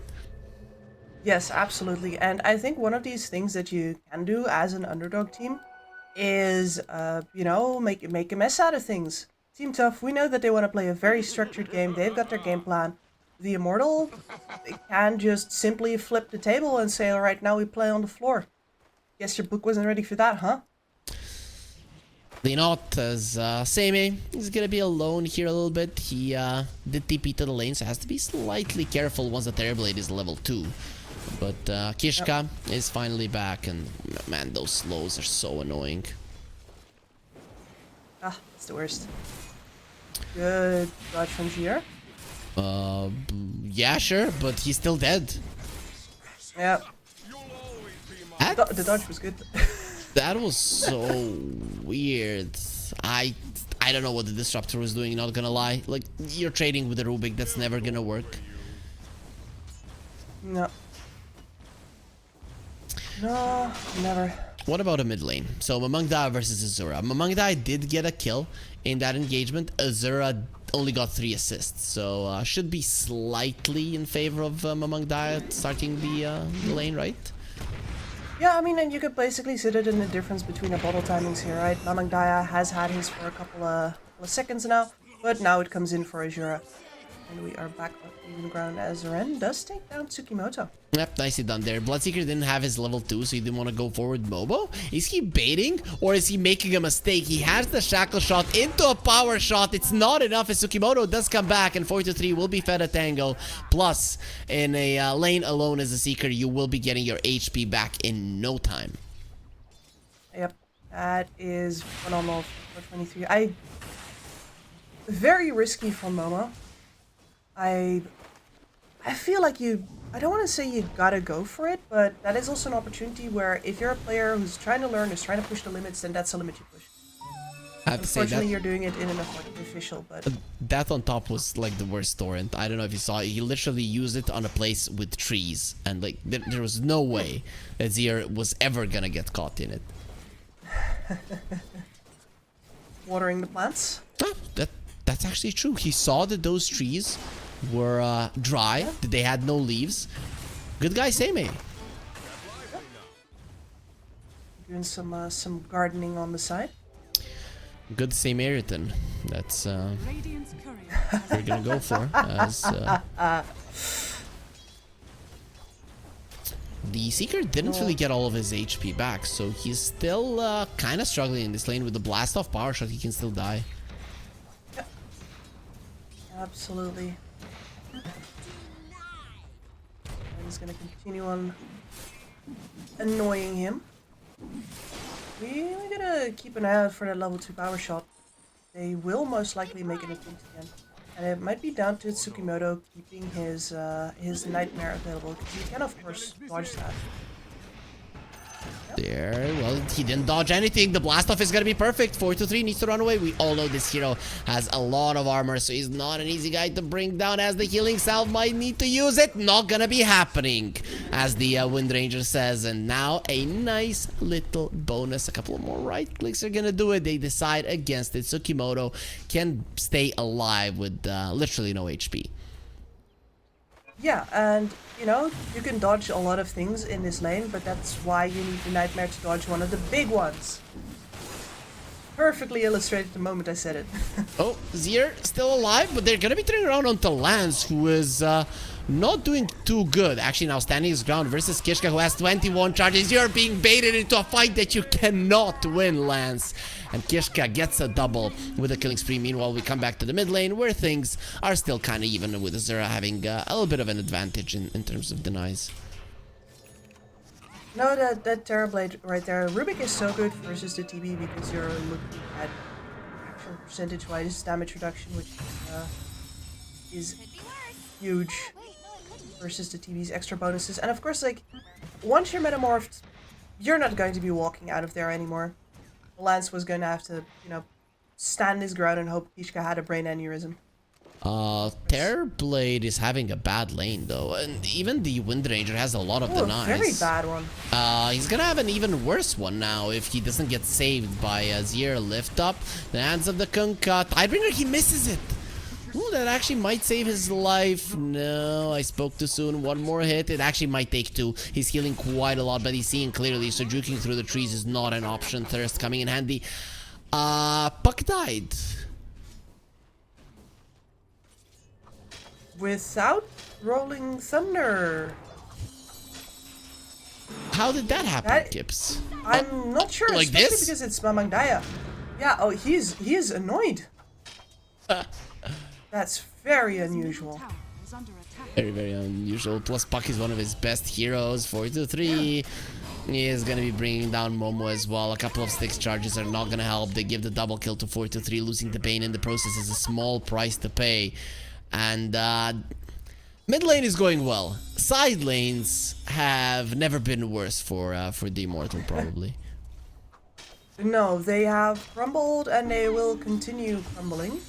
I don't really see a way to, yeah, bring the Kunkka back. Why not? I don't know what that glimpse was. It was, well, kill my Terrorblade. I don't like him. He's not farming well. So, he's behind the Rubik in terms of net worth. And, you know, in those kind of scenarios, a lot of Dota players would want their carries to die.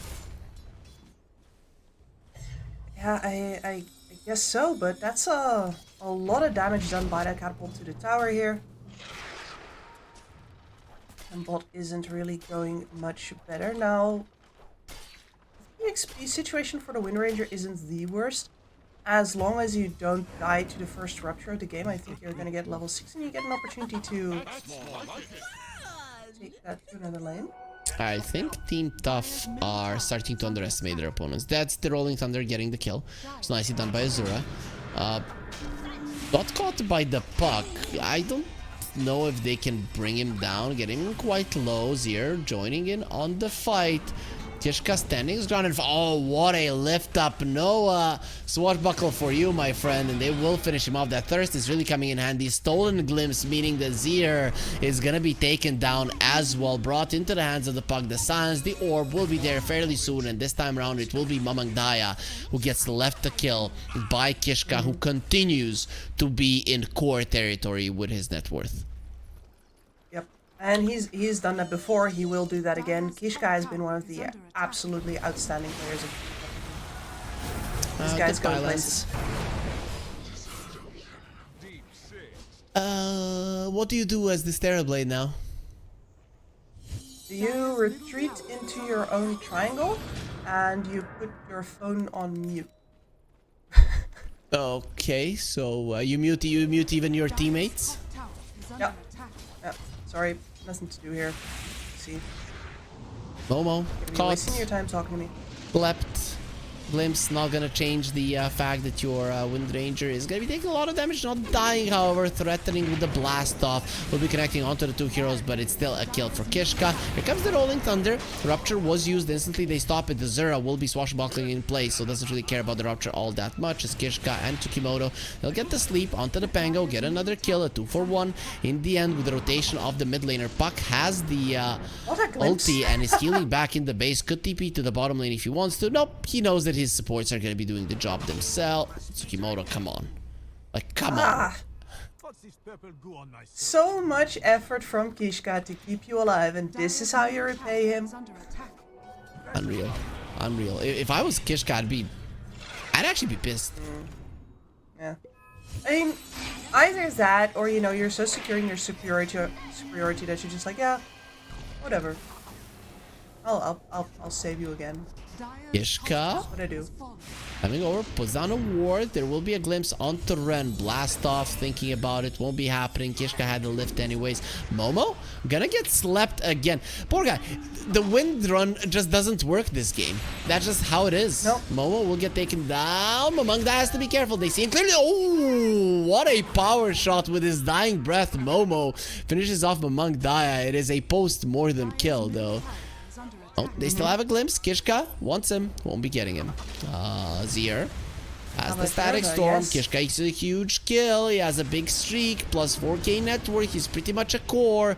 Still has 7-1 charges. No, that's actually Zier. And finally they bring him down, but the kill goes to the Disruptor, who will be punished for his insolence immediately. Here comes the Seeker. There will be a Rupture on the Rolling Thunder. Zuri immediately stops it. Nice blast off though, but with the Torrent, that is a pretty dead Pango. Goes for the shield crash. Doesn't help him survive at all. There's a glimpse. You can now run the other side with the Terrorblade lady being in the vicinity, they might just bring down 4-3. Momo gets a double. These power shots have been on point, and this is huge for Terrorblade to be a part of a fight where he's not dying. Among Daya gonna be turning around. He wants to go forward, has the silence. Nice tree being planted there.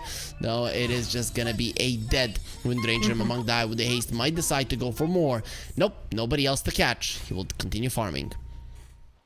Yeah, so that thing where I said, like, okay, the best thing you can do as the Immortal is flip the table, put all the pieces on the floor, and see if your enemies still win. At the very least, they have baited Team Tough in a kind of game that they haven't exactly played before, and we are seeing heroes dying.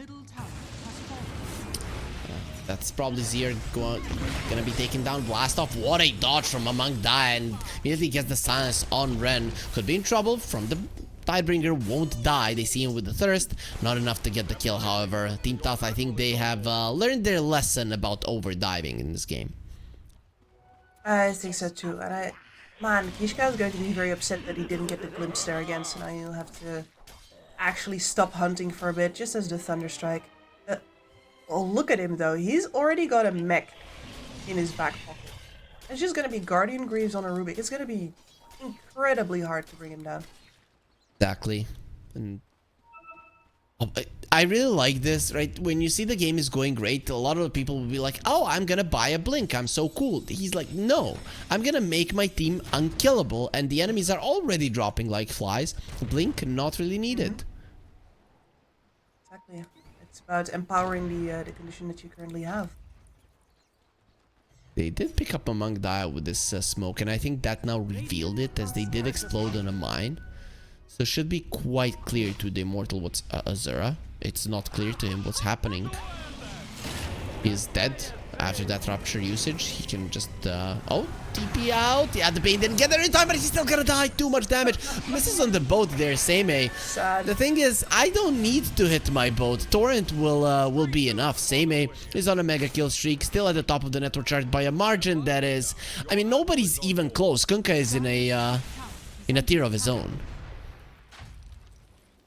Has been living through all of these fights, has a great deal of notice in his pocket as well, so going on him is going to be such a hard thing to do, and in general with the Blade Mail, you already didn't want to. Boy, nothing is working out for the Immortal. I don't know if you saw that when they tried stacking there, and the techies in the Terrorblade made a mistake, so they didn't even get the stack off. Oh, I think I would have felt better not knowing that. Seer, running around the trees. He will get mines, found. by the way. There are some mines, but he's gone. It puts down the Static Storm, and that could be a problem for a Seeker to sleep a little bit late. Oh, look at how speedy he is, running forward. You wanted with a stolen Static Storm. Looks a lot better than the initial one. It might be 14 minutes into the game, Kips, but it looks impossible for the Immortal to play this game any longer. Yeah, did you see that sleep from Tsukimoto there? He learned in that laning stage. That enabled that entire turnaround. Yep. That was perfect. That means the Maelstrom for the Seeker. He's already ultra farmed. He has the Blade Mail that we talked about. Usually Seeker with the Blade Mail is gonna have farming issues, not when people are just coming to you to give you kills. And Kishka is ahead of both the Windranger and the Terrorblade. Yeah, that seemed like a foregone conclusion, which is it's a painful thing to say, but especially with him having had the mines in his pockets for a little bit. So much farm for the Rubik. The only reason he's let it go is because he owns Static Storm right now. And you're gonna have it fairly soon, pretty much at the same time when the Disruptor has it, and you're the ones on the aggressive. It's not the other way around. So the Immortal, I don't know if they can use theirs, but Kishka can most definitely use his. And it will be at pretty much the same time as that he, well, it's going to take a little longer just because his cores are grabbing waves again, but he is very close to those Guardian Greaves now, which is such a nuts thing to say. Seimei, gonna get silenced, misses on the boat because of it. No Static Storm on one side. The green lightning is still available. Azura, glimpse, no green lightning, stolen glimpse, much better. Azura ruptured up. He's standing his ground. He's fighting until the end, and this time around the duel won't be won by the Pango, as the rest of the Immortal running away. Seimei just needs some vision. Hello, Ren. Is this where you're gonna die? Is this where you're gonna get drowned? And no, it's not, because he's the luckiest son of a gun in the world. Yeah, I guess somebody needs to be. Certainly the rest of the Immortal has had no luck whatsoever, so it must have gone somewhere. Yep, has to be somebody. Tsukimoto runs into mines, loses half of his HP, instant brain sap onto the Ancients, and a lot of it is back. Well, the gold lead continues to increase, and there the Guardian Grease that we talked about. So much sustain. And if I've read Team Tough correctly, they're not actually going to put any pressure on the tier 2s right now. It's a little early. It would mean overextending themselves really hard when they could really use some more, blink daggers in order to do that. And they would also rather take an Aegis before they commit to that kind of play. And one of the things that you can do when these towers are still so far out is that the enemies will be around them, and you can more easily get to them and kill them. That's what that's for. Dire's middle tower is under attack. So, what's even the play for the Immortal? Why are they still staying in this game? What are they hoping for? Is this Terrorblade really somebody that you can lean on to win this game? You're always going to get like one high ground fight with a bunch of Metamorphosis solutions, right? Sure. Up until that point, you are gonna get annihilated, destroyed, killed, bullied, your teeth pulled out. Yeah, versus another team, again, you would be looking right now at them running at your tier 2s and hopefully overextending there, running into some techies mines. You have great turnaround potential, but Team Tough, I'm so glad that they're following through with this. They're not touching these towers. You see how hard they're not touching the towers. I love it. They don't care. And they know where the Terrorblade is. He just TP'd. Here comes the boat.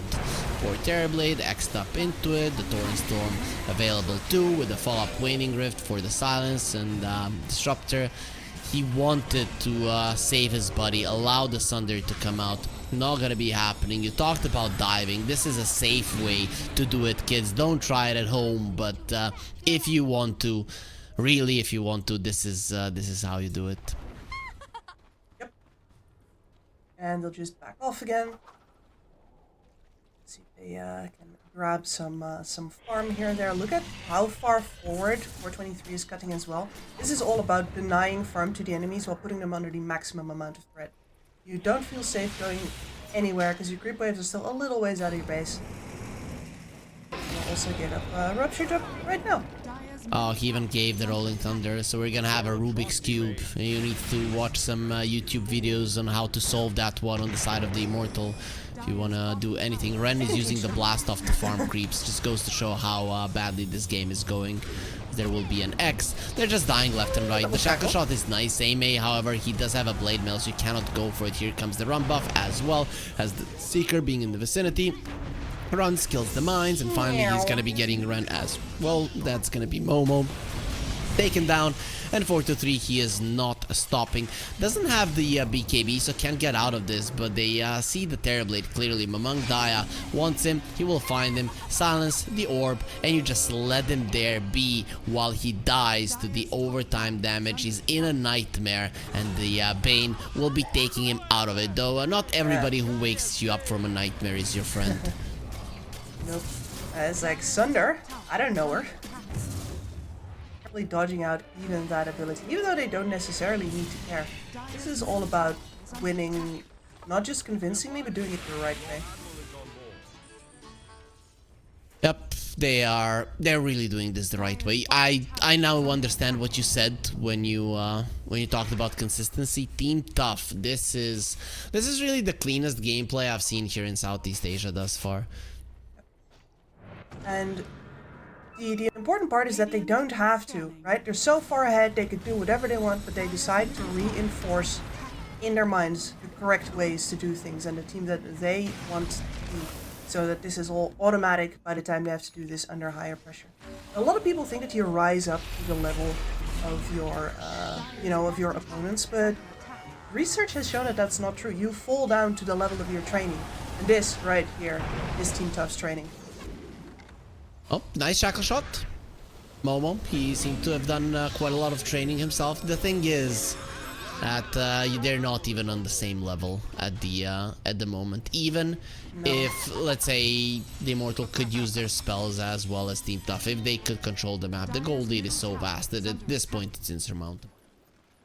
It is, yeah. And I think at this point, if you're the Immortal, I think you must have started to notice that they're not going to let you slip, they're not going to give you an easy fight, not messing up. And I wonder if you're not gonna call it at this point intercepted, just because for morale this is not a fun time anymore. No, usually in the water park you have a fun time, but not if you don't know how to swim, not if you're afraid of slides. Do you go for those death slides? You know, the ones that are just 90 degrees in the water park? No, it's too much for me. I had a big fear of roller coasters as a kid, and I would make it worse by like white knuckling and clenching everything when I was in them. And you know that when you do that, you feel everything even more. Yep. It took me a long time to get over that. No, that was the worst thing in the world. I mean, not for the Immortals. The worst thing in the world for them is that they are playing this game and they're being annihilated. Maybe they can kill the Rubik. Let's see. That's gonna be a Fiend's Grip. As far as I know, the first one in the game, but they do get a kill. So I had... My brother and my father are crazy about roller coasters and stuff. And I was the big fan, but I had to go for it, right? I'm the youngest one, like, haha, coward, right? You don't want to do it, and I have to do it. But those death slides in the in water parks, no. Like, no. Sure, call me out whatever you want. Laugh at me. I don't care. I don't want to die. Thank you. So, that was fun. And my father's... swim trunks, they did get ripped one time when he was going on that slide, and I was so okay, they didn't rip completely, but he had to buy a new pair, and new pair of trunks in a water park is very expensive. I was so freaking glad. That was karma working for me. Absolutely. No, like people actually die on those things. Really? There are horror stories on the internet. If you want to feel vindicated about people dying in really unsafe water parks, they're very much out there. Okay. I want to think that the ones I was in were safe, but sure. A lot of the horror stories are from America, so. Okay. That's Or maybe I can't read the ones that are not written in English. You take your pick. Yeah, maybe that could be. That will also be the case, though. Nowadays, media is everywhere, so we would get the coverage. Lance has been caught. There will be a silence and the call, and they're gonna wait for the blood. Right? He has the Manta. The thing is, you're dealing with a Dagon Seeker. That is how much they're disrespecting you at the moment. Yeah, it's a little bit of disrespect and a little bit of like what is the best thing for me to do right now and the best thing for them to do.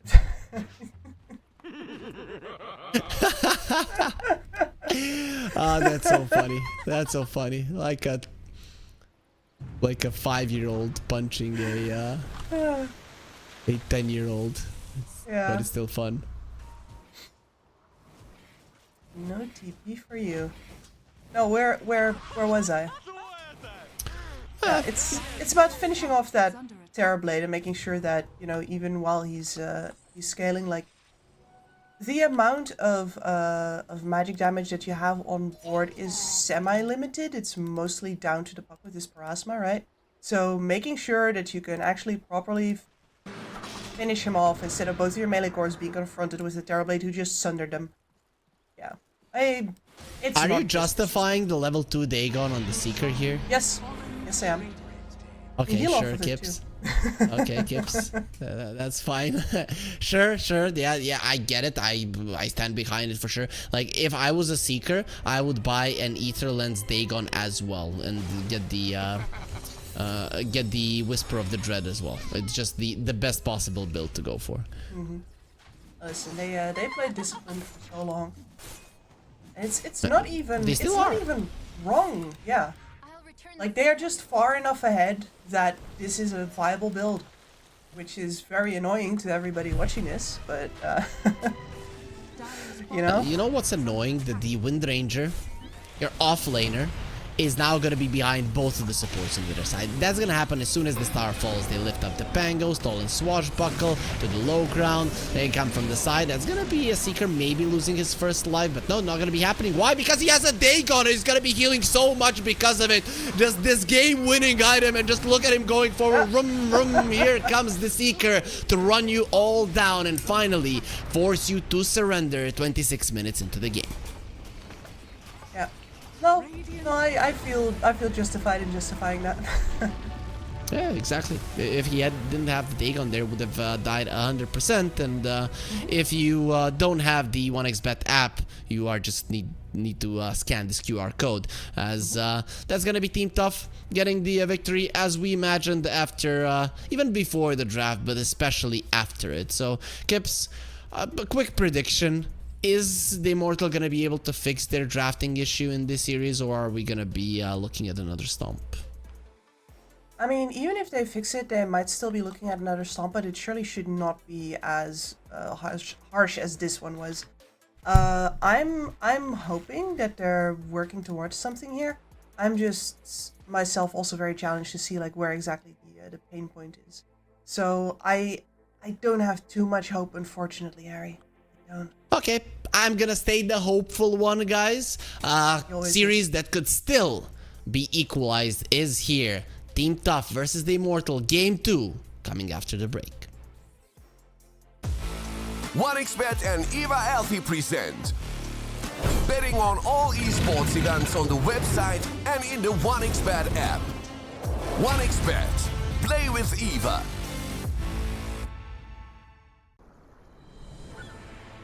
What if Kunka knew that he could not only play Dota, but also place bets? Better the best black hole.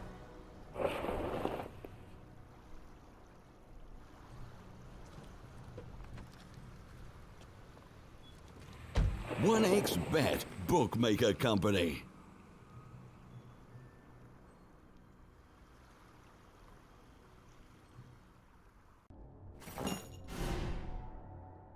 Chances of breaking items in a tournament match are non-existent.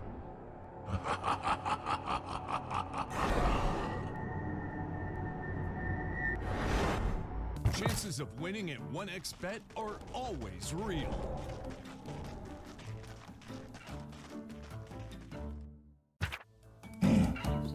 Join with me.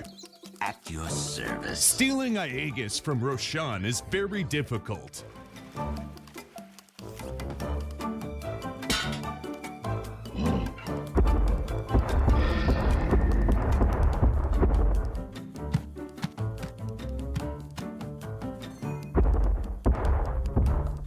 Winning at 1xBet is super easy. Screens give us the opportunity to live two lives at once, their own and their characters, to see them champion and win with them. OG, Team Spirit, 1xBet. If you are with us, you win.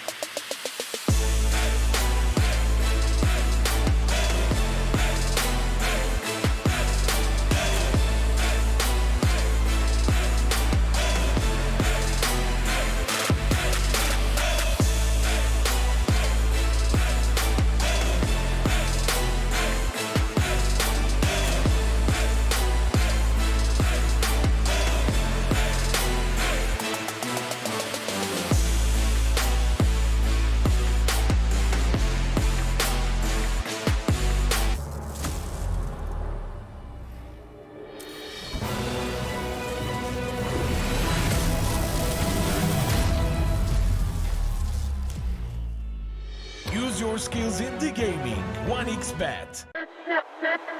Respect from 1xBet. Respect from 1xBet. Respect from 1xBet. Respect from 1xBet. Respect from 1xBet. Respect from 1xBet. Respect.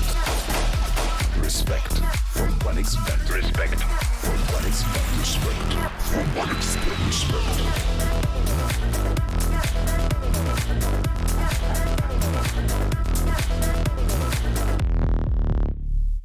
Hello, son. Hi, Mom. Pretty girl. This is Eva. Nice to meet you. Thank you very much. Your dad's just making his favorite dinner. It's duck. Come on inside. They're all probably too gruesome to tell you while you're eating at the table. How's your food? Is everything okay? Good, good.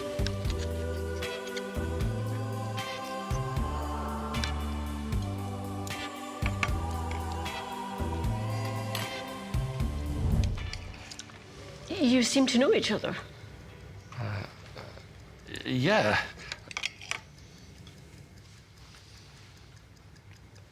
This is the new ambassador for 1xBet.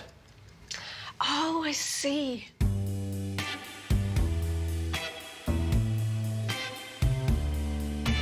Everyone felt good when Eva Elfie became the new ambassador of 1xBet.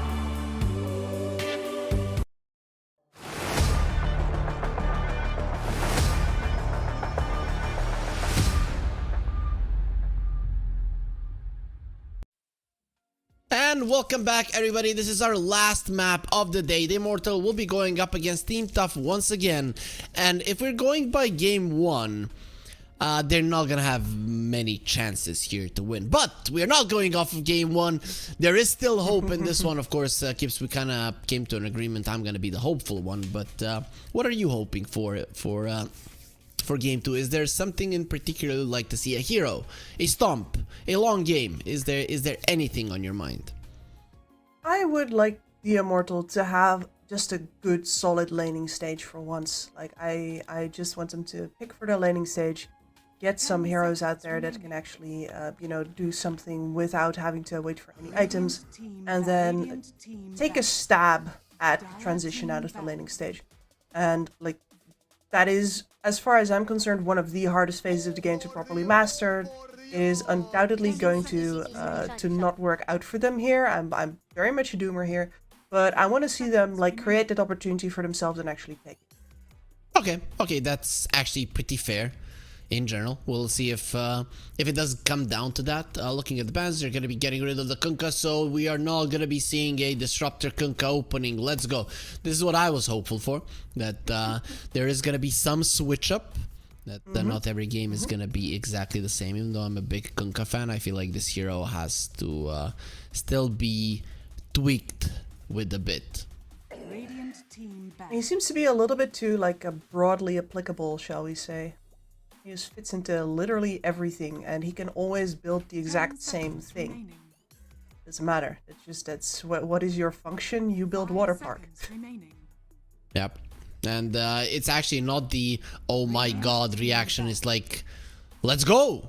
That's actually awesome. I mean, having a water park would be a cool business to have. 10 seconds remaining. Yeah, I guess so. I mean, as long as you have really good lifeguards, I think anybody like drowning you make it part at your of the business experience. Oh, I see. Unsafe water park. You know what the funny thing is? If that could legally be done, I think more people would go to the unsafe water park than the safe one, and that's kind of bonkers. It's I mean, it's a I really want you to look this up now after we're done casting it. You gotta look up Action Park. Just look up Action Park and you're gonna learn a lot more about unsafe water parks than you ever wish to know. Okay. I will do it. You know, you were talking about, Kunkka is the hero that you do not want to see. I think it is time for an old friend of ours to make his appearance again. I want to see the Primal Beast. I'm very surprised that teams are not picking it up here. Yep. It's not being banned out. It feels like Southeast Asia just don't like the hero. Yeah, I think one of those things that's happening to it is that there are a couple of really hard counterpicks, and especially talking about that Shadow Demon, that make it borderline impossible to play it. I do think Disruptor is probably also very good versus the Primal Beast.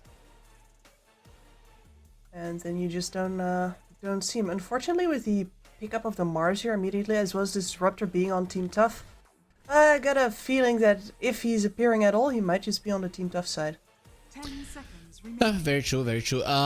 There was one Mars played in the tournament so far. It was Garuda that played it. They lost the game, so it's a 0% win rate, so I can get behind it. If I'm a coach, you want to play a hero with 0% win rate? No, you're not doing it, so let's go next. You know what I read? Like a interesting fact.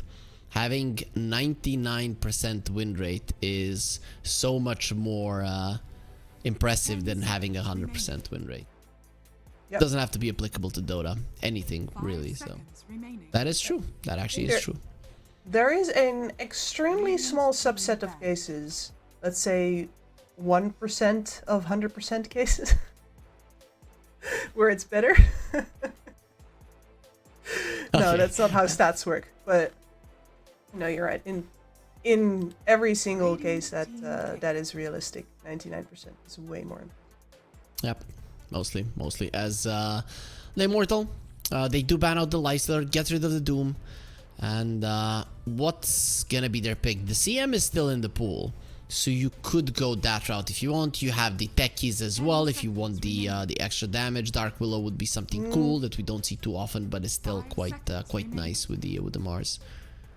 No tickies for you, it has been banned, so I think I probably enjoy the Crystal Maiden the most, just because we've seen her be a very reliable laning presence, not just with the amount of zoning that she gives you, the kill opportunities, but also the extra mana to the other lanes.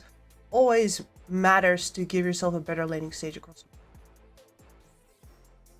They are taking their time. The reserve time is ticking and ticking and ticking, and they're still not making a decision. CM, as you mentioned, would be the safest pick, but this long of a wait is making me think that they're gonna go for something weird, like Shadow Shaman or Mirana, as they did.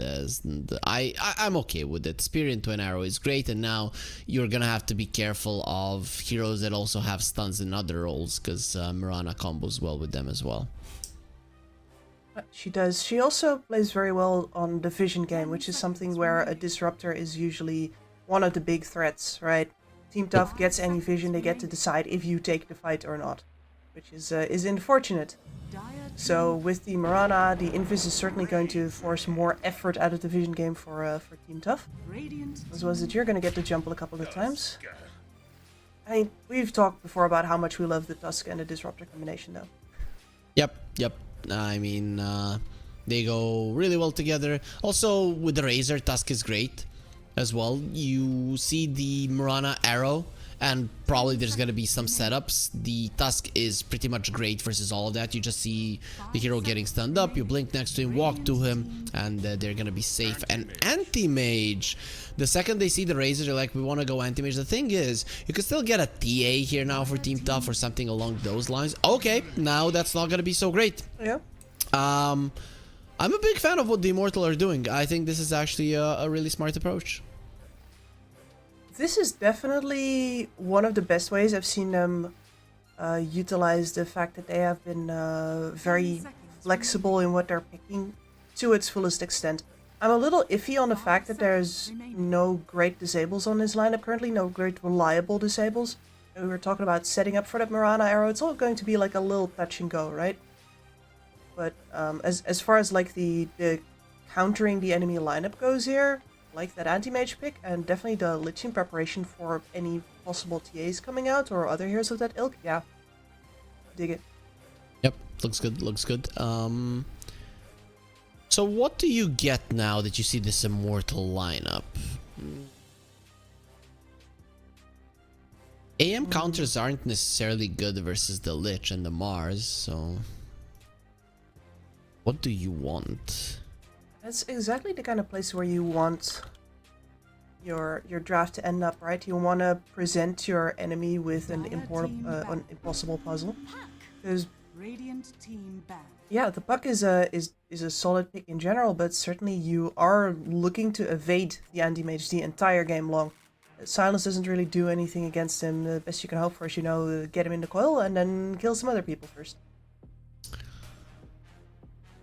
I'm thinking Sven or Ursa for Team Tough. If you are okay with sending the Razors to the offlane, and I feel like you should be, especially with there being a Tusk on your side. It's still a strong lane, despite the Frost Shield being annoying. Mm-hmm. Yeah, I mean, you know me, I'd like to see an Ursa, but I have been remotely educated by Milan. Yep.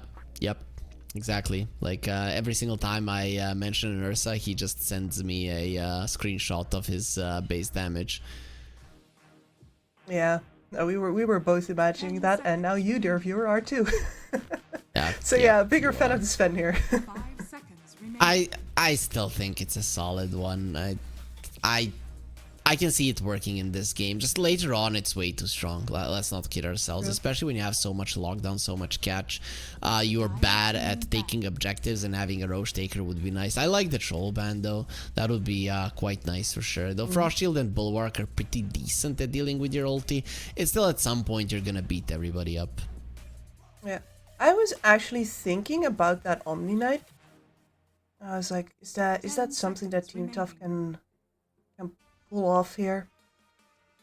Your damage in the hills would be very nice, but the Immortal actually do take it out. So, you know what? I'm gonna be with you here, because I'm also on Team Ursa is phenomenal in this game. I would like to see Team Tough do it, just to, prove that it can be done. But I also think that the Sven is the shoe-in pick. Yeah, probably.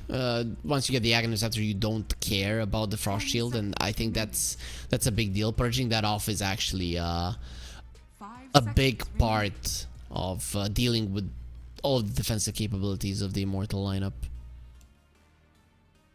Early BKB builder will be marching in and out of the arena, no problem. Burst physical damage, there's no good points in the game, but no, the Immortal read this correctly, at least with that Omni Knight ban out. This is a Razor carry. So, are we seeing a... No, it's banned. Dragonite is banned. Kunkka is banned. Maybe Primal Beast for the Immortal? Why not? I mean, I can see that you're a Primal Beast fan as I am, and we just seem to not get a chance to get it. Like, certainly whichever lane you have is going to be absolutely fine here for you. You can go either mid or offlane with this and be perfectly okay. Probably like the mid a little bit more, because Puck absolutely cannot touch you whatsoever. You know what would be a good pick as well? A Magnus. A Magnus would be an awesome pick for you. Into the Disruptor, though, like, his lane is going to be ass. You send him mid. Okay, if you said... Yeah, sure. You know what? You send him mid. The Puck can do anything too. His damage is super bad, and then the Magnus has like 100 damage with 2 points in power, so you just win the lane passively. You don't even have to do anything. Yeah, and then you're in a scenario where Team Tough might have to play musical lanes, and we don't do that anymore in Dota 2. We don't, but we go dirtier. We dig deeper. I think this gives Team Tough a chance to exploit something, and I don't like that. I don't like when you are a weaker team that you give the enemies something to, like, oh, we are gonna kill this guy 20 times. And I think Huskar is just that, especially when there's a Tusk in play.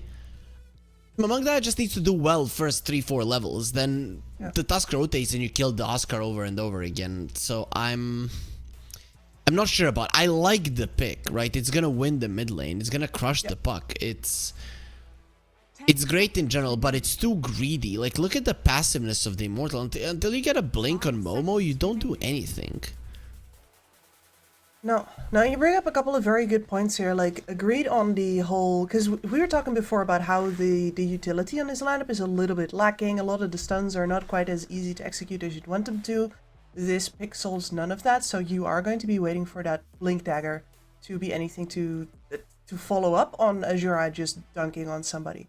And yeah, you're also correct that this is a good pick for the laning siege. He's going to win that one, but it is a hero with a very, very strong downsides as well. And previously, the Immortals lineup didn't really have anything for Team Tough to capitalize on, so I completely agree that I think they're putting a door that was shut, sort of like half back open. At, you know, that's the price they pay for getting a chance to win even harder. On the other hand, right, if you know that you're outclassed, but you're not content with just getting to play the game, you want to win it, then yeah, this Huskar might be the way to do it. I just think that you're too far behind on a lot of like the ways you need to move in this game and what you need to do with your information and your comms to actually get to win this game. But maybe that's just me being a doomer. I don't know. I feel like that's the case here, but you know, we don't have to guess. You know why? Because we can find out. But if you guys want to make some juicy money, you should be very good at guessing. You have the QR code, scan that one, get the app, or just click on the banner down below in the string, get around a 20% bonus on your first deposit with the promo code 1XRLGSEA, as we're gonna get ourselves into game 2 of Team Tough versus the Immortal Tough. They want to start off with some kills, and understandably so. Their smoke doesn't break. Lich is in trouble. Dusk Centaur. Yeah. Dusk Centaur will get you anybody in the game. Watcher did see them, so they're still going. They're still into a tier 1 tower. Level 1. Come on, Team Tough. A little bit of respect would suit you. Blood Grenade connects. Kishka running forward. He wants the earth. Snowball was killed up. And Puck, he was at first. But he will be running away. No, the Blood Grenade finishes him off just before the Centaur falls. That's so big. And look at Ken. Give me your damage and give me your life. He has leashed a cat. We all know that cats don't like to be leashed. It's dogs that they want to be walked like that. And well, 4-3 doesn't really care. Momo, you have to be afraid. That is a lot of damage on the Razor. Team Tough get themselves 2 kills. Okay, they didn't want to be patient. Oh, nice dodge on the inner fire there on Kishka, and gets himself the bounty rune as well because of it. Kishka immediately starting off this game as the star. This guy is an absolute natural at having the spotlight on him. Yep, literally. He is he's really doing a good job. I mean, last game he was ahead of 2 enemy cores, maybe even 3 at the end. Wasn't paying attention really, but this is a beautiful start. Yeah. Still, you don't want to have a snowball in the laning phase. That's gonna be kind of annoying for him. So we'll see how well the center lane goes. But I feel like center gets double bracer. He allows all of his mana to be taken away, and then he just doesn't care. Yeah, I think that's the way to go here for the center as well. Your mana needs to leave. Yep, it's not like you need it really. Like Hoof Stomp, who cares? You're not killing the anti-mage anyways. But having the double edge, you don't care about mana in that regard. As let's see the top lane, 4-3, already getting a ton of denies. To be expected. Ken still level 1. Mirana, we all know that she's in trouble, has 2 stick charges. Now they need 2 more hits to bring her down, and will only be getting in the 1. Still, Team Tough are applying so much pressure. They are. And the wave is even split here, so a lot of opportunities still to deny some EXP to Momo. Kishka, nice pull there. First couple of waves, you need to be careful, as they can run you down. So Centaur is not going to be farming as well. Though still very hard hero to keep down. As get the top lane, man. That's 6 denies on the Razor, and it's only going to get worse. Yeah, I absolutely agree with you here, and especially if Momo keeps getting brought back like this. Momo? not that route. Go around, please. Go around. Okay, he's gonna be using the spear. Arrow will not connect. They have the plasma field. It's gonna be so much damage. One more hit just needed, and there it is, a killing spree for 4-2-3. Oh, it's an even better start here for Team Tough than in the previous game. At least Lance is farming, but that's about the only advantage that they're getting, and it's not a big one. I mean, this Huskar lead on the mid lane will start adding up eventually. Lance blinks away. Takes a lot of damage, however, so it's gonna be a long time before he gets it back. Get some tangos, sure, but without the salve, it's still quite dangerous to approach Seimei.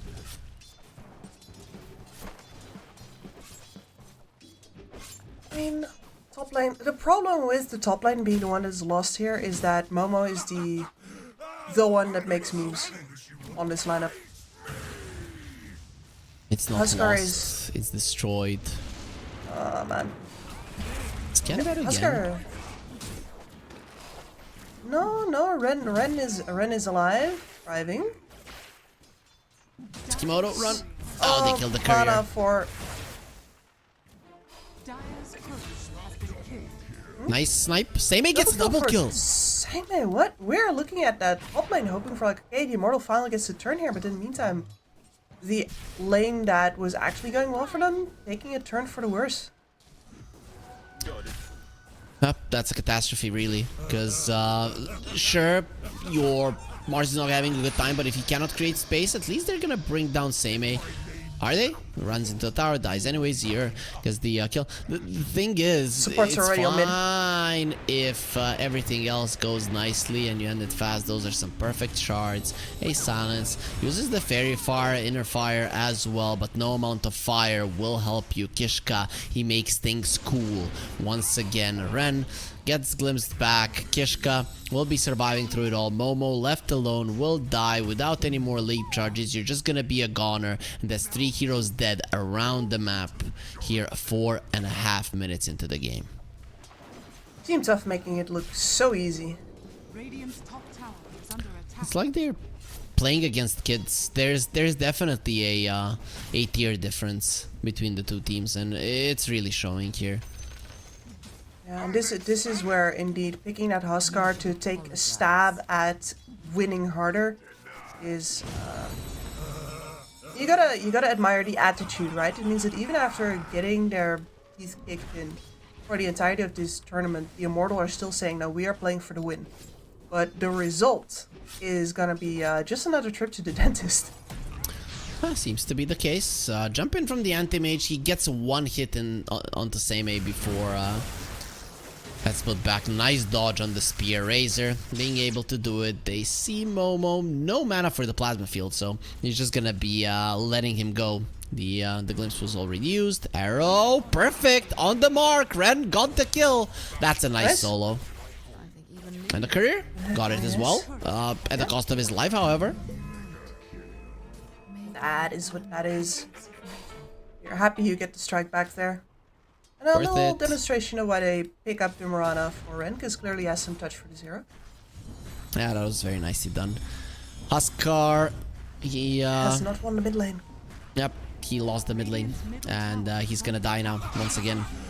They are just bullying him at this point. Here comes the snowball, and the orb finishes him off. Among that gets the kill. Ren TP is in to just say, yes, my mid laner did go down, did take down the siege creep, so that's quite nice. Securing the AD room for the puck, not gonna be working out. Ren picks it up though. Multiple times in this game, he has taken something from the enemies, which in turn has cost him his life, and one leap charge is not enough to survive this. Goodbye, Lich. When does it end, Gibbs? When you call the fat GG? lady sings. Yeah. Okay. Let's see. Level 6 Huskar coming over. Seimei. He can TP out. No level 6 on the anti-mage. Nope, actually doesn't have the mana. Went for the hoof stomp. And the rotation will make sense. Zura gets the kill there. As, I don't know. It's just every single time we look at a hero, Team Tough are getting something else on the map. It's not even close in how this early game is going, and that's a steal on the Wisdom Rune as well, so even worse at the moment. Absolutely, yeah. What you'd really level differences between just Ren here, just about touching level 4. In contrast with the Disruptor walking away from him, Tsukimoto already level 5, very close to 6 now. That's gonna be Zier. That again, at least he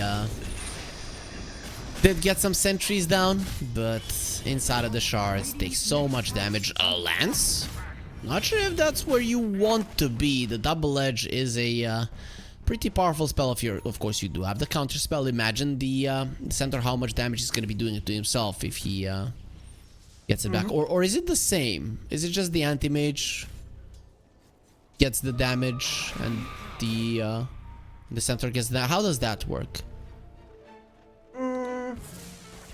Anti-mage might actually be damaging himself. Yeah, I think so as well. Or his own strength damage, yeah. So that's not, that's, I mean, it's not too much damage, but on the other hand, like it... Goodbye, Azura. Punch! Fish punch, as the Tusk would say. Yeah, he's kind of the same level as Azura. Momo dies again. Fight me. Yeah, sure. The thing is that you are too easy of a fight for this Razor, it seems. Oh, Zier. He didn't have enough of dying. He's like, yeah, I love the cold. The thing is, I don't like when it blocks me and traps me with the puck. It's... The fact that these supports don't have the levels to retaliate in any way whatsoever is really hurting them right now. Those are the pieces you can move around to try and, you know, answer these aggressions with, and it's... The enemy supports out-level you by 1 or 2 full levels, and you don't have your ult sub. What are you supposed to do if you're Ren here? If you think it was bad last game with the Rubik, I mean, look at the Tusk and his net worth. We haven't even mentioned that. He's ahead of Momo by 600 gold, and he's very close to the Huskar as well. Goodbye damage of the Mars. We'll see if the life will be taken away. Nope, not just yet. Arrow. Ooh, nice dodge there, and they dodge the spear. None of the spells are connecting. At least Lance will be coming over. Stampede used. Running around the trees. Tsukimoto, well, he cannot juke really because there's so many heroes present. Trying to give the kill to the anti-mage will not be capable of doing it. In the end, Momo, he gets a much needed kill as well.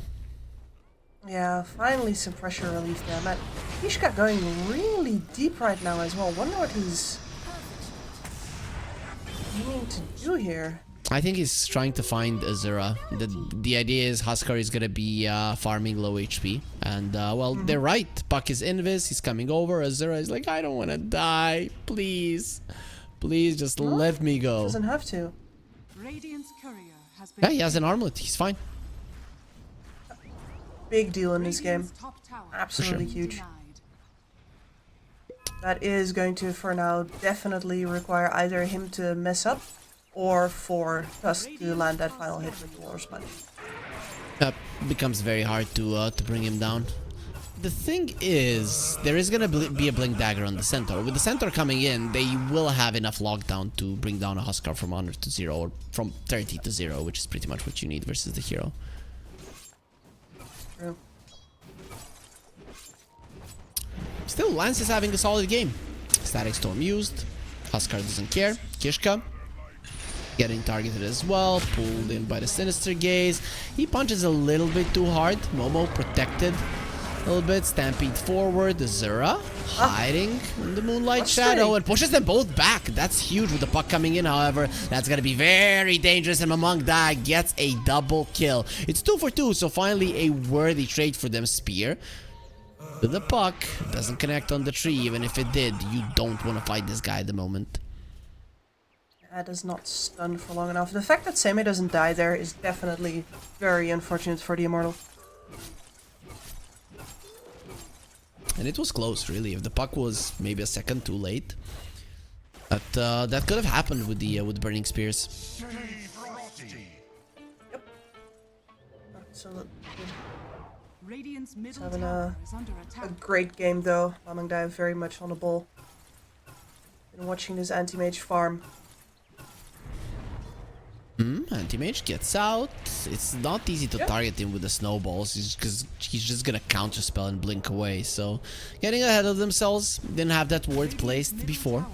So Anti-Mage will be fine. But next time, with that ward being up, they will be able to take his life. Maybe now they see him. Lance is gonna be targeted. He got the counterspell off. Still, you're inside of the Static Storm, follow up Hoof Stomp, and the damage is more than sufficient. Seimei, he kills his laning counterpart. It is such an awkward game now where the Immortal has 2 heroes that have high magic resistance. Team Tough, mostly magic damage. They're just far enough ahead. Yeah. Okay, Roche taken down. Puck gonna be caught by the Sinister Gaze. Point blank arrow, not really something to be proud of, and he does have illusions. Zer very much dead. They do have an Aegis on the Huskar, but we'll be losing it immediately. 4-3, dropping low the spear of the Mar, but he's still gonna go down. That's a big kill for Azura, 716 gold. As he wants to find more. Glimpse will be used. Silence on the Huskar. You have to be careful how you approach this guy. The spear connects on the puck. That's a huge kill that they will get. A double kill for Azura. Coming back into this game. He's so close to the top of the network chart. And look at these two guys ready to be taken down with such low HP. Tsukimoto, run like the wind. If he glimpses the Mars, he can TP away. Nah, no TP on him. So that's going to be a triple kill for Azura. Well, and that is where the Immortal finally gets some payoff for this huge risk that they took by picking up the Huskar here. That's pretty big. He's 8-4 on the Huskar. Actually, has 8 kills. Has died so many times in this game, but it doesn't matter. Still at the top. He's going to move in towards Halberd right now. I know that it's the standard build, but I'm not entirely sure that is the highest value you can get here. What else? Yeah, I was about to say BKB. He's gonna get the Sange into BKB. That I like. Yeah, the Zarm is really not that big in this game. Sange, BKB, Aghanim Scepter. Then you can finish the Halberd if you want to. Yeah, because at some point, of course, this Razor is starting to become a damage threat, but that always takes a while for a Razor's right-click damage to overtake his AoE damage. Spear doesn't connect, and well, Kishka will be fine. He's being very annoying, but finally he's below the Mars in terms of net worth. At least something. Oh, they really had to shove him down there. I doubt he's gonna be satisfied staying down. Probably not. No, probably Albert finished not. anyway. Okay, so he went for it in the end.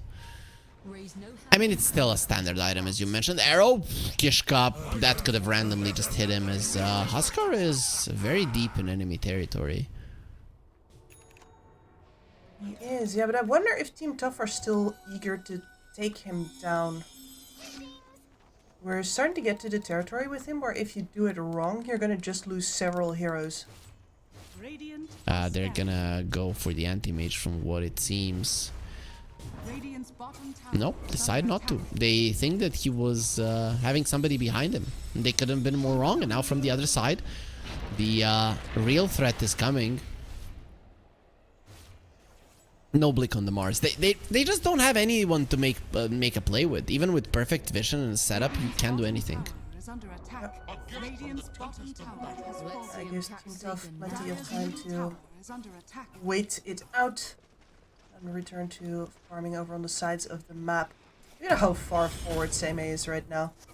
Yeah, but look at the puck as well. Mamang Da could be in trouble in general. He has a blink, so he's not an easy guy to catch. Just gets himself away. Spear completely off the mark. Sinister Gaze into Spear into an arrow. It is possible to bring down a puck, but still very much hard. I mean, Sinister Gaze is a phenomenal piece of lockdown for heroes like Puck, but you'd want a Blink Dagger in order to pull that off reliably. Ether Lens, mayhaps. Huskar is still in an aggressive position. Okay, they found themselves a Lich. As should be Zir dead. They split around quite nicely to make sure the Chain Frost is not an issue. Then they finish him off. So 25 seconds on the sidelines. Momo does use this time to outpush the bottom lane and farm his Blink Dagger. So now finally the Immortal have something to play with. Yep, and to play towards, because you know that this Huskar would have really rather been spending a lot of this time hitting heroes. Oh, they found Lance. There's the coil, there's the punch, the hoof stomp, follow-up stuns, and static storm in the end, not even needed. Oh, that was close. He almost got the blink away. Yeah. It would have been kind of awkward, but Team Tough once again saving the static storm for another day. Means that their threat is still present. Turns out to be the right choice. Huskar is TPing to the mid lane, so he's done farming. His BKB isn't really done. Let's see. Spear misses on the Razor. That's not good enough. Let's see Azura with inner fire. He does disarm them. There's the BKB on the Razor as well as the Snowball. They're going to be keeping this Huskar inside of the static storm. Tries to armlet toggle. It is just impossible, and I'm just not sure why they went for that fight. Ren glimpsed back. Nowhere to run, nowhere to hide. We've seen so many times that this Mirana is hoping that she can get herself out, but to no avail. Painful. Yeah, I mean, we knew why they were looking for a fight at that particular moment. That is just so forced. Really not giving yourself the best shot there at all. Going for that Razor, missing the spear, and then essentially having driven yourself into a pothole and breaking a wheel. Lance gonna get coiled. The punch is ready. He's gonna try to take the mana away from Kishka, and with Seimei being in the vicinity, there's absolutely no chance of your anti-mage surviving. That wasn't even close. Things have started to fall apart. There was a time when things looked to be going up for the Immortal, not any longer. Yeah, and that was pretty much as long as they were leveraging Azura, and as soon as Azura moved into the jungle and started just farming the economical pressure on the rest of the map, Team Tough was still forcing every other hero back, and leaves in the Immortal in a spot where now that they do feel ready to fight with Azura again, he actually was too far behind already. I think that Heaven's Halberd was a very bad idea. Yeah, probably. With the BKB, it would have definitely been different. Yep.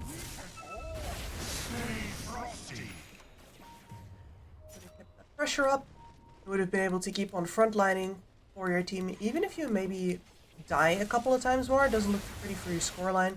You get a lot of information and you relieve a lot of pressure out of the rest of your team, especially that anti-mage who needs time. Like, no matter what you do, he's going to need more time.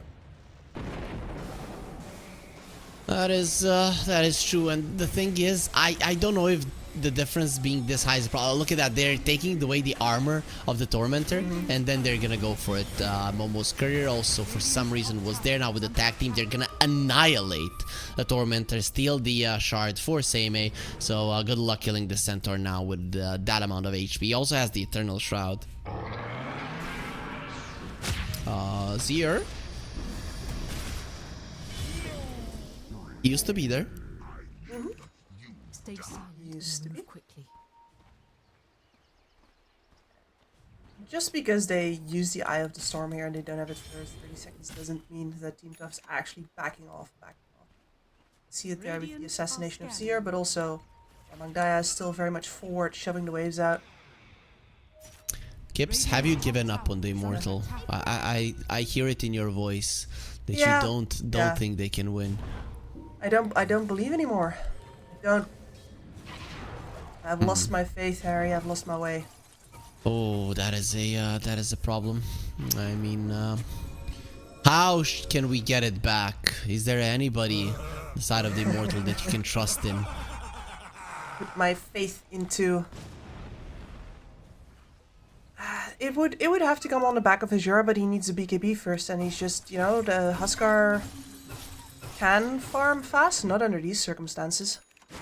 Yep, when you don't have a map, you're not going to be farming fast whatsoever, especially when there's an anti-mage who is now under enemy vision, but it seems that nobody cares. Yeah, just let him farm. It doesn't matter. Yeah, okay, no, it does matter. Same as TPing, they want him.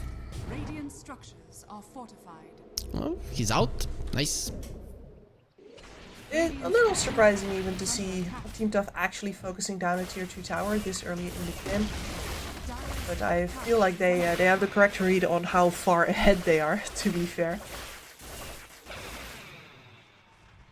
Very true. Win probability 83% for Team Tough. Quite, I'd say, a solid assumption there from our Lord and Savior, as the Immortal they're going for a smoke. So why now? They have a Manta on the Anti-Mage, so I guess that is a big timing for their team. It is. He's definitely going to be as capable to fight now as he's basically ever been. I mean, waiting out that Thunderstrike. So annoying. Let's see how they do it. We'll see just how good that Thunderstrike is. There it is, dormant, ready to explode, and now it's gonna start to do so. You don't want to get struck by lightning, and the Immortal, they'll stay smoked in their base. Oh, but same A. This Next to the Ice Spire, they got the two of them. Nicely done. Same A inside of the arena, doesn't care much. The Spirit Vessel is annoying. Dodges the spear while literally not moving. Just goes to show how much the Immortals, their hands seem to be shaky now when they see Team Tough. It's also just hard. You can decide simply not to be hit in that case the same way when you have that much vision. But yeah, little nonchalant on the engagement there from Team Tough, where there is a shard up on that Mars, both of them get speared, and then immediately blasted to hell with that Chain Frost. Very nice. Oh, the Incy Lance, there's the glimpse. Now they know where he is with the Static Storm. Will be keeping in place. There's the Stampede forward with the stuns, with the damage. Lance will get the blink out. They still see him clearly and are going to be marking it with a Thunderstrike, so they're going to see him forever and ultimately kill him before the next blink does come out. I'm actually surprised that he survived the Static Storm in itself. They were afraid that the Husker was getting the Roche. He immediately runs away when he sees the Anti-Mage is dead, and now it might be time for Team Tough to take it themselves. And that does put us right back on Team Tough stomping this game schedule. It's a little after 20 minutes. Their Roche lineup not the best, so they had to wait it out a little bit longer, but now they're going to have that Aegis most likely putting it into the pocket of 423, I'd say, though maybe not the best Aegis carrier. He's okay. I mean, you don't have the best Aegis carrier on the side of Team Tough, I guess, so we're just gonna do it. Puck is very hard to get caught, so I guess 423 is the next best thing. Yeah, exactly. You want a hero that gets the most out of both the HP pool as well as the mana pool, which is why the heroes that turn mana into damage are the most attractive prospects. And sure, Puck is one of those. We have seen Pucks with Aegis. The problem is, of course, that you also want to tank up a lot of damage with your HP at the same time, and Mama and Gaia doesn't really tank a lot. There's a smoke from Team Tough. They want to find some heroes. The Huskar running away just in the nick of time to escape this smoke. Will be able to survive because of it. They don't have any vision on him, so the Huskar will live. Same might not be said for Lance, who has been caught, and does look like he should be dead. That's what I wanted to say. Yeah. Not even a very short blink cooldown can save you there. Not really. Team Tough has a banner. This is one of the games where the Anti-Mage will get it down anyway, so maybe just use it for a push straight up when you're defending it in front of the enemy base. We'll see. But for now, they're not looking to go high ground. They're looking to murder. It's the same old Team Tough gameplay. Goodbye, Momo. They have themselves a hard target here. Oh, nice dodge on the Chain Frost. No, actually, it wasn't a dodge on the Chain Frost. They've been pierced together, but it's only the Tusk you can kill. Seimei is just way too tanky. It's kind of dumb when he has 5,000 HP and all of your heroes combined can do like 3k damage.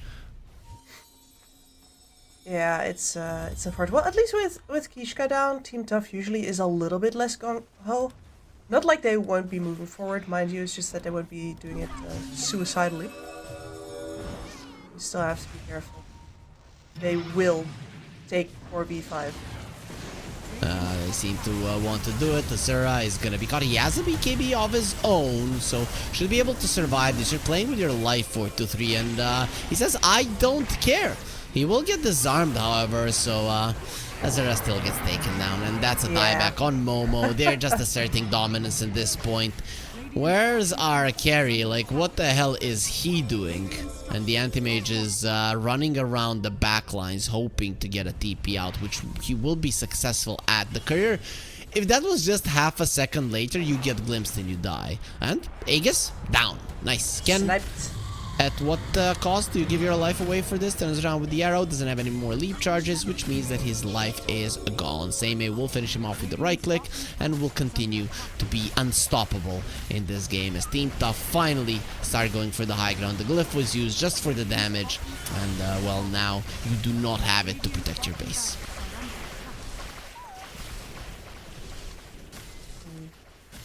There is a part of me that says maybe Anti-Mage should have been with the rest of his team trying to take down 423. Because he did pop literally everything while he was still on the low ground. Taking the Aegis away earlier would have certainly been a boon to you here. But on the other hand, you're an Anti-Mage. There are several targets on the backlines that you can distract and perhaps kill while that Razor is walking in. So he plays it the Anti-Mage way. Unfortunately, it does not pay out for him. We're gonna have a Kung Fu Tusk now, so, or Kickboxing Tusk. I know that you are more into Kickboxing Kips than you are into Kung Fu. Yeah. That's gonna... he's not using it. There it is, breaks the coil, kills the Mars, who doesn't have a buyback, dies in the process, but sometimes when you train combative sports, you do get hurt, so Kishka is gonna be on the receiving end. And then you're gonna be out of the running a while, you need to do some revalidation. Your muscles are nice and supple again before you step in again. No idea why I would be talking about this right now. I swear there's nothing wrong with my right arm currently. No, definitely not. Definitely not. Kips is not into punching and kicking people whatsoever. No. As there is a BKB on Seimei. Okay, they really want to make this Centaur unkillable. If I was playing this game as a Centaur, I'd try to break the record in the in how much HP I'm gonna have, so just sell everything and buy HP items, because it's not like you can lose. I'll buy 2 hearts. 5 hearts, 6 hearts. Some Rockefeller vibes. Radiant's top tower is under attack. How fast they're moving here as well. They give that information that Seimei is on top, but the rest of them are already on bottom. Seimei pretending everybody's behind him. Actually, they're sitting in the trees on mid. Sneaky. Where's the kick back? Come on, kick him. There's the stomp and punch kick. Hello, Azura. Oh, you have a BKB? Well, no problem. We're gonna leash you and follow you until we finish you off. Look at the backlines. They catch a beautiful static storm onto the 2 heroes. Poor Lich won't be able to do anything. Goes for a buyback. Momo doesn't have that luxury as he used it earlier. And now the anti-mage will get kicked out of his base. No, sorry, that was the Mirana. Kicking a lady. That's, not something I expected, but sure. Anti-mage goes for the Razor. Doesn't have the mana void. Slow them down to a crawl. They have a hoof stomp. Double star stomp. Maybe they can kill him. Not even close. Lance gets taken down by some lightning of the Razor. Not really sure how that happened right there on the right, but either way, the Immortal, they finally admit defeat. They'll be losing this series 2-0, and really not a single chance in this entire series to beat Team Tough. No, absolutely not. And this is Team Tough finally cementing here that as far as maybe the teams that they faced previously dropped the ball versus them, they also very much made the circumstances for said ball dropping happen themselves. They play a very good high pressure game. They are very meticulous, very careful. In this case, for the Immortal, there's just absolutely no mistakes to capitalize on whatsoever. Yep, literally no mistakes. They just went around the map, killed you until they got to a point where you were never, ever going to lose. So Kips, we have gotten to the end of our day, and when it comes to the group stage, you're gonna have just one more series for this entire tournament. Before we we send it off and end today's show. You did see Group A. What are your predictions on how it's going to end? What are going to be our 3 top teams? And if you could give me your 3 top picks for Group B as well, because as I mentioned, you're not going to be there for Group B much with us. Yeah, that is true. So for Group A, certainly, like what I want to see is Yangon Galacticos up there, right? Like, Okay. And I think I'm just gonna say it. I'm gonna say that the top 3 that we see right now are going to be the top 3, though Team Tough are gonna move up still. Yangon Galacticos are not going to beat Team Tough or Okay. Neon Esports most likely, but they should still stay in that top 3. And then between Team Tough and Neon Esports, I don't know. Okay, that's fine. They might just go to the tiebreaker 1 versus 1s. But what about Group B? Like we have some big names there: Execration, IHC. Those are probably the favorites to go through. Yeah, IHC, one of my big favorites here for sure. We've talked at length about the rise of Mongolian Dota, and they're going to certainly keep continuing that rise. Execration has looked wobbly recently. I don't exactly like them like in isolation, but if you look at everybody else who is in this group, like if you look at Salvation Gaming or at Outcast, I'd be surprised if they would not be among the top 3 anyway. Okay, I think Group A is stronger.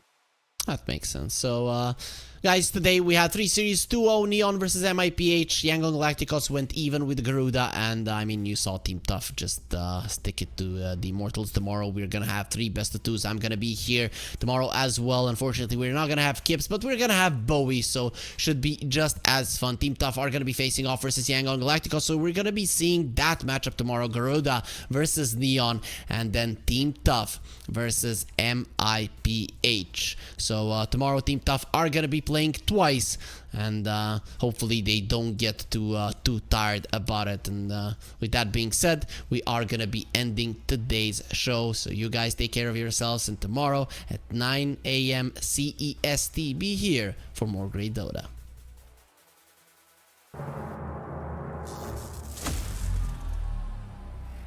Fuck.